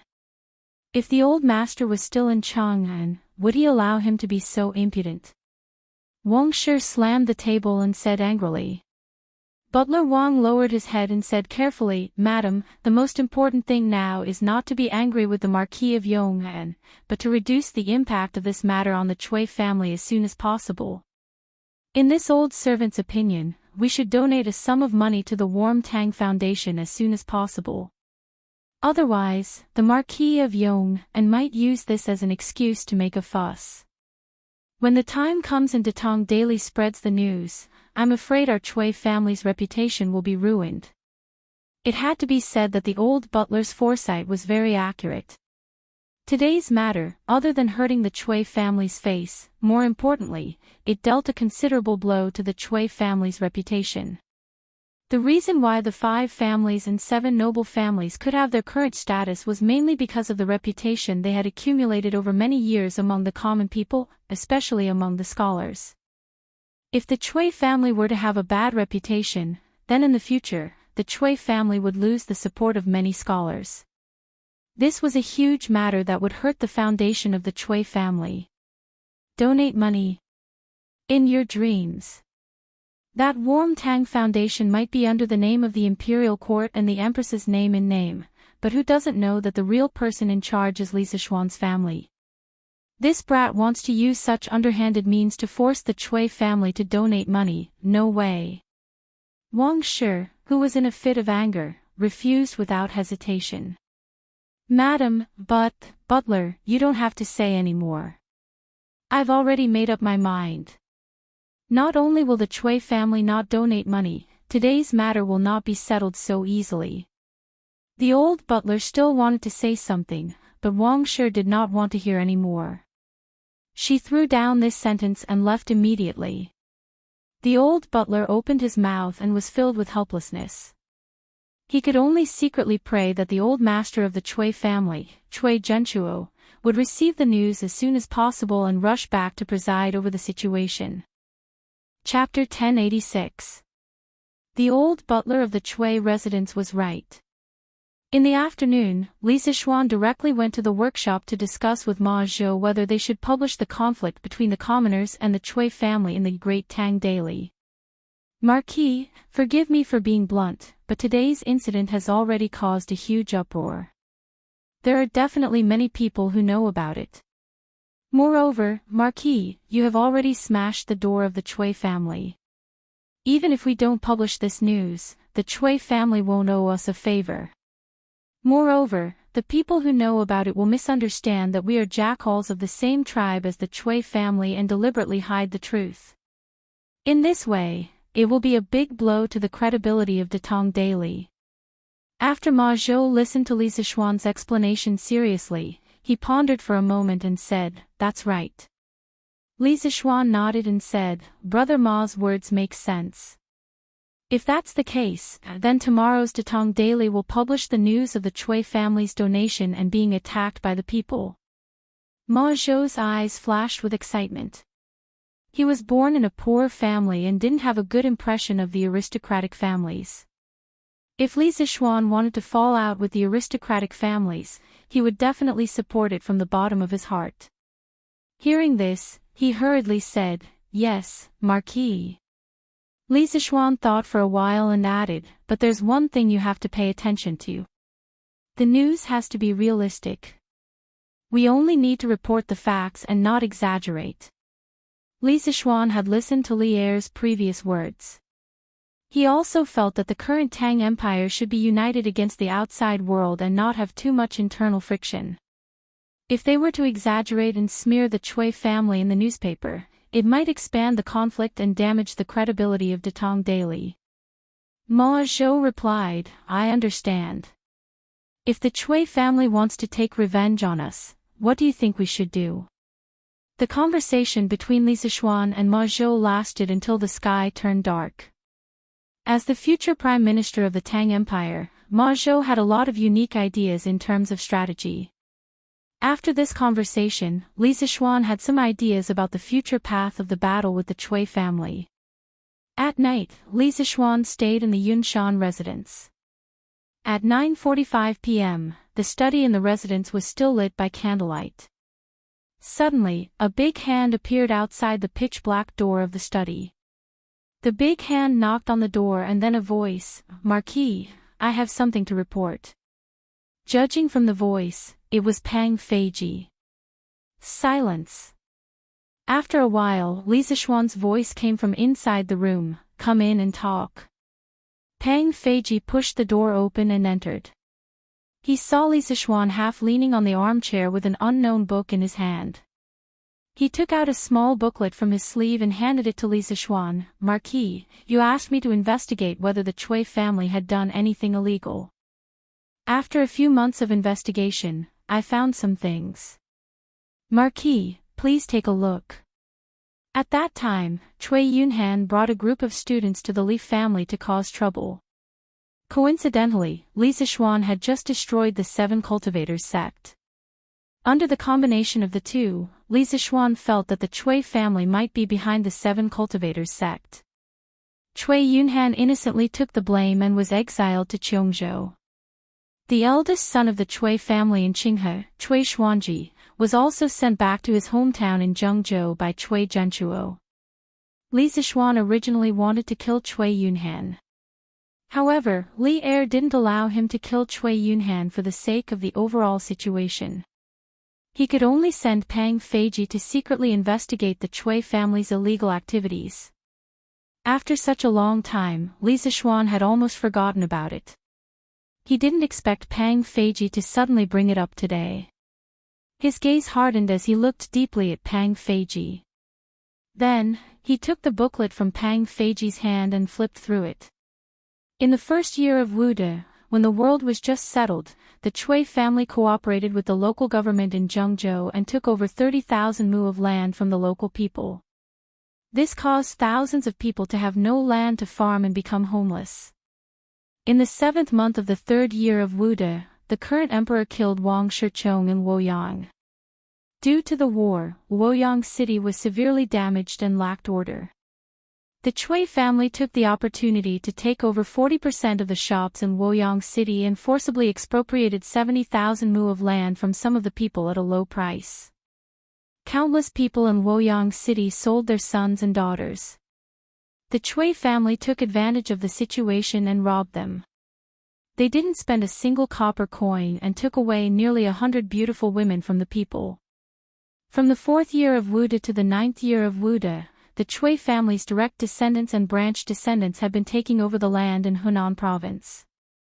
Sometimes, there were even cases of people bullying people. There was evidence that a total of 16 poor peasant girls were raped. Most of these girls couldn't bear the humiliation and committed suicide. Due to the Chui family's power and the fact that the victims' families didn't report it, the local government turned a blind eye and allowed the Chui family's descendants to continue their evil deeds. Reading up to this point, Li Zixuan's face was filled with unconcealable anger. Pang Feiji, who was standing beside him, could even feel that the air in the study room had become colder. Murderous intent. Pang Feiji, who used to be a servant in Wuhou government, knew that this was the murderous aura of an expert. He had felt it before when he was beside Yuqi Jingde. He didn't dare to look directly at Li Zixuan's face and quickly lowered his head. In the 9th year of Wude, after Cui Shanfu got drunk, he took over a servant named Nianyu. After that, Nianyu became pregnant with his child. When Cui Shanfu found out, he wanted to take her as his concubine. When Wang Shi heard the news, she was furious and ordered people to tie up the servant, Nianyu, and torture her to death.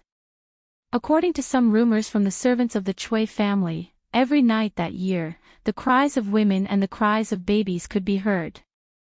After that, the Cui family even specially invited an eminent monk to perform 2 rituals. At this point, Li Zixuan had finished reading the contents of the small booklet. His face was filled with frost. After a long silence, he opened his mouth and asked bitterly, "What is torture?" Pang Feiji was shocked because Li Zixuan's voice had become hoarse. It sounded like a demon from the abyss. In this cold and quiet night, it was so horrifying. Inexplicably shivering, Pang Feiji hurriedly cupped his fist and said, Marquis, this torture is to turn a person into a human swine. First, they chop off the limbs, dig out the eyes, inject copper into the ears to make them deaf. Then, they pour poison down the throat and cut off the tongue to make them unable to speak. After that, they still have to cut off the nose, shave their hair, and finally throw them into the latrine to let them die slowly. Bang! Just as Pang Feiji finished speaking, Li Zixuan couldn't take it anymore. He angrily slammed the table and stood up, saying coldly, "What a Cui family! What a vicious and venomous woman!" Pang Feiji instantly felt a bone-piercing chill.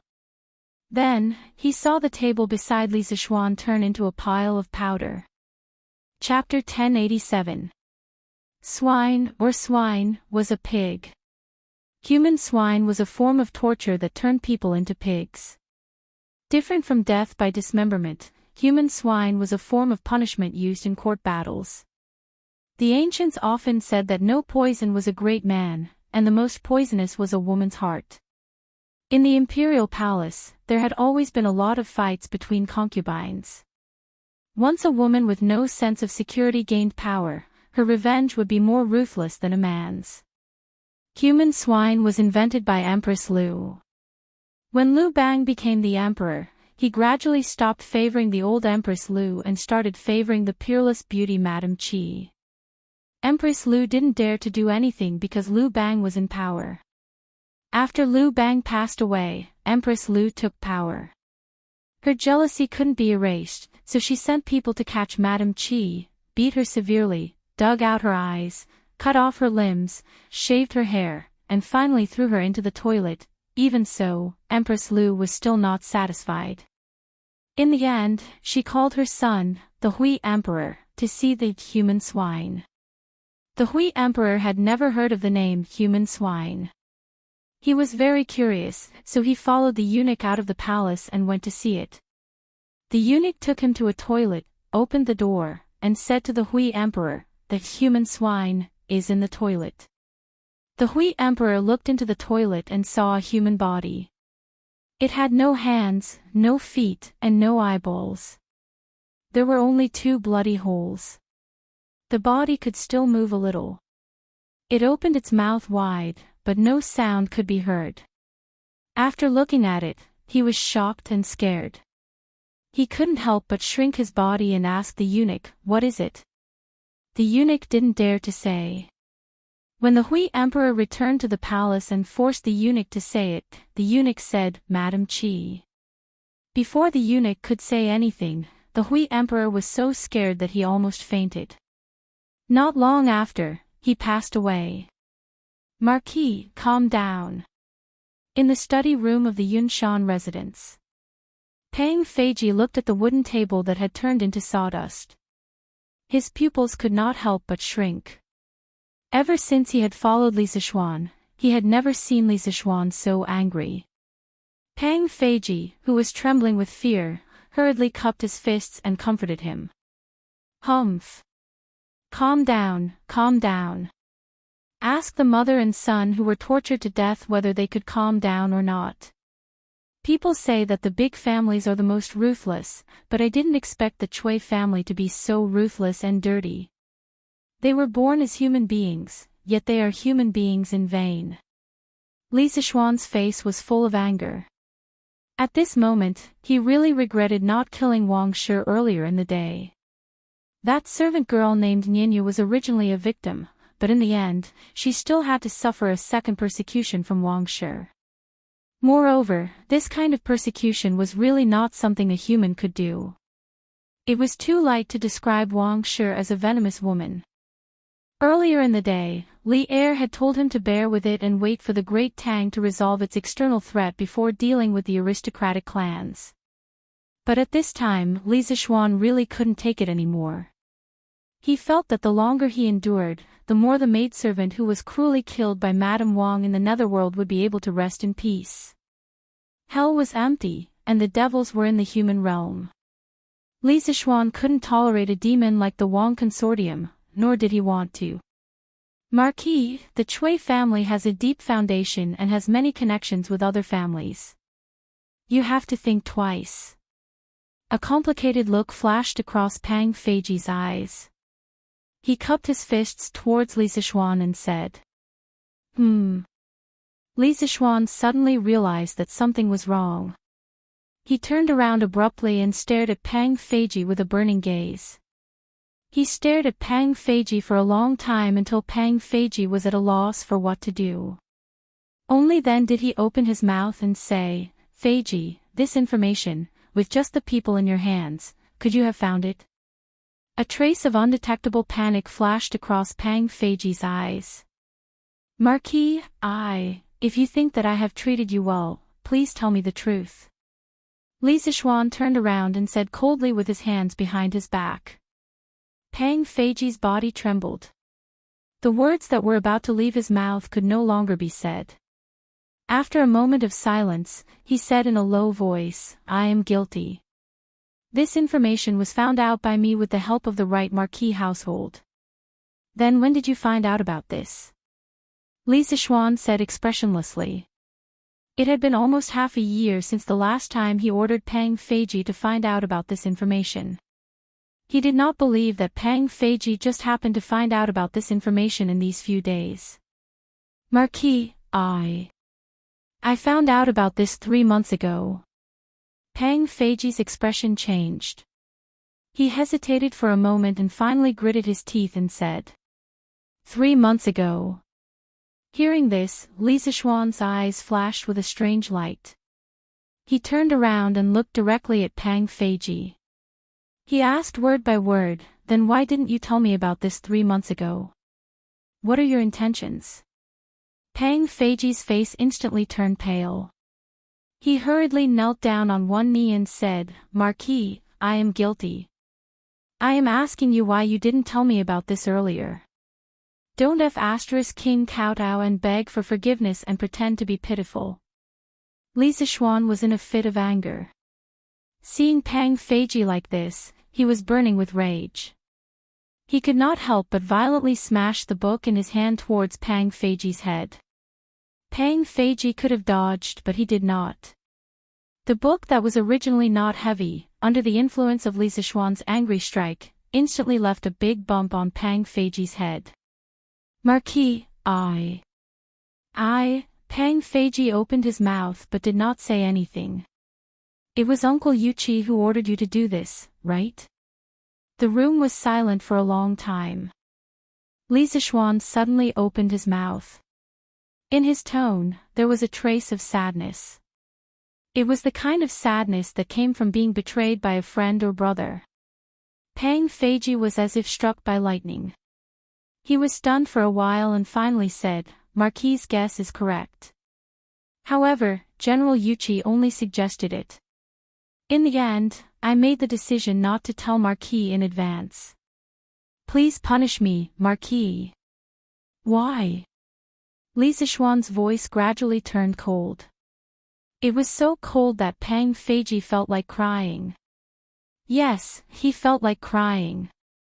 Replying to Marquis, when I received this news, General Yuchi told me in person that if you, Marquis, were to know the contents of the book, based on your usual kind heart, you would definitely be furious and kill the Cui family regardless of the consequences.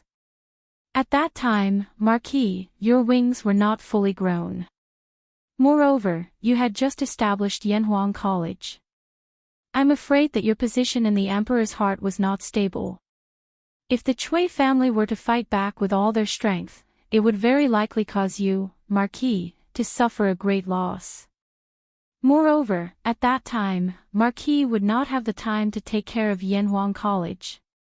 Therefore, General Yuchi advised me to wait until the time was right to pass this news to Marquis. Ever since Feiji had followed Marquis, everyone knew that Marquis treated his brothers well. Marquis treated his brothers as family. This kindness, even if Feiji were to die 1,000 times, he would not be able to repay it. From the beginning to the end, Feiji only hoped that Marquis and his family would be safe and prosperous for generations to come. He had never been disloyal to Marquis. Feiji also knew that Yanhuang College was a foundation that Marquis valued greatly. In order to prevent Marquis from recklessly attacking the Cui family, and also to allow Marquis to focus on developing the college, Feiji acted on his own initiative and suppressed this information until today. Feiji, please punish me for not reporting it. Chapter 1088. You mean to say that now is the right time to make a move on the Cui family? Pang Feiji's words of loyalty touched Li Zixuan, but at the same time, he was also a little angry. Superiors didn't like their subordinates to make decisions on their own. Although Li Zixuan came from the modern world and received the education of everyone is equal, he still didn't like others making decisions for him. It could be said that if Pang Feiji's actions were placed in other big families, he would have been sentenced to death by the head of the family, although he was also considering the long-term interests of the family. Li Zixuan couldn't be so cold-blooded, but he was also very unhappy with Pang Feiji's decision. The main thing was that when he thought of the servant girl who was turned into a human swine by Wang Shi, his heart was filled with anger. Marquis, it's the people who offended the Cui family today that made me feel that the Cui family is currently divided. On Marquis' side, the people's hearts can be used. Compared to the past, Marquis' chances of winning are definitely much higher now. Pang Feiji knelt on the ground and cupped his fists. Li Zixuan laughed lightly and said, "This is also what your General Yuchi told you, right?" He called him General Yuchi, and not Uncle Yuchi like before. Obviously, he was very uncomfortable with Yuchi Jingda's arrangement of Pang Feiji behind his back. Pang Feiji understood the meaning behind Li Zixuan's words. He said with a bitter face, "Marquis, these words were indeed said by General Yuchi to me." The general also said that if Marquis and the Cui family were to start a war, the Yuchi family is willing to live and die with Marquis, advance and retreat together. Yuchi Jingda was just a blacksmith in his early years. He didn't have a good impression of the aristocratic families. Moreover, he had always thought highly of Li Zixuan, a junior with limitless potential. Therefore, on this matter, Yuqi Jingde would unconditionally stand on Li Zixuan's side. When Li Zixuan heard that Yuqi Jingde was willing to live and die together, advance and retreat together, his expression finally loosened a little. When Pang Feiji saw that Li Zixuan did not say anything, he quickly added, "Marquis, regarding this matter, your subordinate acted on his own initiative and is indeed guilty. However, this has nothing to do with General Yuqi. When I learned of the Cui family's actions over the years, your subordinate also hesitated whether or not to inform Marquis. Enough. I know everything." Li Zixuan waved his hand and interrupted Pang Feiji. He paused and said expressionlessly, "You have participated in the military training of the academy. You should know that it is the duty of a soldier to obey orders. Regardless of whether your intentions were good or bad, your actions make you unfit to be a good soldier. From today onwards, you are no longer this Marquis personal guard. Captain. The position of captain is temporarily vacant. If you make the same mistake again in the future, this Marquis will not tolerate it. Do you understand?" Li Zixuan's words took a huge turn. Pang Feiji thought that Li Zixuan was going to expel him from the personal guard. He was so scared that a layer of cold sweat appeared on his back. His face turned pale in an instant. When he heard the second half of the sentence, he could not help but sigh in relief. He could accept any form of punishment, but he did not want to leave the Li family. "Thank you, Marquis, for your mercy. Your subordinate will definitely not make the same mistake again." Pang Feiji cupped his fists and said loudly. His tone was filled with the joy of surviving a disaster. "Enough. You may leave." "Yes, sir." After Pang Feiji left, Li Zixuan sat alone in the study room. He closed his eyes and pondered.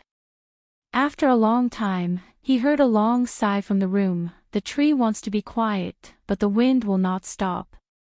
I did not want to make a big deal out of this, but the spirits of hell did not agree, nor did the people of the world.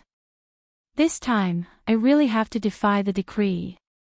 The next day, the headlines on Datong Daily became a hot topic among the people of Chang'an. The Cui family of Qinghe County did not donate. Angry citizens blocked their door and almost lost their lives. Hiss. The Cui family was blocked. When did this happen? Why didn't I know about it? TSK. Wang Huaihua, didn't you know about the huge commotion yesterday? What commotion? I went out of the city yesterday. Hey. What commotion? Don't you know how to read the newspapers? It's written clearly on there. Yo. So the Cui family never donated money to the Nguyen Tang Foundation. Isn't that too stingy? Although I'm not rich, I still donated 500 copper coins. No wonder the Cui family was blocked. If I was in the city yesterday, I would have spat in front of the Cui family's door. Don't brag. Didn't you see that a scholar was almost hacked to death by the Cui family's guards yesterday? This Cui family is too much. Not only did they not donate money, they even dared to hack people in public. Thank goodness the Duke of Yong'an arrived in time.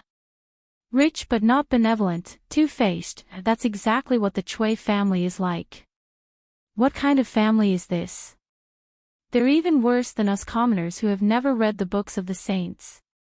That brat of mine is always thinking about how he can rely on the Cui family and marry a girl of the 5 surnames to bring glory to his ancestors. What the hell? I'm going to beat him up when I get back. Rely on the Cui family. Marry a girl of the 5 surnames.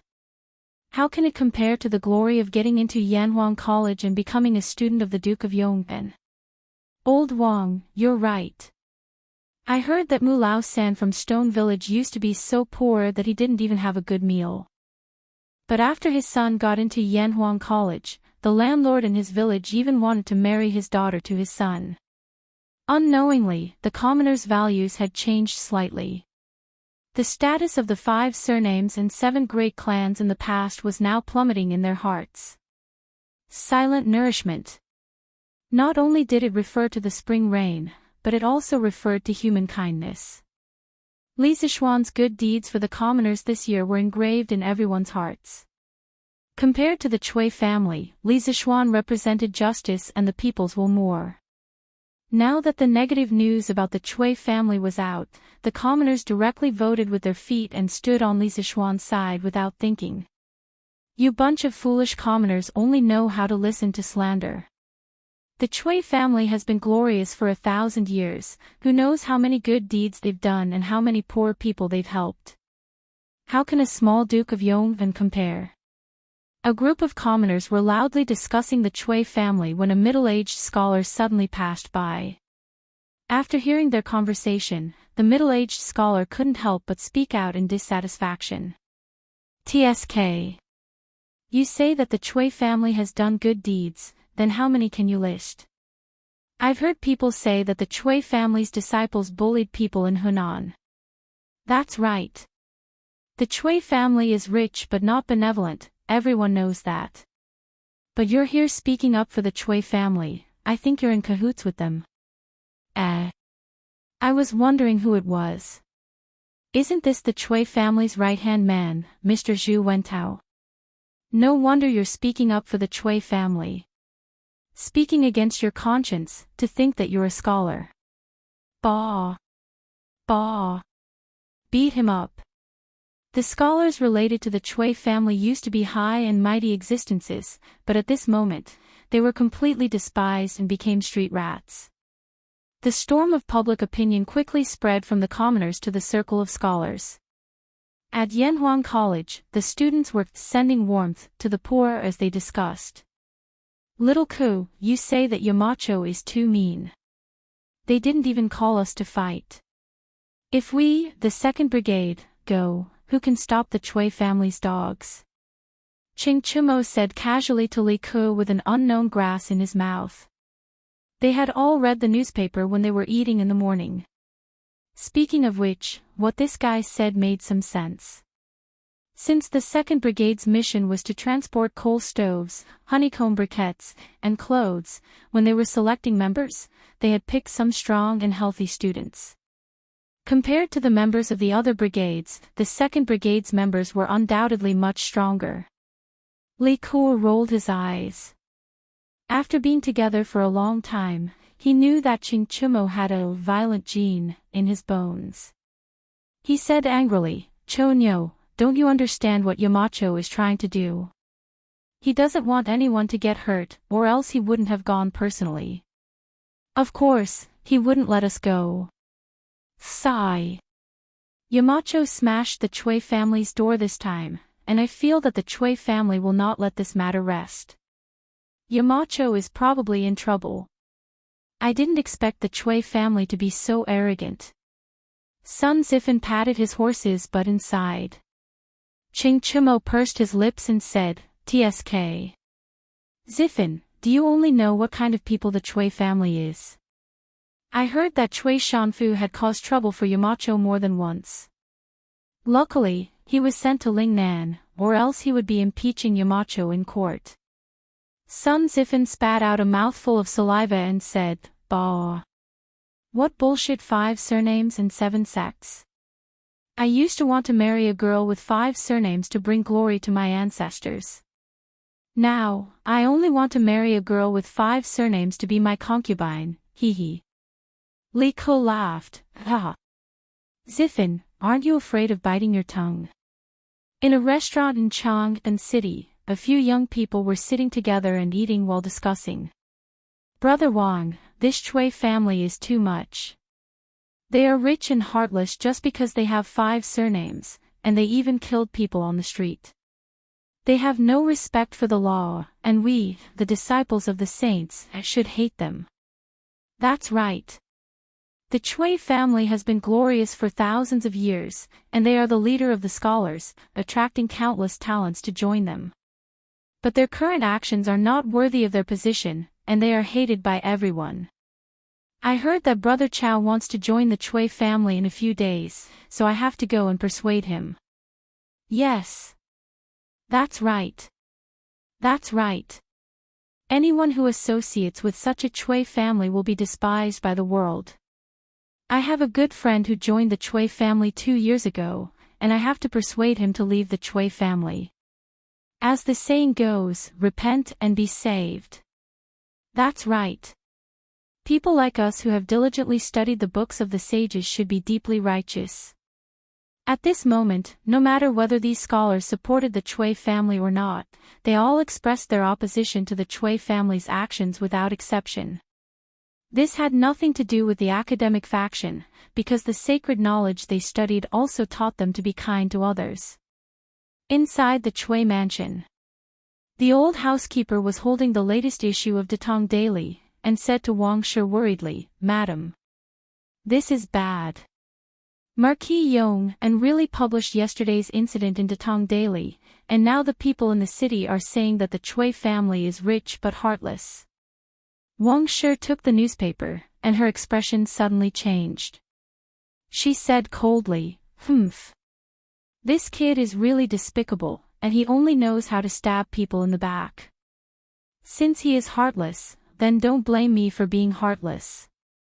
Housekeeper, tell the gentlemen and the residents to immediately write articles attacking Li Sichuan. I want to completely ruin this kid's reputation." The old housekeeper said anxiously, "Madam, this old servant thinks that the best thing to do now is to donate some money to the Warm Tang Foundation, so that we can stop the people's mouths. Otherwise, the Chui family's 1,000 years of reputation will be destroyed." "Shut up." Wang Shi's expression suddenly became ferocious, and she roared, "Shut up.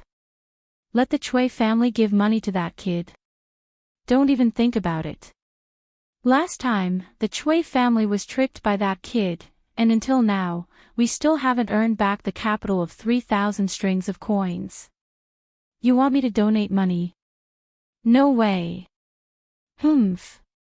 In my opinion, you should be the one to shut up." At this moment, an old but energetic voice came from outside the house. Wang Shi's face turned pale, but the old housekeeper's eyes lit up with joy. He quickly turned around and bowed, "Greetings, old master." "Greetings, father." Wang Shi took a few deep breaths and bowed as well. That's right, the person outside was the Chui family's old master, Chui Zhenchuo. The old man received the news and rushed back from the manor outside the city early in the morning. "Humph. If I didn't come back, would the Chui family have been ruined by you?" Chui Zhenchuo walked into the house, and with the help of a maid, he sat on the sandalwood chair at the head of the table. Then, he glared at Wang Shi and said angrily. Wang Shi quickly bowed and said, "Father, please calm down. This is all because of Li Sichuan. It has nothing to do with me." Bang! Chui Zhenchuo slammed the table. Although he was old, he slammed it hard. Wang Shi was so scared that she didn't dare to say another word. "Then let me ask you, why did you order Wan Jingang and the others to kill the people yesterday? The capital is under the feet of the emperor. Who gave you the courage to use your weapons? Do you think the Chui family is still the Chui family from 10 years ago? Also, why didn't you send someone to donate money to the Nuan Tang Foundation after the people left yesterday? Is that money more important? Or is the Chui family's reputation more important? Why don't you ask around and see if the other families are secretly laughing at us? You short-sighted thing. Shanfu marrying you is really a misfortune for the Chui family." These words were a bit harsh. Wang Shi could order people around all these years because she was the Chui family's legal wife. Now that she heard Chui Zhenchuo's words, her face immediately turned pale. "Father, I know my mistake. I know my mistake. Please calm down." "Humph." Chui Zhenchuo snorted and hurriedly took 2 deep breaths. It was obvious that he was tired after saying so much. At this time, he ignored Wang Shi and looked at the old housekeeper. Wang Yong, go to the accounts room and withdraw 2,000 strings of coins. Donate it to the Nguyen Tang Foundation now. The old housekeeper hurriedly replied, yes. Grandfather. Cui Junchuo looked at Wang Shi and was silent for a while. Then, he said, let's put aside the grudge between the Cui family and Li Zixuan for now. When the storm calms down, I will settle the score with him. You stay at home obediently and don't ruin things. Yes. Father. Chapter 1089. Marquis, this person's mouth is very tight. From yesterday until now, he hasn't said anything. General Yuchi said that he would be sent to the Supreme Court tomorrow. In a dark little room in the Right Marshal Marquis mansion, Wang Jingyang's hands and feet were tied and he was hung on a beam. His hair was disheveled and he was in a very sorry state. A soldier of the Right Marshal Marquis mansion was currently explaining the situation to Li Zixuan in a low voice. The Right Marshal Marquis mansion did not have a prison, so Wang Jingyang could only be temporarily locked up in this little room. The Supreme Court of the Tang Dynasty as well as the various prefectures and counties all had prisons. The Ministry of Justice, the Supreme Court and the Imperial Censorate were the three major judicial organs of the Tang Dynasty. The Supreme Court was the central judicial organ of the Tang Dynasty. It was responsible for investigating the crimes committed by the central officials as well as cases of imprisonment in the capital. The Supreme Court's trials usually took the form of a direct trial. Therefore, the Tang dynasty followed the tradition of the northern and southern dynasties and set up the Supreme Court prison as a place to detain criminals. As the central prison, the Supreme Court prison was mainly used to detain officials who committed crimes and important crimes in the capital. Therefore, Wang Jingyang would ultimately be sent to the Supreme Court. Apart from the Supreme Court, the Imperial Censorate of the Tang dynasty also had a prison. At the beginning of the Tang dynasty, the Imperial Censorate's main function was to monitor the situation. But sometimes, according to the Emperor's edict, they would carry out a trial of a criminal official and directly participate in the trial. On the other hand, the Ministry of Justice, as one of the three departments, was not an independent judicial organ. It did not set up a prison nor did it set up a warden. But the Ministry of Justice was the highest authority to manage and monitor the prison affairs of the entire country. No matter if it was the Supreme Court or the Imperial Censorate, they all had to report to the Ministry of Justice before the 25th day of every month. Li Zixuan frowned and said, "Is there any torture?" Asking this kind of question showed that he had watched too many period dramas in his previous life. As expected, the soldier's expression changed and he hurriedly looked around.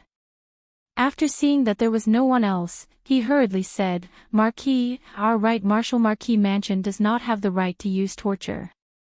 Every time we hand a criminal over to the Supreme Court, they will check if there are any traces of torture. If they discover that we use torture, they will definitely find trouble with General Yuchi." Wang Jingyang, who was hung on the beam, had a mocking smile on his face. It was obvious that this fellow had nothing to fear. "Humph. Go get a wooden bucket. Then send someone to fetch a syringe from this marquis's estate. Just tell Steward Wang directly, he will definitely understand." Li Zixuan's face turned cold as he instructed the soldier. The soldier did not understand and asked, "Marquis, what do you want the wooden bucket and the needle for?" Li Zixuan smiled coldly and said, "Since I can't torture him, then I'll give him acupuncture. Don't worry, this wound is smaller than an ant. The people of the Supreme Court won't be able to see it." The soldier still didn't understand. "Marquis, why are you giving this guy acupuncture?" A devilish smile appeared on Li Zixuan's face as he said, "This person's body has blood vessels everywhere, and these blood vessels carry the blood of the human body. In a while, this marquis will insert this needle into his blood vessels, and the blood in his body will flow drop by drop into the barrel. When the barrel is full, he will only have one breath left, and no one will be able to detect the wound. Don't you think it's very satisfying?" "Woo!" The soldier couldn't help but shiver, and then subconsciously retreated 2 steps, maintaining a safe distance from Li Sichuan. He then cupped his fist and said, "Ho! Marquis, this little one will go and find you a wooden bucket and syringe." Finishing, he left as if he was escaping. Because Yu Qijingde had instructed them yesterday that Li Sichuan was here. No matter what he instructed them, they must do it, as long as they don't tear down the Marquis government. Wan Jingang, who was hung on the beam, his face was filled with fear. The scene that Li Sichuan described was too terrifying. He opened his eyes wide and shook his head vigorously. "No, no, no. Marquis Yong'an, you are a marquis personally conferred by the emperor. You using private punishment is against the law. When the time comes, the Chui family will not let you off." Chui family. Li Sichuan sneered and looked at Wan Jingang with ridicule. "You are now just an abandoned son of the Chui family. Do you think the Chui family will care about your life and death? Oh, no, it should be said that the Chui family only wants you dead, not alive. You must know that only dead people can keep secrets the best." Wan Jingang refused to believe. "No. I was recruited into the Chui family by the old grandfather. When he returns to Chang'an, he will definitely think of a way to save me." "Old grandfather? You mean Chui Zhenchuo? Where is he now?" Li Sichuan's gaze congealed as he asked. Wan Jingang suddenly came to his senses. He seemed to have confessed without being pressed. He immediately shut his mouth and did not say another word. Li Sichuan saw the situation and sneered. "Humph. Looks like you still haven't recognized the reality. In a while, I will let you bleed to wake you up." Wan Jingang clenched his teeth. "Humph. Let me bleed then. Do you think the amount of blood Wan Jingang, have bled these few years is not enough?" He was obviously strong in appearance but weak in reality. Li Sichuan was too lazy to talk nonsense with him. After a while, the soldier from earlier brought a wooden bucket and placed it next to Wan Jingang. Li Sichuan ordered, "Use a black cloth to cover his eyes. I am afraid that he will not be able to take it and will scare himself to death." "Yes. Marquis." The soldier and Wan Jingang shuddered. They secretly thought that Li Sichuan was really ruthless. After a while, the soldier pulled a piece of black cloth out of nowhere and covered Wan Jingang's eyes. Li Sichuan, personally cut. Oh, no, it was a needle.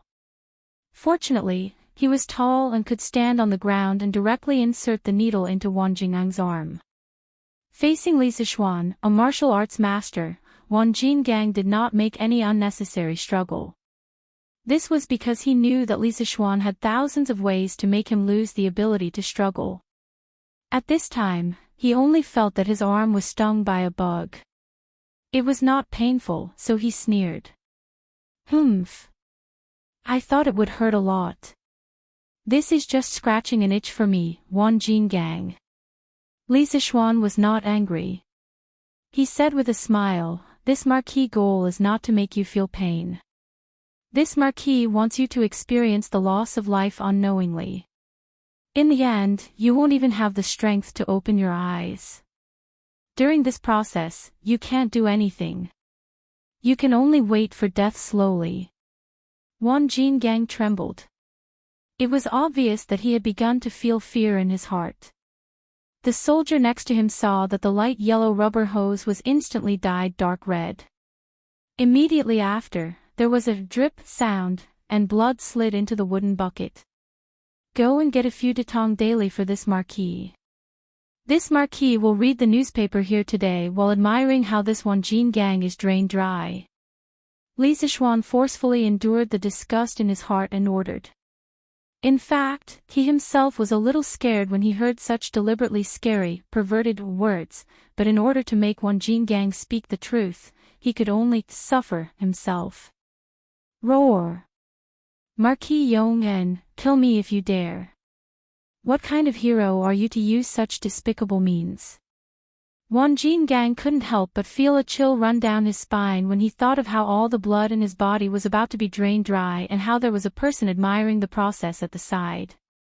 He only wished for a quick death now. The soldier of the right Marquis household looked at Li Sichuan as if he was looking at a monster and thought, is this still the great philanthropist Marquis Yong, and that everyone praises? Why does he look like a demon that just came out of hell? Just as the soldier was about to give Li Sichuan the newspaper, he suddenly felt his sleeve being pulled by someone. He lowered his head and saw that it was Li Sichuan who had pulled him. He was bewildered and was about to ask when he saw Li Sichuan shove a ball of paper into his hand with lightning speed and make a shushing gesture. The soldier was also a quick-witted person. He quickly nodded and retreated. Commandant Zhou, Marquis, what's written on it? Tell me quickly. In a side hall of the Wu Marquis household, the soldier who previously served Li Sichuan was scratching his ears and cheeks as he surrounded a middle-aged man and asked anxiously. Looking at him, he was obviously illiterate. The note Li Sichuan passed to him earlier was really a waste. The general usually tells us to read more books when we have time. Shin Sigi, you just don't listen. The middle-aged man surnamed Zhou pointed at the soldier and grumbled.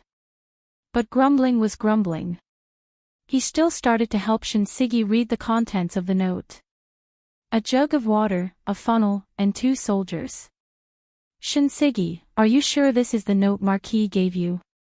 The content of the note was very simple.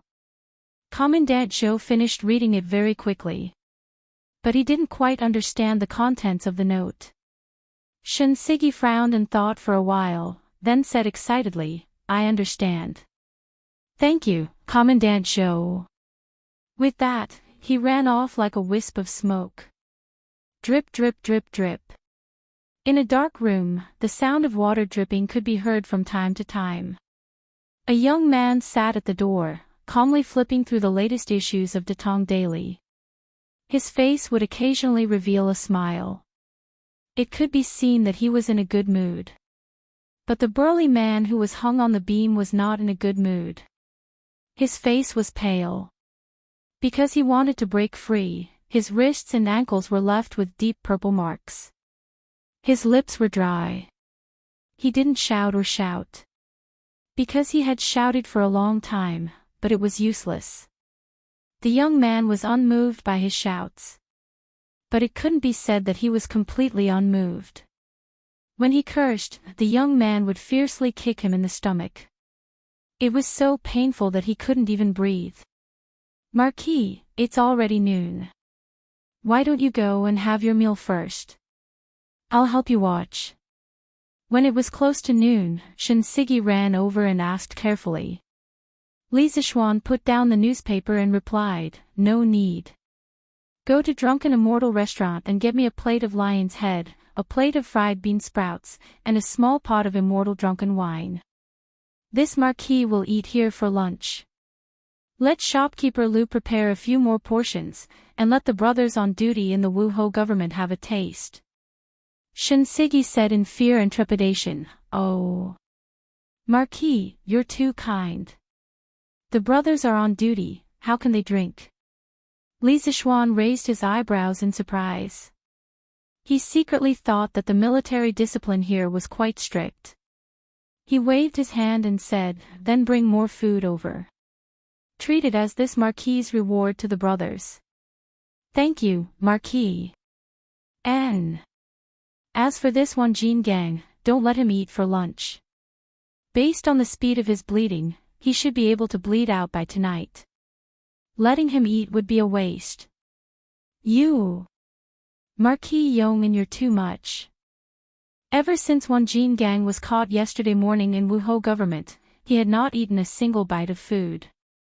And after going through Li Sichuan's torture, he felt that he was really exhausted.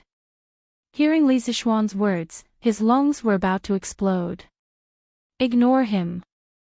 Go quickly. Li Sichuan waved his hand and said. Shinsigi obeyed and left. In the afternoon, the military officials and soldiers on duty in the right Wuhou government were considered to have freeloaded a big meal. The drunken immortal restaurant's top-quality food and dishes, they usually could not bear to eat a plate of it. But now they could eat heartily. In a moment, the entire Wuhou government was filled with the aroma of food.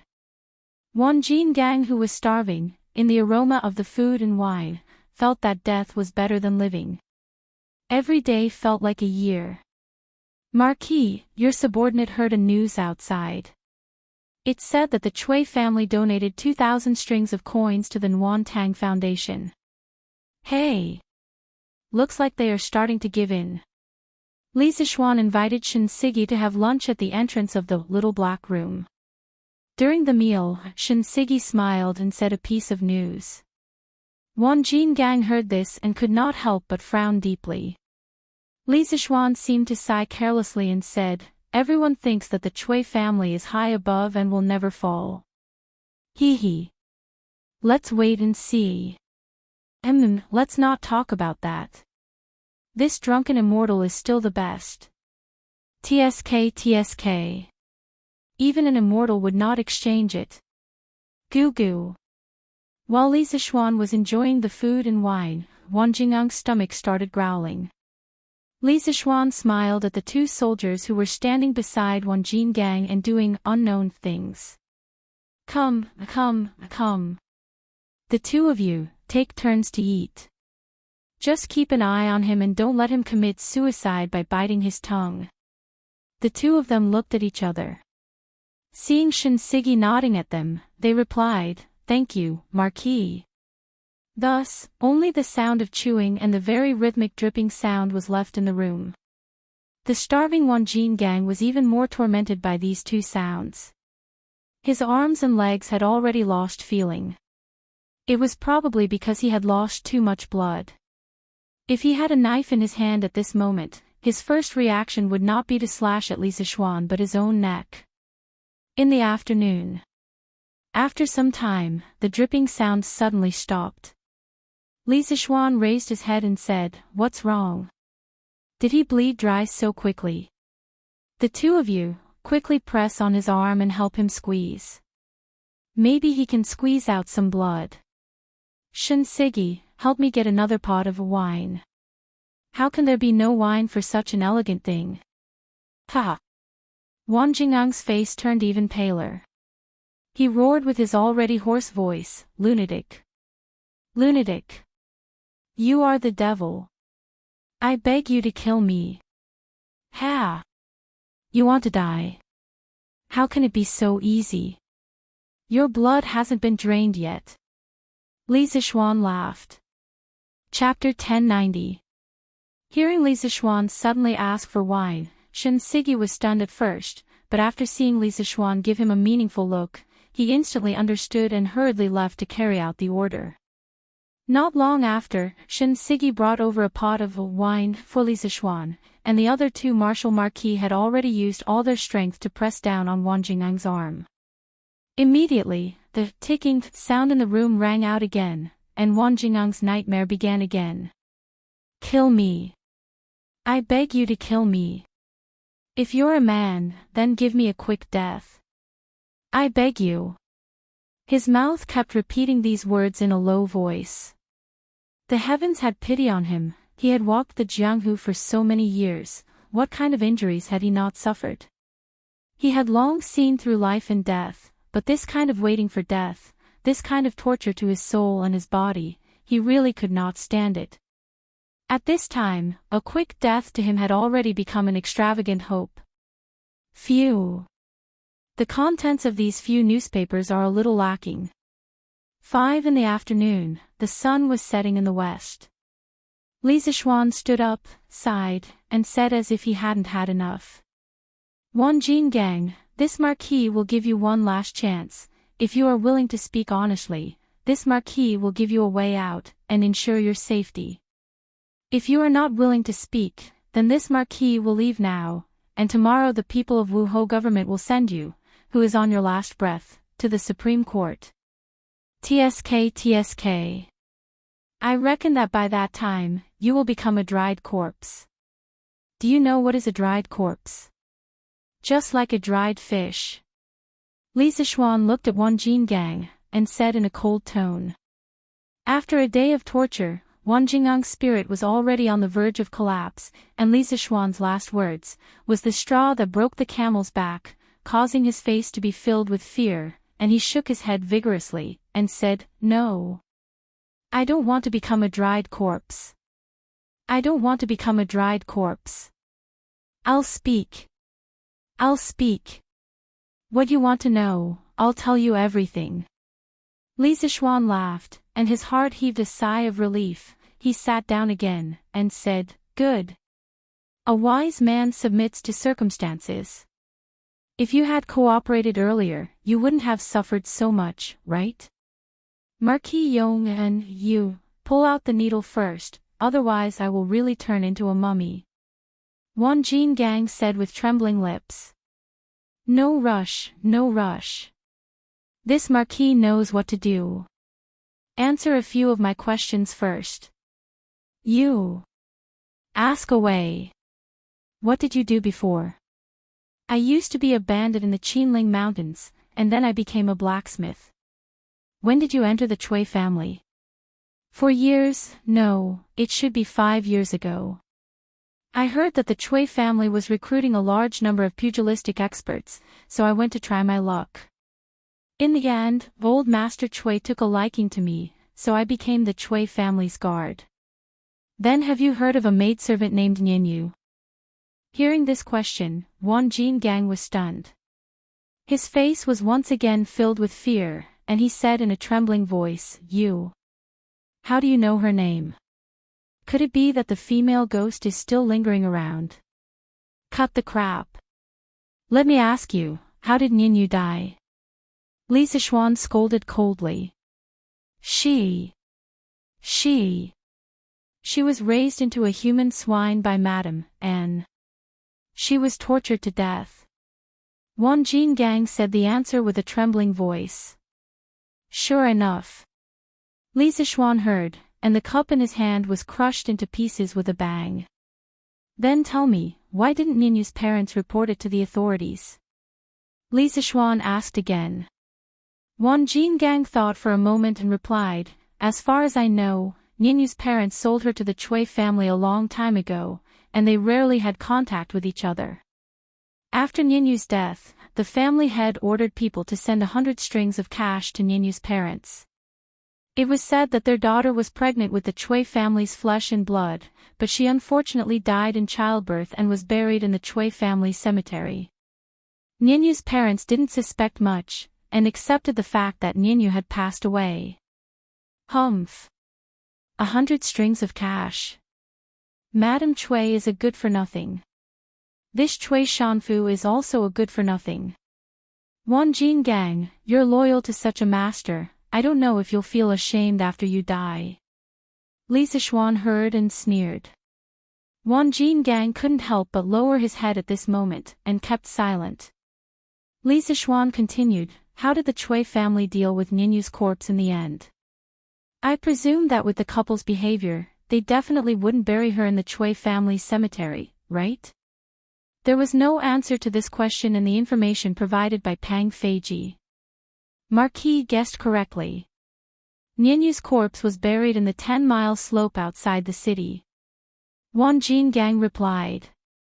"Are you sure? If there's half a lie, I will not only turn you into a human swine, but also cut you into pieces. Everything I said is true." Li Zixuan's mood suddenly became heavy. "Apart from this matter, has the Cui family done any other heinous things in recent years?" After a long pause, Li Zixuan asked again. "Marquis, this, I can't remember clearly." Wang Jinggang thought for a while and finally replied. "Humph. Then let me ask you. How much fertile land has the Cui family seized in recent years?" Li Zixuan asked with a cold face. Wang Jinggang was silent for a long time and replied, "The Cui family has seized a lot of fertile land in recent years, but I can't say exactly how much. But it should be more than 100,000 mu. Do you know all the illegal things the Cui family has done in Hunan province?" "This, I know a little." "Tell me everything you know." Don't leave out a single thing. The interrogation went on until the third quarter of the evening. The Chui family's old debts were gradually dug out. Although these were not all of the Chui family's evil deeds, but what Wan Jingang said was enough to shock everyone. Encroaching on land, kidnapping women, forcing women into prostitution, oppressing the poor, and even robbing and killing people. The Chui family, who had been glorious for thousands of years, actually did all of these things in the dark. It was not an exaggeration to say that they were full of evil. Humph. If the Chui family is not destroyed, the heavens will not tolerate it. If the Wang family is not destroyed, the wronged souls will not be appeased. Shen Sigi, bring it over and let him sign it. Li Zishuan had always had a fire in his heart. Following Wan Jingang's narration, the fire in his heart burned brighter and brighter. But he did not lose his temper here. He wanted to wait until the Chui family was destroyed, then he would release it completely. Yes. Marquis. When Wan Jingang confessed, Shen Sigi quickly found a document from the Wuhou government. So, Wan Jingang's confession was recorded. After all, there were no tape recorders or cameras in this era. They could only use pen and paper to record the criminal's confession. Marquis Yong and you, pull out the needle from my body, you can't go back on your words. Chapter 1091. At this time, Wan Jingang suddenly realized that there was still a needle in his body. If this continued, wouldn't his blood be sucked dry? Pull out the needle from his body, then take this bucket of blood out. Don't scare him to death. Then get him to sign his name. Li Zishuan felt that it was funny. Just the sound of water droplets could scare this guy to this extent. He had been in the martial arts world for so many years. That's right, the dripping sound in the room was actually the sound of water droplets. At first, the needle was indeed inserted into Wan Jingang's blood vessels, but after Li Zishuan secretly stuffed a note into Shen Sigi's hand to get a pot of water and a funnel, the dripping sound in the room became the sound of water. The two soldiers guarding Wan Jingang said that they were helping to watch over Wan Jingang to prevent him from biting his tongue to commit suicide, but in reality, they were just taking turns to hold the funnel filled with water. The funnel they were using had a large amount of water at the bottom, so the dripping speed was about the same as the dripping speed of blood. This was also the main reason why Li Zishuan asked someone to cover Wan Jingang's eyes. Only then would he be willing to confess. In the middle, there was a situation where the dripping sound stopped.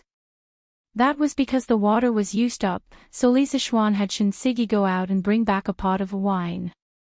Inside the room, they pretended to think that Wan Jingang's blood had dried up, so they let the two soldiers guarding him go up and squeeze out the blood to further impact Wan Jingang's psychological defenses.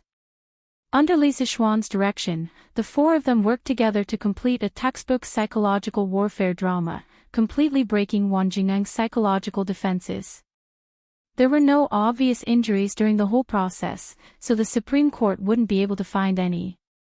Holding the confession that Wan Jingang had signed, Li Zishuan left the room and returned home. As for Wan Jingang, who was in the house, he was also a little confused. He stared at the little red dot on his arm and muttered, "Huh? Why is there so much blood on my arm? Why is there still blood on my arm? Strange, did Marquis Yong and show mercy?" Shen Sigi and the other two soldiers knew the truth of the matter. Hearing this, they tried their best to hold back their laughter and quickly left this temporary prison cell. They were afraid that if they stayed here for too long, they wouldn't be able to hold it in anymore. As for the outside world, it was actually quite lively. The Chui family brought 2 carts of copper coins to donate to the Warm Tang Foundation, causing a huge commotion. Some people praised the kind Chui family for finally coming back, while others mocked the Chui family behind their backs for being forced to donate some money as a face-saving project. But no matter what, the Chui family's reputation among the common people had finally stopped falling. "Grandfather. The Marquis of Yong and stayed in the right Marshal Marquis residence for an entire day and just came out. Dunhua Square, Chui's study. A black-clothed warrior walked in silently and cupped his fists at East County Duke Chui Zhenchuo. Marquis Tang. You're saying that Li Zixuan stayed in Marquis Tang for an entire day? Chui Zhenchuo's squinted eyes immediately widened. He stared at the warrior and asked. It's absolutely true. Grandfather. Right, Marquis Tang. If I'm not wrong, that kid should have gone to interrogate Wang Jingang, right? With his relationship with Yuqi Jingde, he should be able to move freely in the right, Marquis Tang. Humph. Wang sure, this stupid woman, she actually allowed Yuqi Jingde to bring Wang Jingang away. So stupid. Chui Zhenchuo's face showed a trace of anger. If he was present yesterday, he would not have allowed things to develop to such a stage. At the very least, he would not have allowed Yuqi Gong to bring a living Wang Jingang away. Wasn't this giving people something to hold against him? Grandfather is worried that Marquis Yong and will torture Wang Jingang and get hold of the Chui family's weakness. The black-robed warrior said in a deep voice. Chui Zhenchuo shook his head and said, right, Marquis Tang only has the power to capture people and not the power to interrogate. No matter how good Yuqi Jingde's relationship with Li Zixuan is, he will not agree to torture Wang Jingang. I'm only worried that after Wang Jingang is handed over to the Supreme Court in 2 days, he might say something that should not be said. At this critical juncture, if such a situation occurs, the Chui family will most likely be consigned to eternal damnation. The black-robed warrior was silent. Obviously he knew that the Chui family's disciples had done many dirty things in the dark. Grandfather, Qi Li is willing to make a trip to Marquis Tang tonight to shut Wang Jingang up. After a long silence in the house, the black-robed warrior cupped his fist and said. A cold light flashed past Chui Zhenchuo's eyes. Following that, he muttered, Qi Li, your movement technique is outstanding. Logically speaking, sneaking into Marquis Tang shouldn't be a problem. But just in case, bring Mei Lian along as well. But remember, if there is an ambush in Marquis Tang, retreat immediately. Do you understand? Qi Li obeys. After the black-robed warrior left, Chui Zhenchuo squinted his eyes. Half leaning on the couch, he pondered for a long time. Suddenly, he opened his mouth. Wang Yong. This old servant is here. The Chui family's old housekeeper walked in from outside the door. It could be seen that Chui Zhenchuo valued him highly. Otherwise, he would not let him serve by his side. Tomorrow, inform all the retainers in the residence to start writing articles to defame Li Zixuan. No matter if the content is true or not, write it first. Chui Zhenchuo said in a low voice. He could send people to assassinate Wang Jingang, but he could not send people to assassinate Li Zixuan. Because if he did that, the Chui family would become the enemy of the entire kingdom. By then, the group of people in the capital would definitely not be able to leave Chang'an City. So, towards Li Zixuan, he could only use the literary method to settle it. The Chui family had been in control of the world for thousands of years. There were hundreds and thousands of scholars who relied on the Chui family. In Chui Zhenchuo's opinion, if he wanted to defame a person, it would be very easy. He originally planned to carry out this plan in 2 days.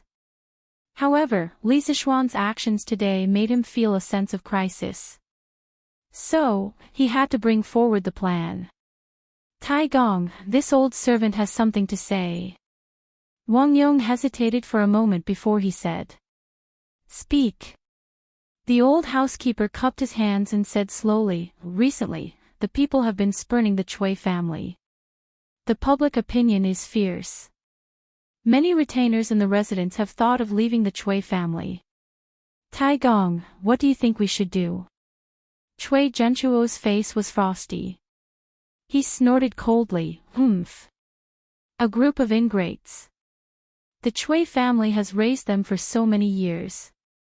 How can they leave just because they want to? Tell them that if they leave the Chui family, this old man will not let them have the chance to stand out in this lifetime.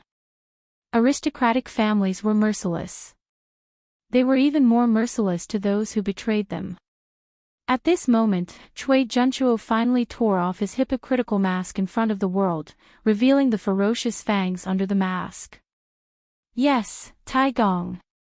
Chapter 1092. Ha! I didn't expect Xiao Xian to be so talented in interrogating criminals. I'm really curious now, is there anything in this world that can stump him? Yuqi Manor. Yuqi Jingde listened to his subordinate's report on Wuhou Manor's situation during the day. He stroked his beard and laughed. In the morning, after Yuqi Jingde finished his morning court, he went straight home. He didn't go to Wuhou Manor in the afternoon because he wanted to give Li Zixuan enough time to interrogate Wang Jingang. On the matter of Pang Feiji concealing information, Yuqi Jingde knew that Li Zixuan would have a knot in his heart. He wanted to give Li Zixuan some time to resolve the knot in his heart. So even though he knew that Li Zixuan was in the right Wuhou Manor today, he didn't show his face. I thought that Marquis was really going to drain Wang Jingang's blood. I didn't expect Marquis to use such a brilliant method. This subordinate prostrates himself in admiration. Shen Sigi couldn't help but sigh. Ha!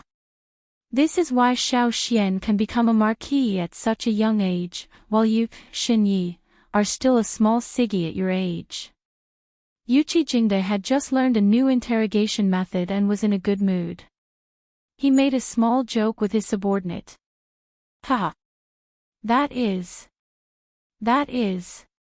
Marquis Yong and is the literary and martial star of the heavens. How can I compare? But this move of Marquis, I've learned it. In the future, when I meet a disobedient criminal, I'll scare him like this. Anyway, the people from the Supreme Court won't be able to find any flaws. Shen Yi scratched his head and chuckled. Yuqi Jingde smiled and didn't care much. He walked 2 steps with his hands behind his back and suddenly said in a serious tone, Shen Sigi, listen to my order. Shen Yi quivered and quickly cupped his fist, I'm here. Yuqi Jingde said expressionlessly, inform General Song, order all the soldiers of the right Wuhou Manor to be on high alert tonight. They must be loose on the outside and tight on the inside. Also, prepare 300 archers for an ambush, in case experts attack at night. Shen Yi was shocked. Even though he was full of questions, this wasn't the time to ask. He quickly said, I've received your order. Go. Yuqi Jingde waved his hand, and Shen Yi accepted the order and left. He had a faint intuition in his heart that this night would absolutely not be peaceful. Chui Junchuo. I hope you won't disappoint me.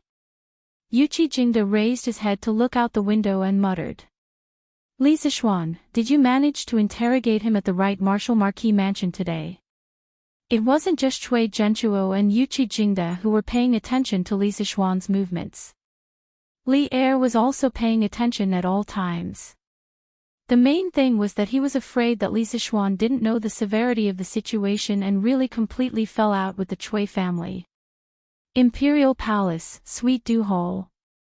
After Li Er finished his dinner, he came here to work overtime. Zhao Song came over and told Li Er about Li Zixuan's movements that night. Li Er frowned and asked. Zhao Song bowed and said, Your Majesty, this old servant does not know. According to the information, there were a total of 3 soldiers who accompanied the Marquis Yong, and for interrogation.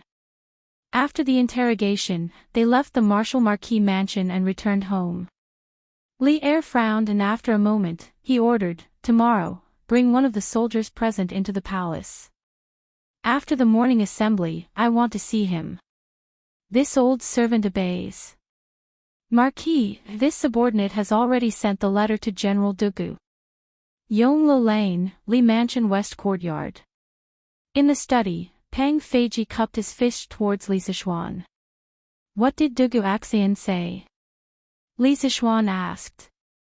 Pang Feiji cupped his fist and said, General Dugu said that he and Fei Ying will arrive at the place that Marquis mentioned on time. During the day, Li Zixuan heard that the old master of the Chui family had sent someone to donate money to the Warm Tang Foundation. After he left the Right Marshal Marquis mansion, he felt that something was wrong. He estimated that with the Chui family's power, they would definitely know that he had stayed in the Right Marshal Marquis mansion for an entire day. As for the purpose of him coming to the Right Marshal Marquis mansion, Chui Zhenchuo, that old fox, would definitely be able to guess it even with his eyes closed. Following this train of thought, the Chui family might have some ideas about Wan Jingang tonight. Hence, he asked the Dugu brothers to hide in the surroundings of the Marshal Marquis mansion tonight and help capture the assassins sent by the Chui family. He had also thought of asking the expert curly-beard guest to come over, but he felt that it was a waste of talent. No matter how deep the Chui family's background was, it would be difficult for them to send out an assassin of curly-beard guest's level. Hence, after thinking about it, Li Zixuan decided to leave the assassins that might appear tonight for the Dugu brothers to practice on. One of them was a martial arts master while the other was a flying dagger master. He believed that as long as it was not an assassin above the middle stage of a martial arts master, the two brothers would definitely be able to handle it. That's good. How's the workshop? According to your instructions, Marquis, the editorial staff of Datong Daily will all stay in the workshop to print all night. We expect to finish printing around midnight. Is the city gate ready? Reporting to Marquis. Fei Ying said that he could help Marquis arrange it. At that time, as long as no one wanted to enter the city, it wouldn't be a big problem. They could use some hanging baskets to transport things into the city. All right. You may leave. This subordinate will take his leave. After Pang Feiji left, Li Zixuan looked out of the window and said coldly, Tonight, the show is about to start. Translator, Transin editor, Transin. The night was dark and the wind was strong. Most people in Chang and had already fallen asleep except for the playboys in Peace Square. Swish swish. Two black shadows dashed out from Dunhua Square. They ran along the roofs of rows of houses, avoiding the patrolling Wuho mansion while dashing towards the Right Marquis mansion. Leaping onto roofs and vaulting over walls, these two people had performed these 4 words to the extreme. 6 minutes later, on a roof opposite the Wuho mansion, there were 2 black-clothed men. One of the shorter black-clothed men glanced at the situation in the Wuho mansion and said softly, Big brother, with just these few Wuho mansion, with our skills, it would be easy to sneak in without anyone noticing. Isn't Taigong being too cautious? It's obvious that any one of us can do it, why must he send us all at once? His words were filled with contempt for the enemy and confidence in himself. The other man frowned and reprimanded, Second brother, don't let your guard down. This is Chang'an City. If we are not careful, we will be wanted by the entire city. In a while, you will be in charge of keeping watch outside. At the crucial moment, you can make some movements and help me attract the attention of these Wuho mansion. I will go in and take care of Wanjin gang. I will be out soon. This black-clothed man was Qi Li. The other one should be Mei Lian. Big brother, why don't I go? Anyway, these Wuho mansion can't do anything to me. Chapter 1093. Mei Lian, who was rubbing his palms together, did not realize the danger lurking in the darkness. He did not take Qi Li's warning to heart at all. Instead, he eagerly volunteered. No. Second brother, if you meet an expert with your movement technique, you might be in trouble. It's better for me to go. Qi Li shook his head and flatly refused. Big brother, it's so late at night, how can there be an expert? Besides, even if there is an expert, isn't there still you? Big brother, are you going to abandon me? Mei Lian did not give up and continued to persuade him. That's fine. Second brother, if you find something wrong, retreat immediately. Safety first. Unable to resist Mei Lian's pestering, Qili thought for a moment and agreed. Hey! Got it. Big brother. Mei Lian excitedly replied and then jumped down from the roof. In the night, he jumped left and right, dodging a few groups of Wuhou government patrolling the night. Suddenly, a sense of pride rose in his heart. Hey! Seems like grandfather and big brother are overthinking. It's almost midnight, how can there be an expert? After knocking out a few Wuhou guards without anyone noticing, Mei Lian could not help but mutter softly. At this time, he was less than 20 feet away from the small house where Wan Jin Gang was locked up. Wan Jin Gang.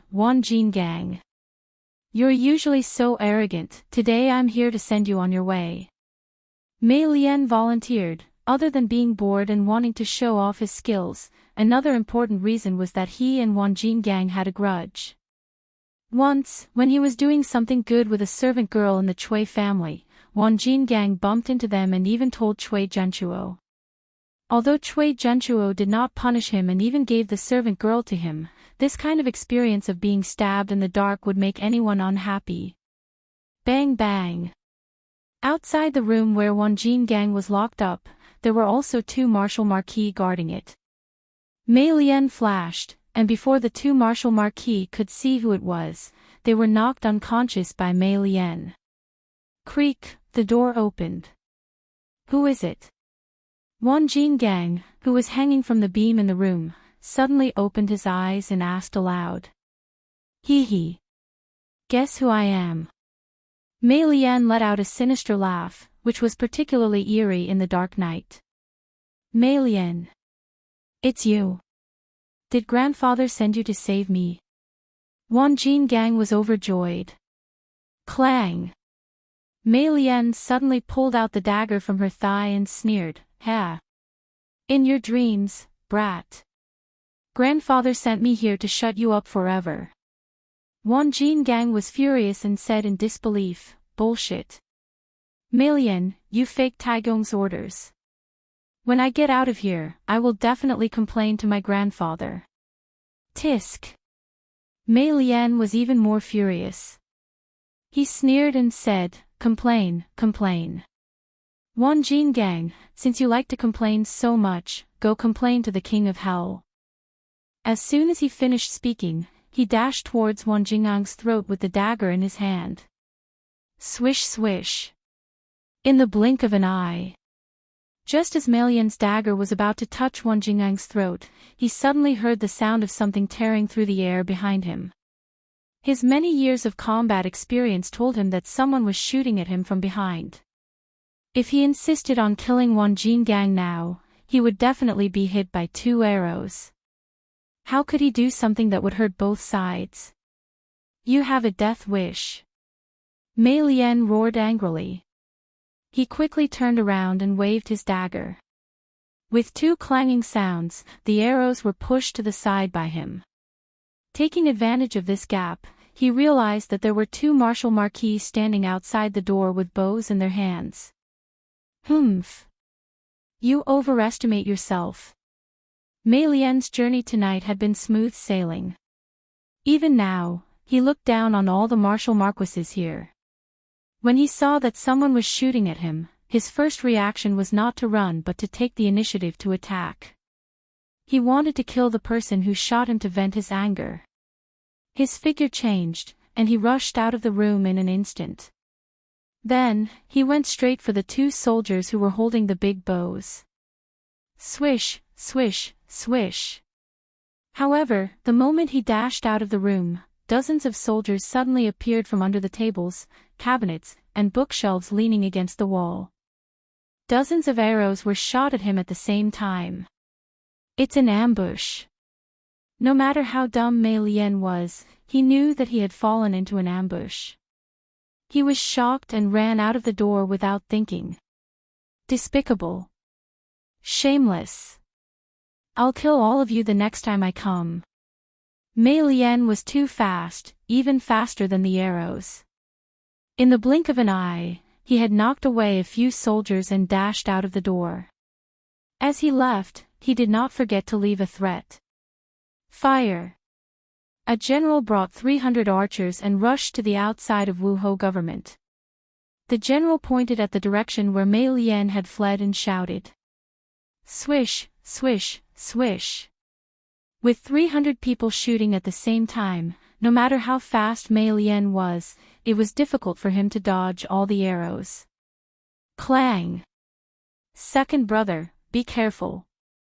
Just at this moment, Qi Li, who had been lying on the roof opposite Wuho government, upon seeing this, immediately pulled out her sword, and in a flash, she flew over. Her speed was more than 30% faster than Mei Lian. Ding, ding, pang, pang. In the blink of an eye, Qi Li was beside Mei Lian. He danced with his sword, and after a series of ding, ding, pang, pang sounds, all the arrows fell to the ground, and the brothers were unharmed. General Song, there are 2 assassins. When the Wu Marquis saw that there was an extra person on the battlefield, they quickly said in fear. Fire! All of you, fire for me. Those who hit will be heavily rewarded. The general surnamed Song roared. Second brother. Let's go. Qi Li and Mei Lian retreated as they fought. In a short period of time, no one could do anything to them. The main reason was that their martial arts were too powerful. Humph. Want to leave? Not so easy. 9 swords beyond the swords, broken sword style. Even the archers could not do anything to these 2 experts. Seeing that they were about to fly away, General Song was anxious. At this moment, in the dark night sky, there was an extremely clear sound of a sword. Then, a young man with a sword in his hand was heading straight for Qi Li. So fast. So powerful. This was also a master expert. General Song was overjoyed, but Qi Li was shocked because he realized that when facing this sword, it was as if his hands and feet were tied, and there was nowhere for him to hide. Although the other party was also a master expert, his strength could completely suppress him. This made him realize that Wu Marquis government had already set up an inescapable trap, waiting for them to come in. Qi Li had no choice but to fight with his sword. Big brother, let me help you. Mei Lian also pulled out his long saber, wanting to help his good brother, but who knew that 2 flying daggers would whiz towards his face. Ha! Where are you going? Your opponent is me. Chapter 1094. It's General Dugu. General Zhou, who was on night duty in the Right Marquis mansion, also recognized the 2 brothers from the Dugu family. He exclaimed and quickly said, Soldiers, listen to my order. Set up the formation and surround the enemy. Tonight, no one is allowed to leave. Yes, sir. Nearly 1,000 soldiers of the Right Marquis mansion answered loudly and quickly got into formation. The infantrymen held swords on the inside, while the archers held swords on the outside. The military formation quickly pressed down on the 2 black-clothed assassins. Second brother. Don't fight. Leave if you can. Otherwise, none of us will be able to leave tonight. Qi Li did not expect the Right Marquis mansion to be surrounded by nearly 1,000 marquises, and the 2 Dugu brothers. These 2 had become famous after fighting Li Sichuan at Snake Spirit Mountain. The 3 of them were actually able to fight Yin Batian, who was at the peak of the Grand Master realm. Now that Dugu Axayan had already entered the Grand Master realm, and Dugu Feiying's flying dagger skill, which could threaten a martial Dao Grand Master, must have improved as well. Under such circumstances, Qi Li almost did not want to fight. That was what he thought, and that was what he did. He shouted at Mei Lian as he dashed left and right. He wanted to escape before the Marquis mansion's soldiers completely surrounded him. He did not want to fight Dugu Axayan head-on. His body movements were very strange. He was like a shadow, drifting in and out of the crowd, but he could always find the best path and the best time to quickly pass through the gaps between people. It was like a scene of 100 flowers passing through, but not a single leaf touching the body. The lethality of Dugu Aksayan's swordsmanship was quite high, but it was difficult to use it in the crowd. In such a restricted state, he could not target Chile with his swordsmanship. In the blink of an eye, Chile was about to escape the encirclement of the right Marshal Marquis soldiers. Seeing that Chile was about to leave, the soldiers of the right Marquis mansion quickly released arrows under the command of their general. For a moment, arrows rained down, but it was difficult to hit Chile's body. What a strange movement. Seeing this, Dugu Aksayan was surprised. Immediately, he decided not to pursue Chile, and turned to join forces with Dugu Feiying to encircle the other assassin who was weaker in martial arts. Mei Lian, who was already no match for Dugu Feiying, felt even more pressure. Not long after, her body was cut a few times. "Big brother, leave quickly. Leave me alone." Mei Lian saw that the Wu Ho army had also turned around and surrounded him. Furthermore, he still had two experts by his side attacking him with all their might. He knew that he had no hope of breaking out of the encirclement. Hu asked his movement technique to be inferior to his big brother's. Thus, he roared at the night sky. Whoosh! In the dark night, a roar of unwillingness and anger could be heard. "Second brother, big brother will bring our brothers to save you." It sounded like Chi Li's voice. After that, there was no more sound in the darkness. "Hey! You see, your companions have all run away. I think you should just surrender. Maybe I'm in a good mood and won't kill you." Dugu Feiying glanced at the direction where Chi Li's voice came from, and then smiled at Mei Lian. Although Mei Lian had already touched the threshold of Grandmaster realm, and his actual strength was slightly higher than normal martial Dao Grandmasters, Dugu Feiying was a man who had just surpassed Grandmaster Pinnacle in a head-on battle. He could completely suppress Mei Lian. Not to mention that his big brother Dugu Aksayan had also come to help him. Humph. Surrender without a fight. Dream on. Even if I die, I'll drag someone down with me. 7 arrows. Mei Lian laughed coldly. Then, he swung his sleeves, and 7 short arrows with a cold glint could be seen flying toward Dugu Feiying from 7 different directions. Obviously, Dugu Feiying was the scapegoat he was talking about. Who asked this guy to have such a big mouth? F***CK. You think I'm easy to bully, don't you? You didn't shoot my big brother, but you shot me. Dugu Feiying was hopping mad. Previously, when they were fighting Yin Batian at Snake Spirit Mountain, Yin Batian had used him as a breakthrough point and attacked him with all his might. Now that Mei Lian, weakling, who was weaker than him, had used him as a breakthrough point, how could he tolerate this? Feiying, be careful. There's poison on the arrows. Dugu Aksayan roared, wanting to save Dugu Feiying, but it was obviously too late. 7 arrows were flying in 7 different directions, taking into account Dugu Feiying's possible escape routes. If it was an ordinary person, they would definitely be dead. But Dugu Feiying was not someone who could be judged by common sense. The more dangerous the situation, the more his potential would be stimulated. As he controlled his body to retreat quickly, he pulled out 7 Xian Li flying daggers from his thigh belt at lightning speed and sent them toward the 7 arrows. It could be said that it was done in one smooth motion. During this process, others could not even see the trajectory of his palm. Half a year ago, when he was fighting Yin Batian, he could only use 3 Xian Li flying daggers at the same time. Although strictly speaking, there was still some time between these 7 daggers. To be able to do this was enough to show that Dugu Feiying's current strength was many times stronger than before. Ding! Ding! Ding! 7 crisp sounds were heard, and all 7 arrows were hit by Dugu Feiying's Xian Li flying daggers. Seeing this, Dugu Aksayan heaved a sigh of relief and used the Lonely Wind sword to slash at Mei Lian with all his might. Mei Lian was only good at hidden weapons and assassination. How could she be a match for a martial Dao master like Dugu Aksayan?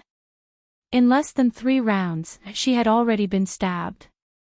Dugu Axayan saw a loophole in Mei Lian's defense and changed his move instantly. His long sword was finally less than an inch away from Mei Lian's throat. Put down your weapons and surrender.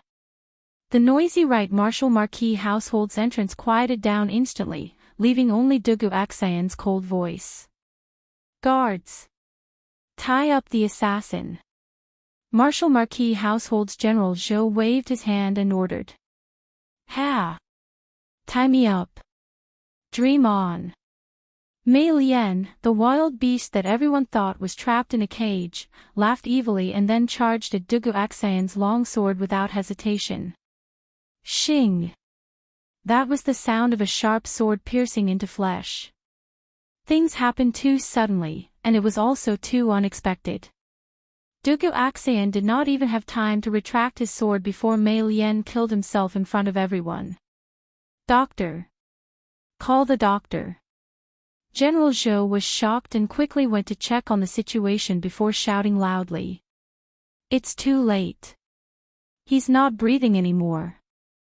Dugu Axayan said coldly as he placed his finger on Mei Lian's nose to check. There was even a hint of frustration in his tone. Ha! I didn't expect this kid to be so decisive. How ruthless. Dugu Feiying muttered in surprise. Chapter 1095. Young Master, there's movement at the right martial manor. At midnight, Li Zixuan had already let Han Yushi sleep while he was reading in the study room. Outside the room, Pang Feiji's low and hurried voice sounded. Come in. Li Zixuan's eyes flashed and immediately said. Creak. Pang Feiji walked in quietly. The Cui family sent experts to the martial manor. Li Zixuan hurriedly asked. Pang Feiji cupped his fists and replied, Marquis' prediction is godly. Just 3 minutes ago, an expert infiltrated the martial manor and was discovered by the martial manor on duty. However, that person's martial arts were exceptionally high. Even though General Yuchi had placed 300 archers in ambush in the Wuhou government, they were unable to harm him in the slightest. Thus, the 2 Dugu generals who were guarding outside hurriedly joined the battle. Only then was the situation reversed. It must be said that he used to mingle in the right martial manner. If not, for him to wander around the streets in the middle of the night, it would be strange if he wasn't captured by the patrolling martial manor. How was the battle situation? Did you manage to capture the assassin? Li Zixuan expressionlessly asked. Marquis. After the assassin who had infiltrated the Wuhou government was surrounded, everyone then realized that there was another assassin outside who was secretly providing support, but the assassin's movement technique was too brilliant, General Dugu was unable to catch up, and let him escape. Although the remaining one's martial arts were not bad, he was not General Dugu's opponent. After he was defeated by General Dugu, everyone thought that he would surrender. But who would have thought that he would directly crash into General Dugu's sword and commit suicide? Committed suicide. Li Zixuan frowned and secretly cursed his bad luck. He had painstakingly set up a trap. In the end, one escaped and the one left behind was a corpse. This was really fate making fools of people. Pang pang. Suddenly at this time, there was a series of knocks on the door. In the middle of the night, it would definitely not be someone from the Li Manor knocking on the door. It could only be someone from outside the manor. Li Zixuan gave Pang Feiji a look. Pang Feiji approached the door and carefully opened a crack. When he saw the person outside, he immediately opened the door completely. It's Axin. Seeing that it was Dugu Axin, Li Zixuan stood up in shock. Little Xian, you should know about tonight's matter, right? Dugu Axin nodded and walked forward. I know. Feiji has already told me about it. Axin, sit down and rest first. Li Zixuan smiled. Dugu Axin said, Little Xian, I'm sorry. We Xian did not want Xian's alive. Even if we suspect that the Chui family sent them, we have no proof. Li Zixuan wanted to deal with a 1,000-year-old family like the Chui family. The Dugu family had no objections. One of them represented the nobles of Shandong, while the other represented the old aristocratic families. Moreover, since the Sui and Tang dynasties, the Dugu family's glory had always been closely related to the emperor of that time. It could be said that they were the unwavering royalists. In addition, Dugu Axian and Dugu Feiying had always been on good terms with Li Zixuan. When they heard that Li Zixuan wanted them to help, they agreed without hesitation. It's fine, it's fine. No one expected that the assassin would suddenly commit suicide. It's not your fault. Moreover, it doesn't matter if we can capture them alive.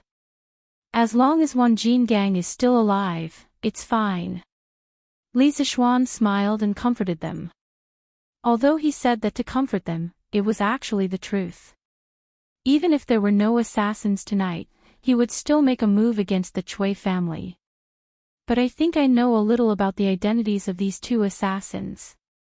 Dugu Axian shook his head and said hesitantly. Oh. Just where did they come from? Li Zixuan was also very curious about what kind of assassins they were. They could actually beat Dugu Axian in terms of movement techniques. Dugu Axian frowned and said, the leader should be Qi Li. He has 3 brothers, Qi Li, Milian, Wang Liang, and Swan Ni. Because more than 10 years ago, the 4 of them killed and robbed people in the Taibai mountain area and took over the mountain as kings, they were called the Taibai 4 Ghosts. But after the world was peaceful, no one knew where they went. Qi Li, Milian, Wang Liang, and Swan Ni. Together, they became Qi Mei, Wang Liang, and Swan Ni. Calling them the Taibai 4 Ghosts is just right. After Li Zixuan heard this, he muttered to himself. Then he asked, Axian, how do you know that they are the Taibai 4 Ghosts? Dugu Axian recalled, the leader of the assassins, his movement technique was like a shadow. He could always determine the most suitable place to land in the shortest time.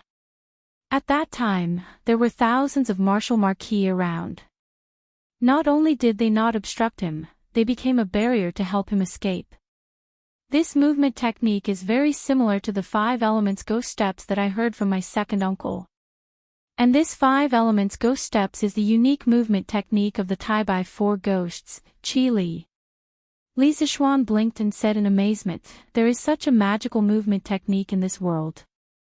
After we destroy the Chui family, we must capture this Qi Li and interrogate him. Dugu Axian was speechless. What did he mean by, after we destroy the Chui family? He spoke as if he was drinking soup. Was the Chui family something that could be destroyed so easily? Although he believed that Li Zixuan would not be at a disadvantage against the Chui family, he would never believe that Li Zixuan could destroy the Chui family. Grandfather. Grandfather. Something bad has happened. The Chui family. It was already midnight. At this time, everyone in the Chui family was asleep. However, an old man rushed to the east courtyard and shouted as he approached the room. There was a rustling sound of clothes being put on in the room. Then, the lights were turned on. Come in and talk. Then, Chui Zhenchuo's voice came from the room. The old housekeeper quickly went in and bowed to Chui Zhenchuo. Grandfather, Qi Li, and Mei Lian failed in their mission. There were many soldiers in the right marquee mansion in advance, and the 2 juniors of the Dugu family were also there. Chui Zhenchuo's expression changed. He coughed twice and said in a trembling voice, were Qi Li and Mei Lian caught? The old housekeeper said bitterly, Grandfather, Qi Li's movement technique is outstanding. Dugu Axian could not catch up with him, so he escaped. But Mei Lian did not escape and her whereabouts are unknown. Whereabouts are unknown. Chui Zhenchuo's usually expressionless face finally showed some panic. It's over. If Mei Lian falls into the hands of the imperial court, the Chui family will be doomed. We have to make other plans. Otherwise, we won't even be able to leave Chang'an City in 2 days. The old housekeeper opened his mouth and wanted to say something to comfort him, but he realized that he could not do anything in the end. Continue to pay attention to Mei Lian's whereabouts. If there is any news, inform me immediately. Also, where is Qi Li? Ask him to come and see me. Cui Zhenchuo said after a long time. But his voice seemed to have aged a lot. Chapter 1096. Reporting to Taigong, Qi Li was worried that Wuhou government would track him down, so he sent someone to send the news back, while he went to hide somewhere else. Cui Residence, East Courtyard Wing. The old butler bowed and replied. That's good too. Cui Zhenchuo stroked his beard and nodded, then he looked at the old butler and said, Wang Yong, quickly pack up, once there's any movement, we'll leave Chang'an immediately and return to Zhengzhou. That's where our Cui family's roots are. Taigong, those articles that you asked the guests to write, do you still want to continue tomorrow? The old butler suddenly remembered what Cui Zhenchuo told him a few hours ago, so he asked again. Forget it. Let's wait first. Although Wuhou government might not have caught Mei Lian, but if Wan Jinggang knew that Qi Li and Mei Lian went to Wuhou government to assassinate him, he would definitely betray the Cui family. I have to plan early. You can leave first. Yes. Taigong. You should rest early. The old butler looked at Cui Zhenchuo worriedly and left. Li Zishuan. I've really underestimated you. In the house, Cui Zhenchuo could not help but sigh. When he had just returned to Chang'an this morning, he was still scolding the Wang family for making so many bad moves, causing the Cui family to fall into an extremely passive situation. But now, he found that he seemed to have made a bad move as well, and the Cui family's current situation was only one step away from despair. This made him regret sending Qi Li to assassinate Wan Jinggang, and at the same time, he started to face Li Zishuan as an opponent. At such a young age, he was outstanding in both civil and martial arts, although his scheming was not mature, but he was always able to predict the enemy's moves at the most crucial moment. Such a young man, even Cui Zhenchuo who had lived his whole life felt a little apprehensive. This kid is definitely a big enemy of the aristocratic families. If the 5 families and 7 hopes do not unite to get rid of this kid, there will be a disaster in the future. In the silent night, Cui Zhenchuo sighed. This night was very short for ordinary people. It was nothing more than lying in bed and dreaming. However, for people like Cui Zhenchuo, Li Zishuan, and Pang Feiji, this night was very long. The long Cui Zhenchuo couldn't sleep because he was worried, the long Pang Feiji couldn't sleep because he was excited, the long Li Zishuan couldn't sleep because he needed to be in command and strategize. Bang bang. Marquis, your subordinate has something important to report. At midnight, Pang Feiji knocked on the door of Li Zishuan's study room. There was a hint of urgency and excitement in his voice. Come in. Pang Feiji pushed the door open and entered. Marquis. The things that you asked for have all been printed. General Feiying informed the city gate officer and used more than a dozen hanging baskets to move them into the city. It's in the courtyard now. Li Zishuan was shocked. He turned around and said, Okay. Follow the plan immediately. Pang Feiji was stunned. He pointed at himself and asked, Marquis, you want your subordinate to go up? Li Zishuan kicked him in annoyance, and said, Nonsense. If you don't go up, do you want me to go up? It's not like you don't know how to use it. Go quickly. Okay. Your subordinate will go right away. Pang Feiji laughed and covered his butt as he went out. It was obvious that he was very happy. Half an hour later. Marquis, if your subordinate can't get down later, what should I do? Li Residence West Courtyard. Pang Feiji was about to take off in the basket of the hot air balloon. However, at this moment, he suddenly felt a little scared. After all, the ancient people were very respectful of the sky, and he was about to fly. While he was excited, he couldn't help but feel nervous. Cut the F *, king crap. How can you not get down? Won't you come down when the kerosene on the lamp runs out? Li Zixuan stepped forward and kicked Pang Feiji's butt again. Pang Feiji almost cried when he heard this. Marquis, if the kerosene runs out, won't your subordinate fall from the sky and die? Although he was stupid, he wasn't stupid. He could still understand this kind of thing. Li Zixuan said impatiently, enough. Stop talking nonsense. Go quickly. You have to know that what you're doing tonight might be something that will go down in history. When the Cui family is destroyed, you'll definitely have a part to play. This was a very tempting picture. Pang Feiji's breathing quickened when he heard this. He was just an insignificant bodyguard, but now he was going to participate in such a great undertaking of destroying the Cui family. He might even be able to leave his name in history.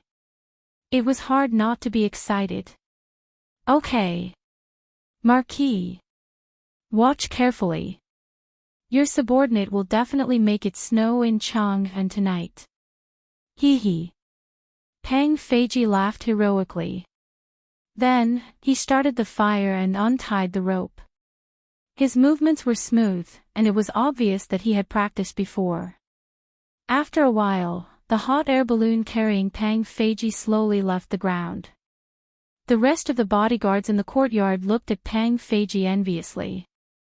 Their eyes were also filled with anticipation because they were going to fly up in a while. Snow. Wouldn't it be more fitting to call it, Heavenly Maiden Scattering Flowers? Looking at Pang Feiji who was gradually ascending, Li Zixuan's lips curled into a smile as he muttered to himself. According to the plan, Li Zixuan would hand over the confession signed by Wan Jingang to the workshop. The workshop would work overtime to make hundreds of thousands of copies and send them to Chang'an. Then, Pang Feiji would bring the hundreds of thousands of copies up into the sky. Then, he would scatter the confession to all the people in Chang'an. When the people woke up in the morning, they would be surprised. As for why he didn't go up and ask Pang Feiji to go up, it was because he was tired. A piece of paper was about 0.01 millimeters thick. 100,000 pieces of paper piled up together would be 10 meters. A few 100,000 pieces of paper would be tens of meters. It would probably weigh a few tons. It wouldn't be easy to scatter the confession all over the city. The hot air balloon would have to make more than 10 trips up and down. Of course, Pang Feiji wouldn't be able to handle such a huge workload alone. Tonight, almost all of Li Zixuan's bodyguards would have to take turns going up. Walala. Pang Feiji, who was floating in the sky, immediately began to scatter the flowers. Luckily, the wind wasn't strong that night. At this time, almost all the people were asleep. Otherwise, if people saw him scatter the papers in the sky, they would think that he was crazy or was in the middle of a funeral. The hot air balloon today, after Li Zixuan's improvements, was equipped with flapping wings in all 4 directions. It could now turn around, front, back, left, and right. It didn't need to be like before, where it needed to be laboriously punched in the opposite direction. Therefore, Pang Feiji could control the direction and scatter the papers at the same time. It was quite easy for him. F***ck. This bastard. Doesn't he know how to throw it further away? Throw it all back to me. Li Zixuan took down the confession that was covering his forehead and complained with a little annoyance. Chapter 1097. Extorting a confession, rubbing, setting up an ambush, scattering flowers. Too many things had happened on this day. Li Zixuan had basically filled the entire day to the brim. Even his sleeping time had been arranged by him. It looked like he was racing against time. That's right. He was indeed racing against time. The Chui family had a rich heritage and many capable people. In terms of manpower, material resources, and financial resources, Li Zixuan was no match for the Chui family. If he couldn't destroy the Chui family in the shortest time possible and turn to a war of attrition, Li Zixuan would only be on the path of failure. In addition, as the ruler of a country, Li Er had many spies under him. It wouldn't take long for him to know that Li Zixuan had interrogated Wan Jingang in the right marquis household. When that time came, old Li would definitely come over to stop Li Zixuan's plan against the Chui family. Therefore, no matter what the reason was, Li Zixuan had to start this plan in the shortest time possible.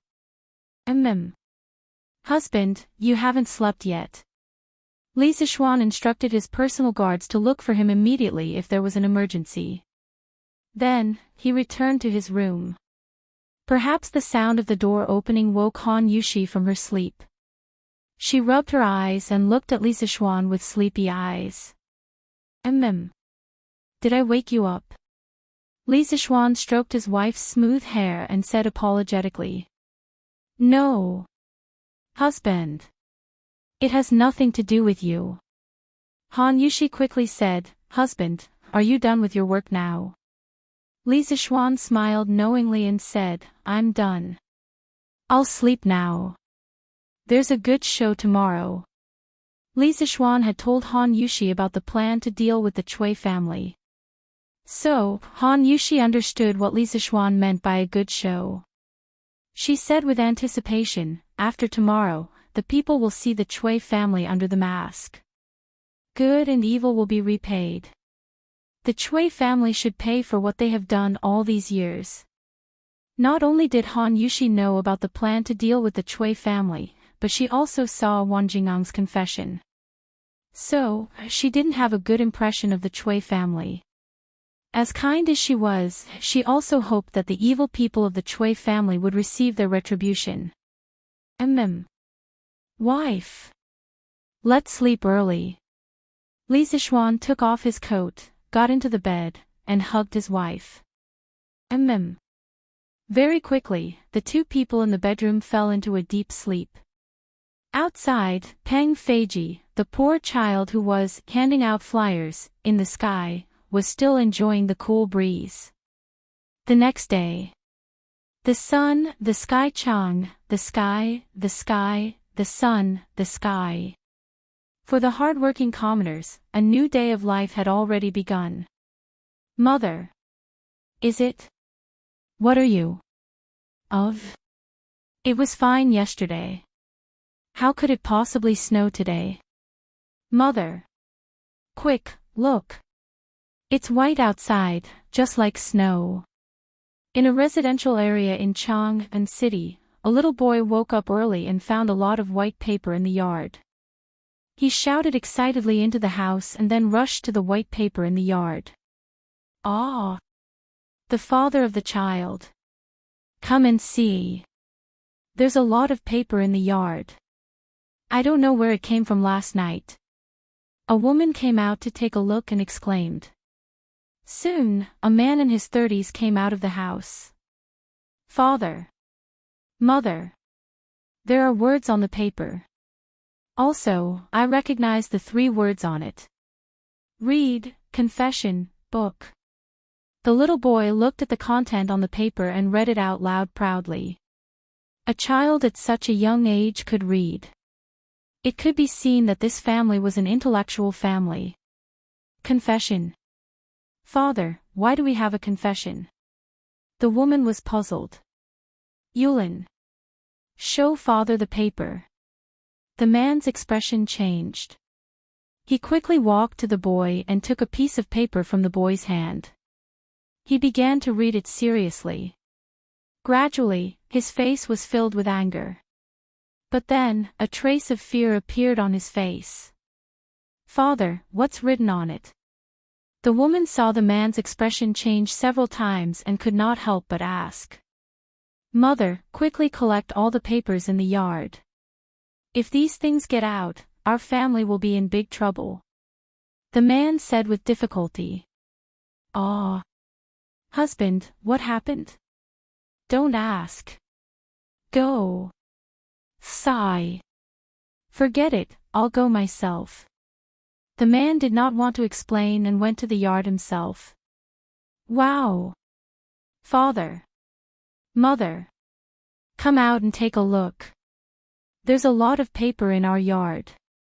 At this moment, the words similar to what the little boy said came from the yard next door. The middle-aged man was stunned. The woman came up and asked, Husband, I don't think we're the only ones who have this. Master Wang's house next door should have it too. Are we still going to pick it up? No. He wasn't going to pick it up. Chang'an City is going to change. The man muttered absent-mindedly. Bastard. This Madame Cui is really a good-for-nothing.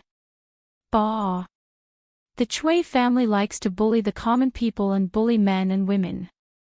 They should be struck by lightning. Bah. Yesterday, I saw the Cui family donate money to the Nguyen Tang Foundation and thought they changed their mind. Now it seems that the Cui family is not good people. We should report them to the authorities and arrest them.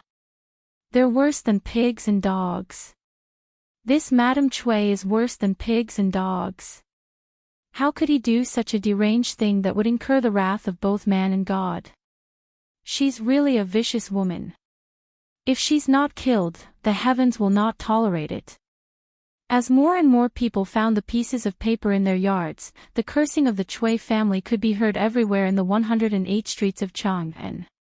Obviously, these common people had seen the crimes committed by the Cui family over the years from the pieces of paper. Master. Where did these pieces of paper come from? Is the content on these pieces of paper real or not? The Fong estate. Fong Xianling tidied up his clothes and was about to go to the morning court when the servant suddenly brought a few pieces of paper over, saying that they were found in the courtyard. He and his wife each took a piece of paper and looked at it carefully. After a while, Lady Fong put down the paper and said with a puzzled expression. Fong Xuanling's face was solemn. He waved his hand and said, Madam, something big is going to happen. I have to go to the palace quickly. I'll tell you in detail when I come back. Okay. Master, be careful on the road. Although Lady Fong had a jealous personality, she usually listened to Fong Xuanling's words on important matters. Fong Xianling nodded and quickly walked out of the room. The servants outside had already prepared a carriage for him. The Cui family. Someone wants to touch the Cui family. At this juncture, alas. I hope Chang'an City won't fall into chaos. In the carriage, Fong Xianling tightly held the confession letter, frowned, and sighed with a worried expression. Chapter 1098. What? Assassins infiltrated the Right Marquis household last night. Is it possible to capture the assassins? In the west court of the imperial palace, Li Er was dressed in his imperial robe and crown under the service of a palace maid. He was about to go to morning court when Zhao Song suddenly came to report that the Right Marquis household had encountered 2 assassins last night. Old Li instantly lost his composure. In the capital, assassins actually appeared under the emperor's feet. Furthermore, the assassins attacked the imperial court's official residence. Wasn't this openly challenging his dignity as the emperor? Zhao Song replied, Your Majesty, last night Dugu Axayan and Dugu Feiying happened to be present. Of the 2 assassins, one escaped and the other was killed on the spot. Their bodies are still in the Right Marquis household. Oh. Dugu Axayan and Dugu Feiying were also present. Why didn't they capture them alive? Li Er frowned and asked curiously. Zhao Song bowed. This old servant does not know why the 2 Dugu generals happened to be present. But it was said that the assassin had already been defeated by Dugu Axayan. But no one expected him to seek death and directly collide with Dugu Axayan's sword. Li Er's heart sank. Rather die than surrender. This kind of assassin obviously had an unusual background. Recalling that Li Zixuan went to the right marquee household yesterday, his face darkened. Investigate. Investigate the assassin's background. Let Jun Xian pay attention to the Cui family's recent movements. Although he did not want to start a war with the Cui family, but he would not allow the Cui family to jump. Sending assassins to infiltrate the marquee household had obviously crossed his bottom line. And it was a blatant slap to the emperor's face. This old servant obeys. Zhao Song was not surprised and immediately bowed to receive the order. Your Majesty, not good. Not good. Just at this moment, a servant ran in frantically with a piece of paper in his hand. Li Er frowned. What's the matter? That servant raised the paper above his head and said, Your Majesty, this morning, outside the imperial palace, there were white pieces of paper. The content of the paper was a confession written by a person named Wanjin Gang. As this matter concerns the Cui family, the courtiers are all waiting outside the Taiji Palace to see His Majesty. Li Er's expression changed greatly. He personally went up and took the document from the eunuch's hands and read it with furrowed brows. At this time, Empress Xiangsun also walked out from behind the screen. She stood behind Li Er and looked over, also reading the contents. Humph. What a Cui family.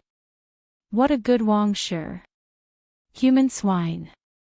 For our great Tang to have such a venomous woman, she deserves death. Although Li Er did not intend to touch the Cui family at this time, the more he read the contents of the paper, the more shocked and furious he became. When he saw that Wang Shi had made Nianyu into a human swine and cruelly tortured her to death, he, the emperor of the human world, could no longer hold it in. Your Majesty, ever since Empress Lu murdered Lady Qi, such a tragic incident has never happened in the Central Plains for hundreds of years. I didn't expect that there would still be someone who would be so deranged. It's truly shocking. Empress Xiangxuan's beautiful eyes also revealed a trace of hatred. Clearly, Wang Shi's actions had reached a point where even Empress Xiangxun, who had always been good-tempered, could not stand it anymore. A murderous intent flashed in Li Er's eyes. Then, he turned around and patted Empress Xiangxuan's hand, saying, Guanyin, don't be too sad. If the contents are true, I will definitely punish this evil woman severely. Yes. Empress Xiangxun nodded, but she lamented in her heart, so what if I punish her severely? The dead cannot be brought back to life. Let me ask you, when did this confession letter come out? Li Er looked at the eunuch and asked in a deep voice. The eunuch hesitated and said, Your Majesty, it is said that it came out early this morning. I reckon it should have come out last night. But I don't know who has such great ability to actually receive at least one confession letter from every household. Last night? Li Er's eyes were filled with doubt. Suddenly, he thought of a possibility, and his face immediately darkened. Zhao Song ordered Dugu Axian to bring the imperial army and lock down all the gates of Chang'an City. Today, only entry is allowed, no exit is allowed. Li Er's eyes were like lightning as he looked at Zhao Song and said. The atmosphere in the room instantly became tense. Yes. Your Majesty. Zhao Song smelled a trace of unusual information. He felt that something big was going to happen in Chang'an City today. Also, tell Li Zixuan to come and see me after the morning court. Yes. All right.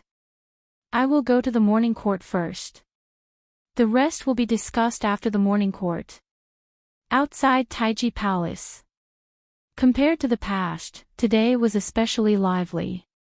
Even the word lively was not enough to describe it. Perhaps it was not an exaggeration to say that it was boiling. Preposterous. The Cui family has enjoyed 1,000 years of reputation, but they have committed countless evil deeds. If your Majesty cannot punish the Cui family severely, I, Wei Jing, will kill myself on the coiling dragon pillar outside the main hall today. Even though Troll Wei liked to scold people, he was a man with a strong sense of justice. Otherwise, he would not have donated so much money to the Nguyen Tang Foundation a few days ago. He had almost sold everything he had.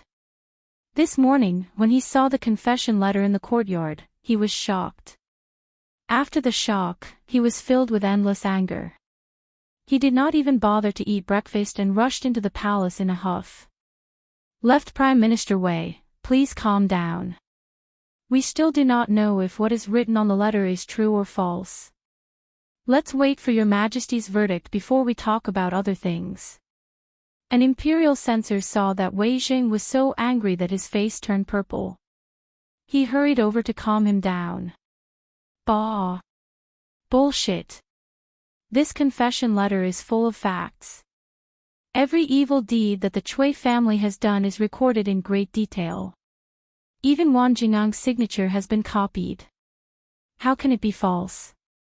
Besides, this Wang Jingang is now being held by the right Marquis household. We will know when the trial begins. Qing Yao Jin spat a mouthful of old phlegm at the place where the imperial censor was standing and shouted at the top of his voice. He did not have a single good impression of the Cui family. He would not let go of this opportunity to beat a drowning dog. General Yuqi. This Wang Jingang is really in the right Marquis household? Towards Qing Yao Jin, this shameless old man spitting at him, the imperial censor was of course cursing in his heart. However, he knew that he could not argue with this old hooligan. Thus, he found Yuqi Jingda to ask. Yuqi Jingda stroked his beard and said, Jijia is right. Wang Jingang is indeed in the right Marquis household. In a while, he should be handed over to the Supreme Court.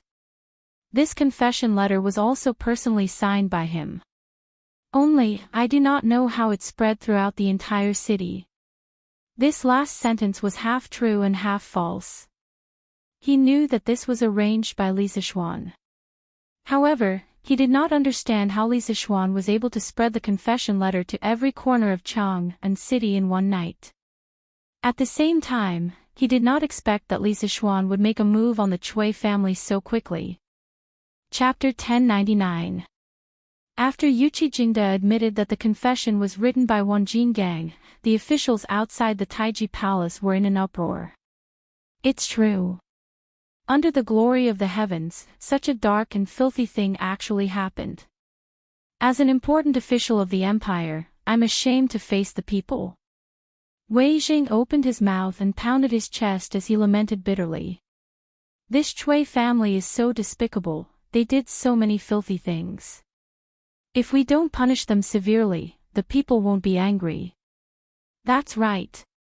Later, we must ask the emperor to punish them severely. At this moment, no matter if it was the civil officials or generals, all of them were infuriated, and they gave the Cui clan the harshest condemnation. Many of the court officials that were attached to the Cui clan or related to the Cui clan in Qinghe didn't dare speak at this moment, and all of them wished for nothing more than to stick their heads into their clothes as they were deeply afraid of being recognized. Fang Xianling, Du Ruhue, Zhang Sun Wuji, Xiao Yu, these civil officials couldn't help but look at each other. They all sighed in their hearts that today's court would not be peaceful. Duke of Yi, when did the right Marquis Mansion have the right to interrogate? Why didn't I know? Lu Dui, the minister of the Supreme Court, looked at Yuqi Jingda with displeasure. This had nothing to do with personal grudges, it was just his duty. Interrogating criminals should be done by the Supreme Court. If the right Marquis Mansion did it, it would be overstepping their authority. Hee. Dui. You've misunderstood this old man. Ever since Wang Jingang was captured and brought to the Marquis Mansion, no one has interrogated him. These things were voluntarily confessed by his conscience. If you don't believe me, you can go back to the Supreme Court and check his body. See if there are any traces of torture. Yuqi Jingda laughed out loud. This, Lu Dui was suddenly choked. It's time for the morning court. Officials, go to the court. At this moment, the head eunuch came out of the palace and shouted to the civil and military officials below the stairs. The noisy officials immediately quieted down.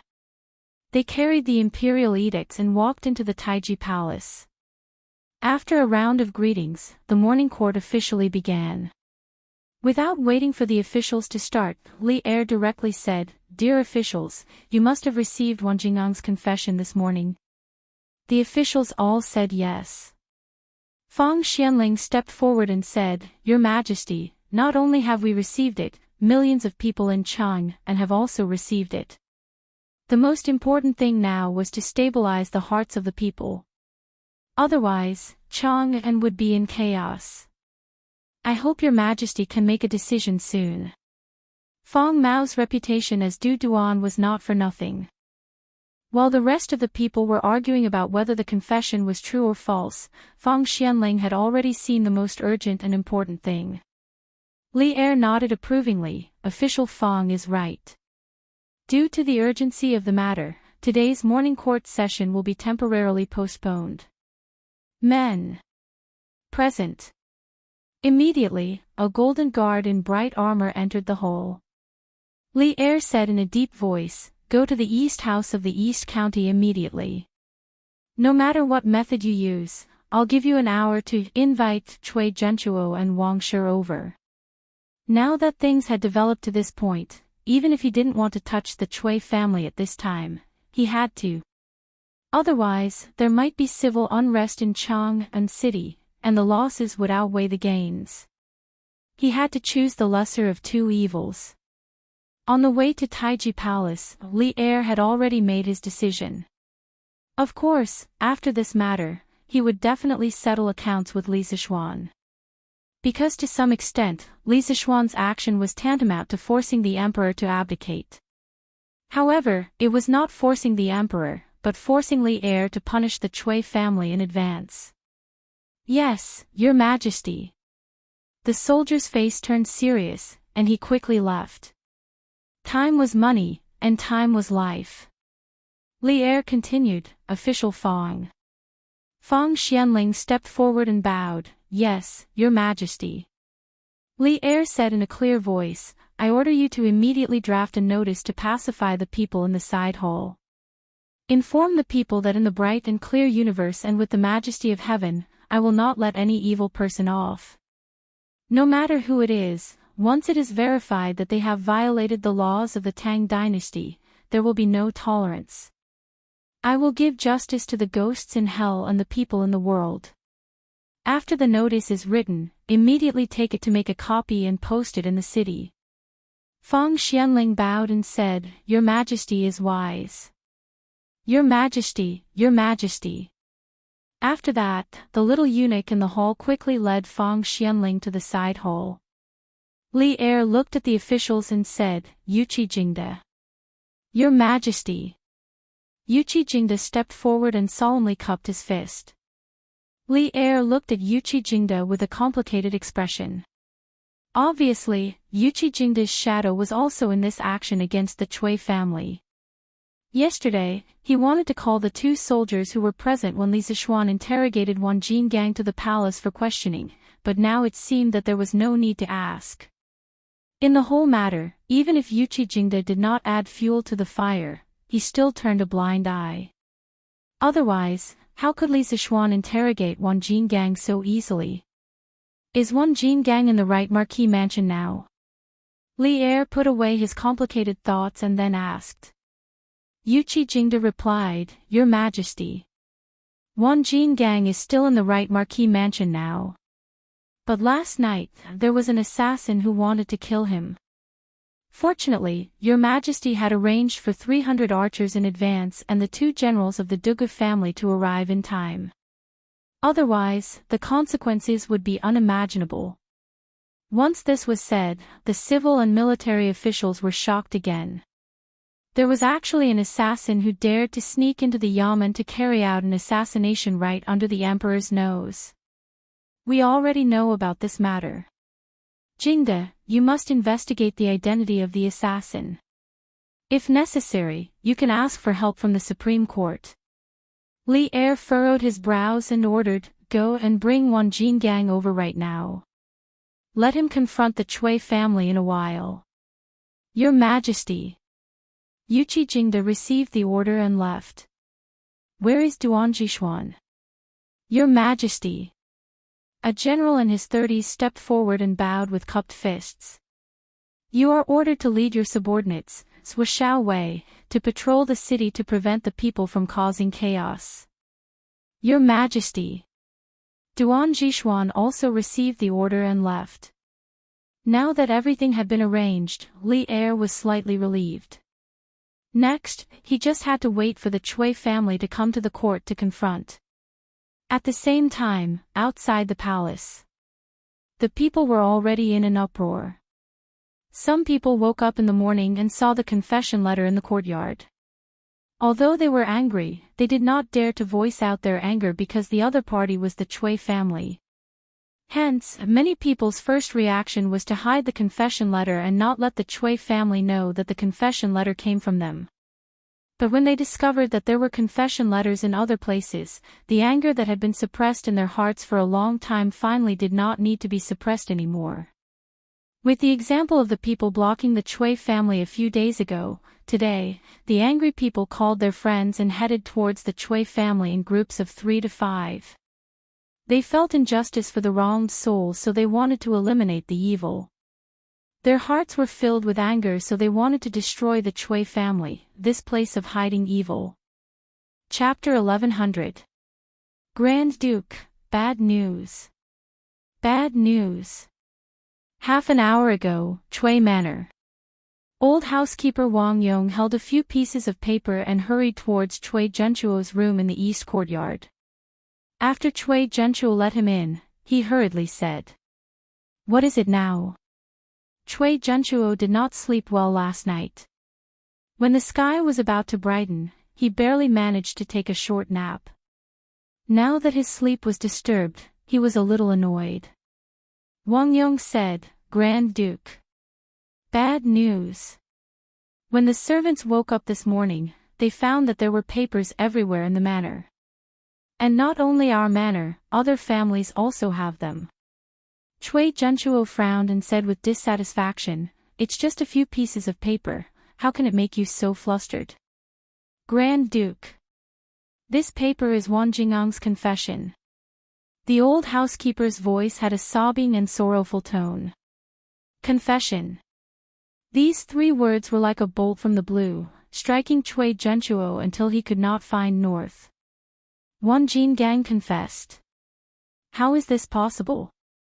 He has not been sent to the Supreme Court and the Right Marquis Manor does not have the authority to interrogate him. Could it be that he confessed without being pressed? Cui Zhenchuo stared and said in disbelief. It was just that he probably didn't expect that his unintentional guess was already close to the truth. Wan Jingang was more or less confessing without being pressed. Grand Duke, I received news this morning that Mei Lian was captured in the Right Marquis Manor last night, but he chose to commit suicide. This old servant guessed that Wan Jingang might have known that Qi Li and Mei Lian tried to assassinate him last night, so he revealed the truth to the Right Marquis Manor. The old housekeeper cupped his hands and said, "Suicide." Cui Zhenchuo's eyebrows jumped and he rejoiced. But when he thought of the confession from the housekeeper, his mood instantly turned bad. "Show me that confession." "Yes." Taking the confession from the old housekeeper, Cui Zhenchuo frowned and looked at it carefully. After a while, he angrily snorted, "Good Wan Jingang. I really hate that I recruited this ingrate into the Cui family." The old housekeeper carefully said, "Grand Duke, now that the confession is everywhere, this old servant is worried that as more and more people read the confession, there will definitely be many people coming to the Cui Manor to cause trouble. Furthermore, there would definitely be officials in the imperial court who would impeach the Cui family. You should have made plans earlier." Hearing this, Cui Zhenchuo's expression changed. If the old butler could think of it, how could he not?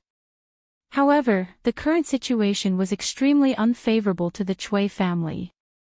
It could be said that the current situation was worse than the worst that he had expected. He didn't expect Wan Jingang to confess so quickly. He also didn't expect Li Zishuan to make a move on the Cui family so quickly. He also didn't expect Li Zixuan to use such a method. This was forcing the emperor to destroy the Cui family. After a long time, Cui Zhenchuo let out a long sigh. Yes, yes. What should he do now? The public was furious, and the officials in the imperial court were eyeing the Cui family like a tiger watching its prey. The Cui family was facing a great calamity, and they could only do their best to reduce the Cui family's losses. As long as we can leave behind a bloodline, the Cui clan will definitely rise again. The old housekeeper was shocked. He had never seen Cui Zhenchuo so dispirited. He hurriedly said, "Grand Duke, why don't you and Madame leave Chang, and before the imperial edict is issued? After returning to Zhengzhou, you will be sick at home. I don't think the emperor will make things difficult for you. Once the storm is over, you will be safe and sound. Hand over the Wang family. Hand over the murderer. Hand over the Wang family. Hand over the murderer. Hand over the Wang family. Hand over the murderer." Cui Zhenchuo was very tempted by the old housekeeper's words. However, at this moment, there was a sudden commotion outside the Cui family's gate. Judging by the sound, there should be hundreds of people. "Grand Duke. Something bad happened. Something bad happened. There are many scholars and common people at the gate." A servant ran over in a panic and shouted as he ran. "Grand Duke. It seems that the common people have already heard the news. You and Madam should leave from the back door." The old housekeeper's expression changed as he hurriedly advised. "Sigh. We can't leave. Now the Cui family's reputation has been ruined, and we have completely become a target of scorn. I guess we will be surrounded by the common people before we can even see the gate of Chang'an. Wang Yong. Come with me to take a look." Cui Zhenchuo sighed deeply and shook his head. "Yes, Grand Duke." Confession letter. Bastard. Damn Wanjin gang. Damn a group of unruly people. In the backyard, Madame Wang, who had just woken up, couldn't help but fly into a rage when she heard about the confession letter and the common people at the gate. The servants were afraid and didn't dare to look at her. They didn't say a word. "Sun Xiang. Quick. Bring people to the 10-mile slope outside the city and dig out that bitch's body and feed it to the dogs. Otherwise, when the imperial court finds out, they will definitely use that bitch to punish me." Suddenly, Madame Wang screamed crazily. "Yes. Madam." The servants in the house hesitated for a moment, but still followed the order and left. The rest of the servants suddenly felt a chill in their hearts. To meet such a vicious and merciless master, it was really a kind of tragedy. "Hand over Madame Wang. Hand over the murderer. Hand over Madame Wang. Hand over the murderer." Outside the Cui mansion, there were more than a few hundred people, almost 1,000. The angry common people, led by the students of Yanhuang College, shouted in unison. That morning, the students of the academy came from Cloud Mountain. They planned to gather at the Warm Tang Foundation as usual and continue their charity work. However, when they entered the city, they couldn't help but see the confession papers that were strewn all over the city. Out of curiosity, many students went to pick one up. After reading the content, the 600+ students of the academy were all enraged without exception. They were doing good deeds every day, but there were people in the city who were doing evil deeds that were devoid of conscience and humanity. How could they tolerate this? Under the shouts of Li Tai, Qing Chimo, and the other students who hated evil, more than 600 people shouted the slogan, "Hand over Madame Wang, hand over the murderer," and directly killed from Yanqing Gate in the east of Chang'an City to Dunhua Square in the southeast of the city. Most of the common people along the way had seen Wan Jingang's confession letter. Some of them wanted to cause trouble at the Cui mansion, but they were afraid that they would be killed by the Cui mansion's guards like the troublemakers 2 days ago. They were full of anger and had nowhere to vent it. Now that they heard the students' slogans, how could they endure it? They all joined the army of anti-Chui. When they arrived at the Chui mansion, the original group of 600 people had become more than 3,000 people. Other common people in Chang and city were also rushing here after hearing the news. The crowd was increasing. The voices were getting louder. The anger was also getting stronger. It all depended on whether the Chui mansion could withstand the anger of the common people. Chapter 1101. Hand over the Wang family. Hand over the murderer. Hand over the Wang family. Hand over the murderer. Outside the Chui mansion, the students and commoners were shouting loudly. The servants of the Chui mansion were on high alert, but with Wan Jin gang as an example, no one dared to come out and attack the commoners. They only guarded the entrance of the Chui mansion, not letting this group of people in. Damn! Why are the Chui family being so cowardly today? I still want to beat up those two blind guards. Ching Chumo saw how the servants of the Chui mansion were cowering and could not help but feel bored. He complained to Li Tai and the rest. Pfft! Chumo, you think too highly of this group of people. We are students of Yanhuang College, they dare to come out and lay a finger on us. Sun Sifin sneered. Even if they were not students of the Yanhuang College, this group of people were either rich or respectable, each of them having an extraordinary status. The servants of the Chui family would definitely not dare to act so rudely like last time. But we can't just waste time like this. Qin Ke, you have a lot of ideas, come up with an idea. Why don't we just charge in? Ching Chumo was a little anxious. Chumo, don't be rash. Li Tai shook his head. He looked at the group of servants who were blocking the entrance of the Chui mansion, his eyes flashed, and he whispered, "Oh right, Cho Nyo, bring a few people to guard the back door of the Chui mansion, see if there's a chance to enter from there." Ching Chumo was overjoyed, he laughed and said, "Hee hee. Qin Ke, you're still the most cunning one. Then I'll go take a look with Bao Lin and the rest."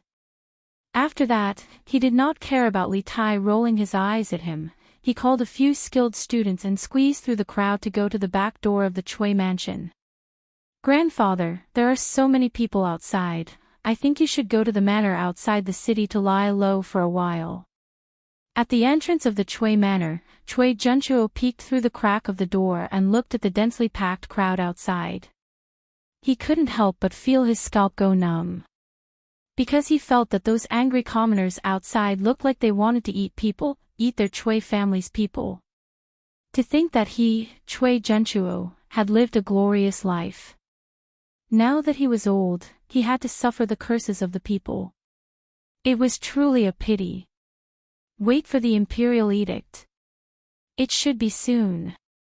We can only wait for His Majesty's decision. Chui Junchuo sighed, and with her hands clasped behind her back, she walked into the manor with a desolate face. The Chui family has occupied fertile land, oppressed the common people, abducted common women, and tortured and killed the maidservants. Hand over the Wang family and the murderer. Hand over the Wang family and the murderer. Outside the Chui manor. As more and more people came, more and more people came. In less than 15 minutes, more than 2,000 people came. Naturally, the cries of the people became louder and louder. Towards the end, the students of the academy did not even need to organize them. They spontaneously began to shout slogans over and over again. Ever since the establishment of the Tang Empire, there had never been such a grand event in Chang and city. However, today's grand event was indeed a funeral for the Chui family. It was also a matter of life and death for the Chui family. You better behave yourself. Get over here. Don't even think about running. Come. Kneel. Hey. Make way. Make way. At this moment, a group of people slowly squeezed from the back of the crowd. After a lot of effort, they finally squeezed into the group of Yanhuang College students. Shonyo. What are you doing? Li Tai saw Ching Chumo, who had gone to the back door of the Chui Manor to look for an opportunity, come over with two servants of the Chui Manor. He could not help but ask with a puzzled face. Hey! Ching Kei. Ziffin.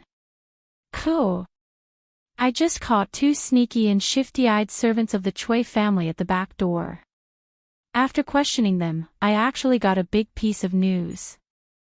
Ching Chumo made the two unlucky servants kneel down and then smiled proudly at Li Tai and the rest.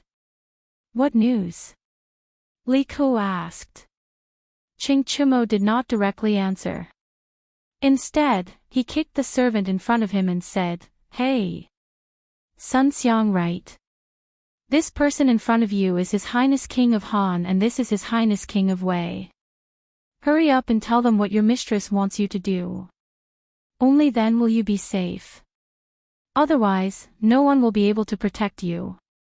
When he heard that the two young men in front of him were both kings, the servant was first afraid. Then, he seemed to see some hope. The Chui family was now in a precarious situation. If he could cling on to the thighs of these two kings, he might really be able to survive. Thus, he quickly said, Young Master Ching. I'll talk. Ching Chumo nodded his head in satisfaction. Then, he turned around and looked at the people behind him.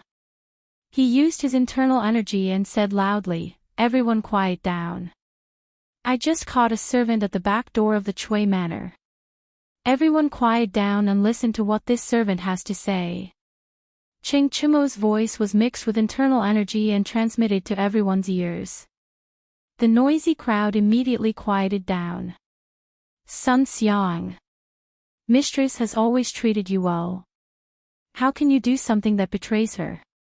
A servant guarding the entrance of the Chui Manor couldn't help but shout at this moment. Noisy. Ching Chumo dashed forward and gave him a big slap on the face. Receiving this angry slap, the servant spat out a mouthful of blood and was no longer able to speak. Sun Xiang, quickly say it. Ching Chumo clapped his hands and said lightly. Sun Xiang shrunk his neck and looked at Ching Chumo, this violent maniac, with some fear. Then, he said, I'm a servant of the Chui Manor. This morning, after Mistress found out that the entire city was filled with Master Wan. No, the entire city was filled with Wan Jingang's confession, she was worried that the imperial court would find Miss Ninyu's body based on the clues in the confession. Thus, she ordered me to go to the 10-mile slope outside the city, to the 10-mile slope to dig out Ninyu's body and feed it to the dogs. Wow! After hearing this, the crowd was in an uproar. The people who were already angry became even angrier. When their anger couldn't be tolerated, they could only explode. She didn't even let go of a dead person. This mistress of the Chui family is so cruel. Beast! She's worse than pigs and dogs. Wang deserves to die. It's really intolerable that such a vicious woman is not killed. Kill Wang. Kill Wang. Thousands of people were about to riot in an instant. The servant guarding the entrance of the Chui Manor suddenly felt the pressure. How can this Mistress Chui be so inhumane? Ching Kei. I can't stand it anymore. After hearing this, Li Ku gnashed his teeth. If it wasn't for his special identity as a prince, he would have already killed his way in. Nianyu. I'm Nianyu. Mother has let you down. At some point, an old woman and an old man squeezed to the front of the crowd. The old woman collapsed in front of the Chui Manor and cried bitterly. Her sobs were like the wail of a dying beast. The people of Chang and at the entrance of the Chui Manor all shed tears. Evil woman of the Chui family, give me back my daughter's life. This old man will not rest until the Chui family is dead. The stooped old man beside the woman also sat down and said with a bitter expression. Chapter 1102. These two people seem to be Ninyu's parents. Look at them. Did they only know that their daughter was killed today? The sudden appearance of a couple in front of the Chui mansion instantly attracted the attention of the people. Old man, are you Ninyu's family? Di Jixuan was closer to the couple, so he squatted down and asked softly. Yes. I'm Zhang Debao, and Ninyu is my poor daughter. My Ninyu. The old man wiped his tears and said sorrowfully. Old man, didn't you know that your daughter was killed before? Di Jixuan saw that the grief on the old man's face didn't seem to be fake, so he was a little puzzled. Before the old man could say anything, the old woman interrupted and said sadly, in the past, the Chui family only said that our daughter died in childbirth because she was pregnant with Master Chui's flesh and blood, but who knew that she was made into a human swine by Madame Chui? My poor you, Hearing the word human swine, Zhang Debao could no longer control his emotions. He beat his chest and said sadly, if I had known that Ninyu was tortured like this in the Chui mansion, I would have rushed into the Chui mansion to save her even if I had to give up my life. Hateful. Madame Chui is a beast in appearance. How dare she mistreat my Ninyu like this? I regret it. I regret that I sold Ninyu into the Chui family, into this den of tigers and wolves. A debt must be paid with money, and a life for a life. I know that I can't do anything to Madame Chui, but I can kill myself in front of the Chui mansion and bring them some bad luck. Before he finished speaking, Zhang Debao's head had already slammed into the stone lion in front of the Chui mansion. Old man, wait. Although Di Jixuan sensed that something was wrong, his reaction was still half a beat slower. He only managed to grab the corner of Zhang Debao's clothes. Rip, perhaps the material of Zhang Debao's clothes wasn't good enough, or perhaps Zhang Debao was running too hard, but the corner of his shirt that was pulled up by Di Jixuan was torn into two like a thin piece of paper. However, his speed didn't slow down at all. Bang! Di Jixuan could not help but close his eyes. To be honest, he couldn't help but secretly wipe away 2 drops of tears when he read about Ninyu's experience in the confession letter in the morning. Now, he really couldn't bear to see Zhang Debao's miserable appearance with his head broken and bleeding. Little Ko, are you all right? It's His Highness, the King of Han. His Highness King of Han saved Zhang Debao. Great. Di Jixuan, who had his eyes closed, didn't hear the expected miserable cries. Instead, he heard the cheers of the people around him. He couldn't help feeling curious and opened his eyes at once. Zhang Debao's head was pressed against Li Ku's stomach, and Li Ku's back was leaning against the stone lion. He looked like he was in pain. Obviously, Li Ku had relied on his superior agility to act as a meat cushion at the crucial moment. Otherwise, Zhang Debao's head would have been smashed. Old man. Old man. If you die, how am I supposed to live? The old woman finally reacted. She rolled and crawled to Zhang Debao's side and cried loudly. Old woman, if you have any grievances, you can report it to the government. The government will definitely give you justice. But don't do such a thing that hurts your loved ones and makes your enemies happy. I believe that your daughter's spirit in heaven doesn't want you to do this. Li Ku grinned. Although he knew Kung Fu, he didn't learn external Kung Fu such as Golden Bell Shield or Iron Shirt. Just now, he almost vomited out the breakfast he had in the morning. Of course, the main reason was that Zhang Debao hit too hard in grief and indignation. At this time, Li Ku pressed Zhang Debao's shoulders and said solemnly word by word. The government. Justice. How powerful is the Chui family? How can the government uphold justice for me? I don't expect it, I don't expect it. Little Lang Jun, get out of the way. I am sorry for my Ninyu. Let me die. Zhang Debao shook his head gloomily. Old man, you can't die. What will I do if you die? the old woman cried. Li Ke frowned and said in a low voice, "Old woman, I am the current king of Han, and this is His Highness King of Wei. Today, this prince promises you that this prince will help you get justice for your daughter. Anyone who violates the Tang Empire's law should be punished accordingly. The Chui family is no exception." "That's right. Old woman, don't worry. I will help you get justice for Miss Ninyu." Li Tai also stepped forward and said. The old man and the old woman were shocked and hurriedly bowed to Li Ke and Li Tai. "Greetings to your Highness King of Wei and King of Han. I just offended your Highness King of Han. I really deserve to die." Li Tai and Li Ke said, "You don't have to be so polite." Then Li Ke said, "Old woman, look carefully. Today, I will get justice for you."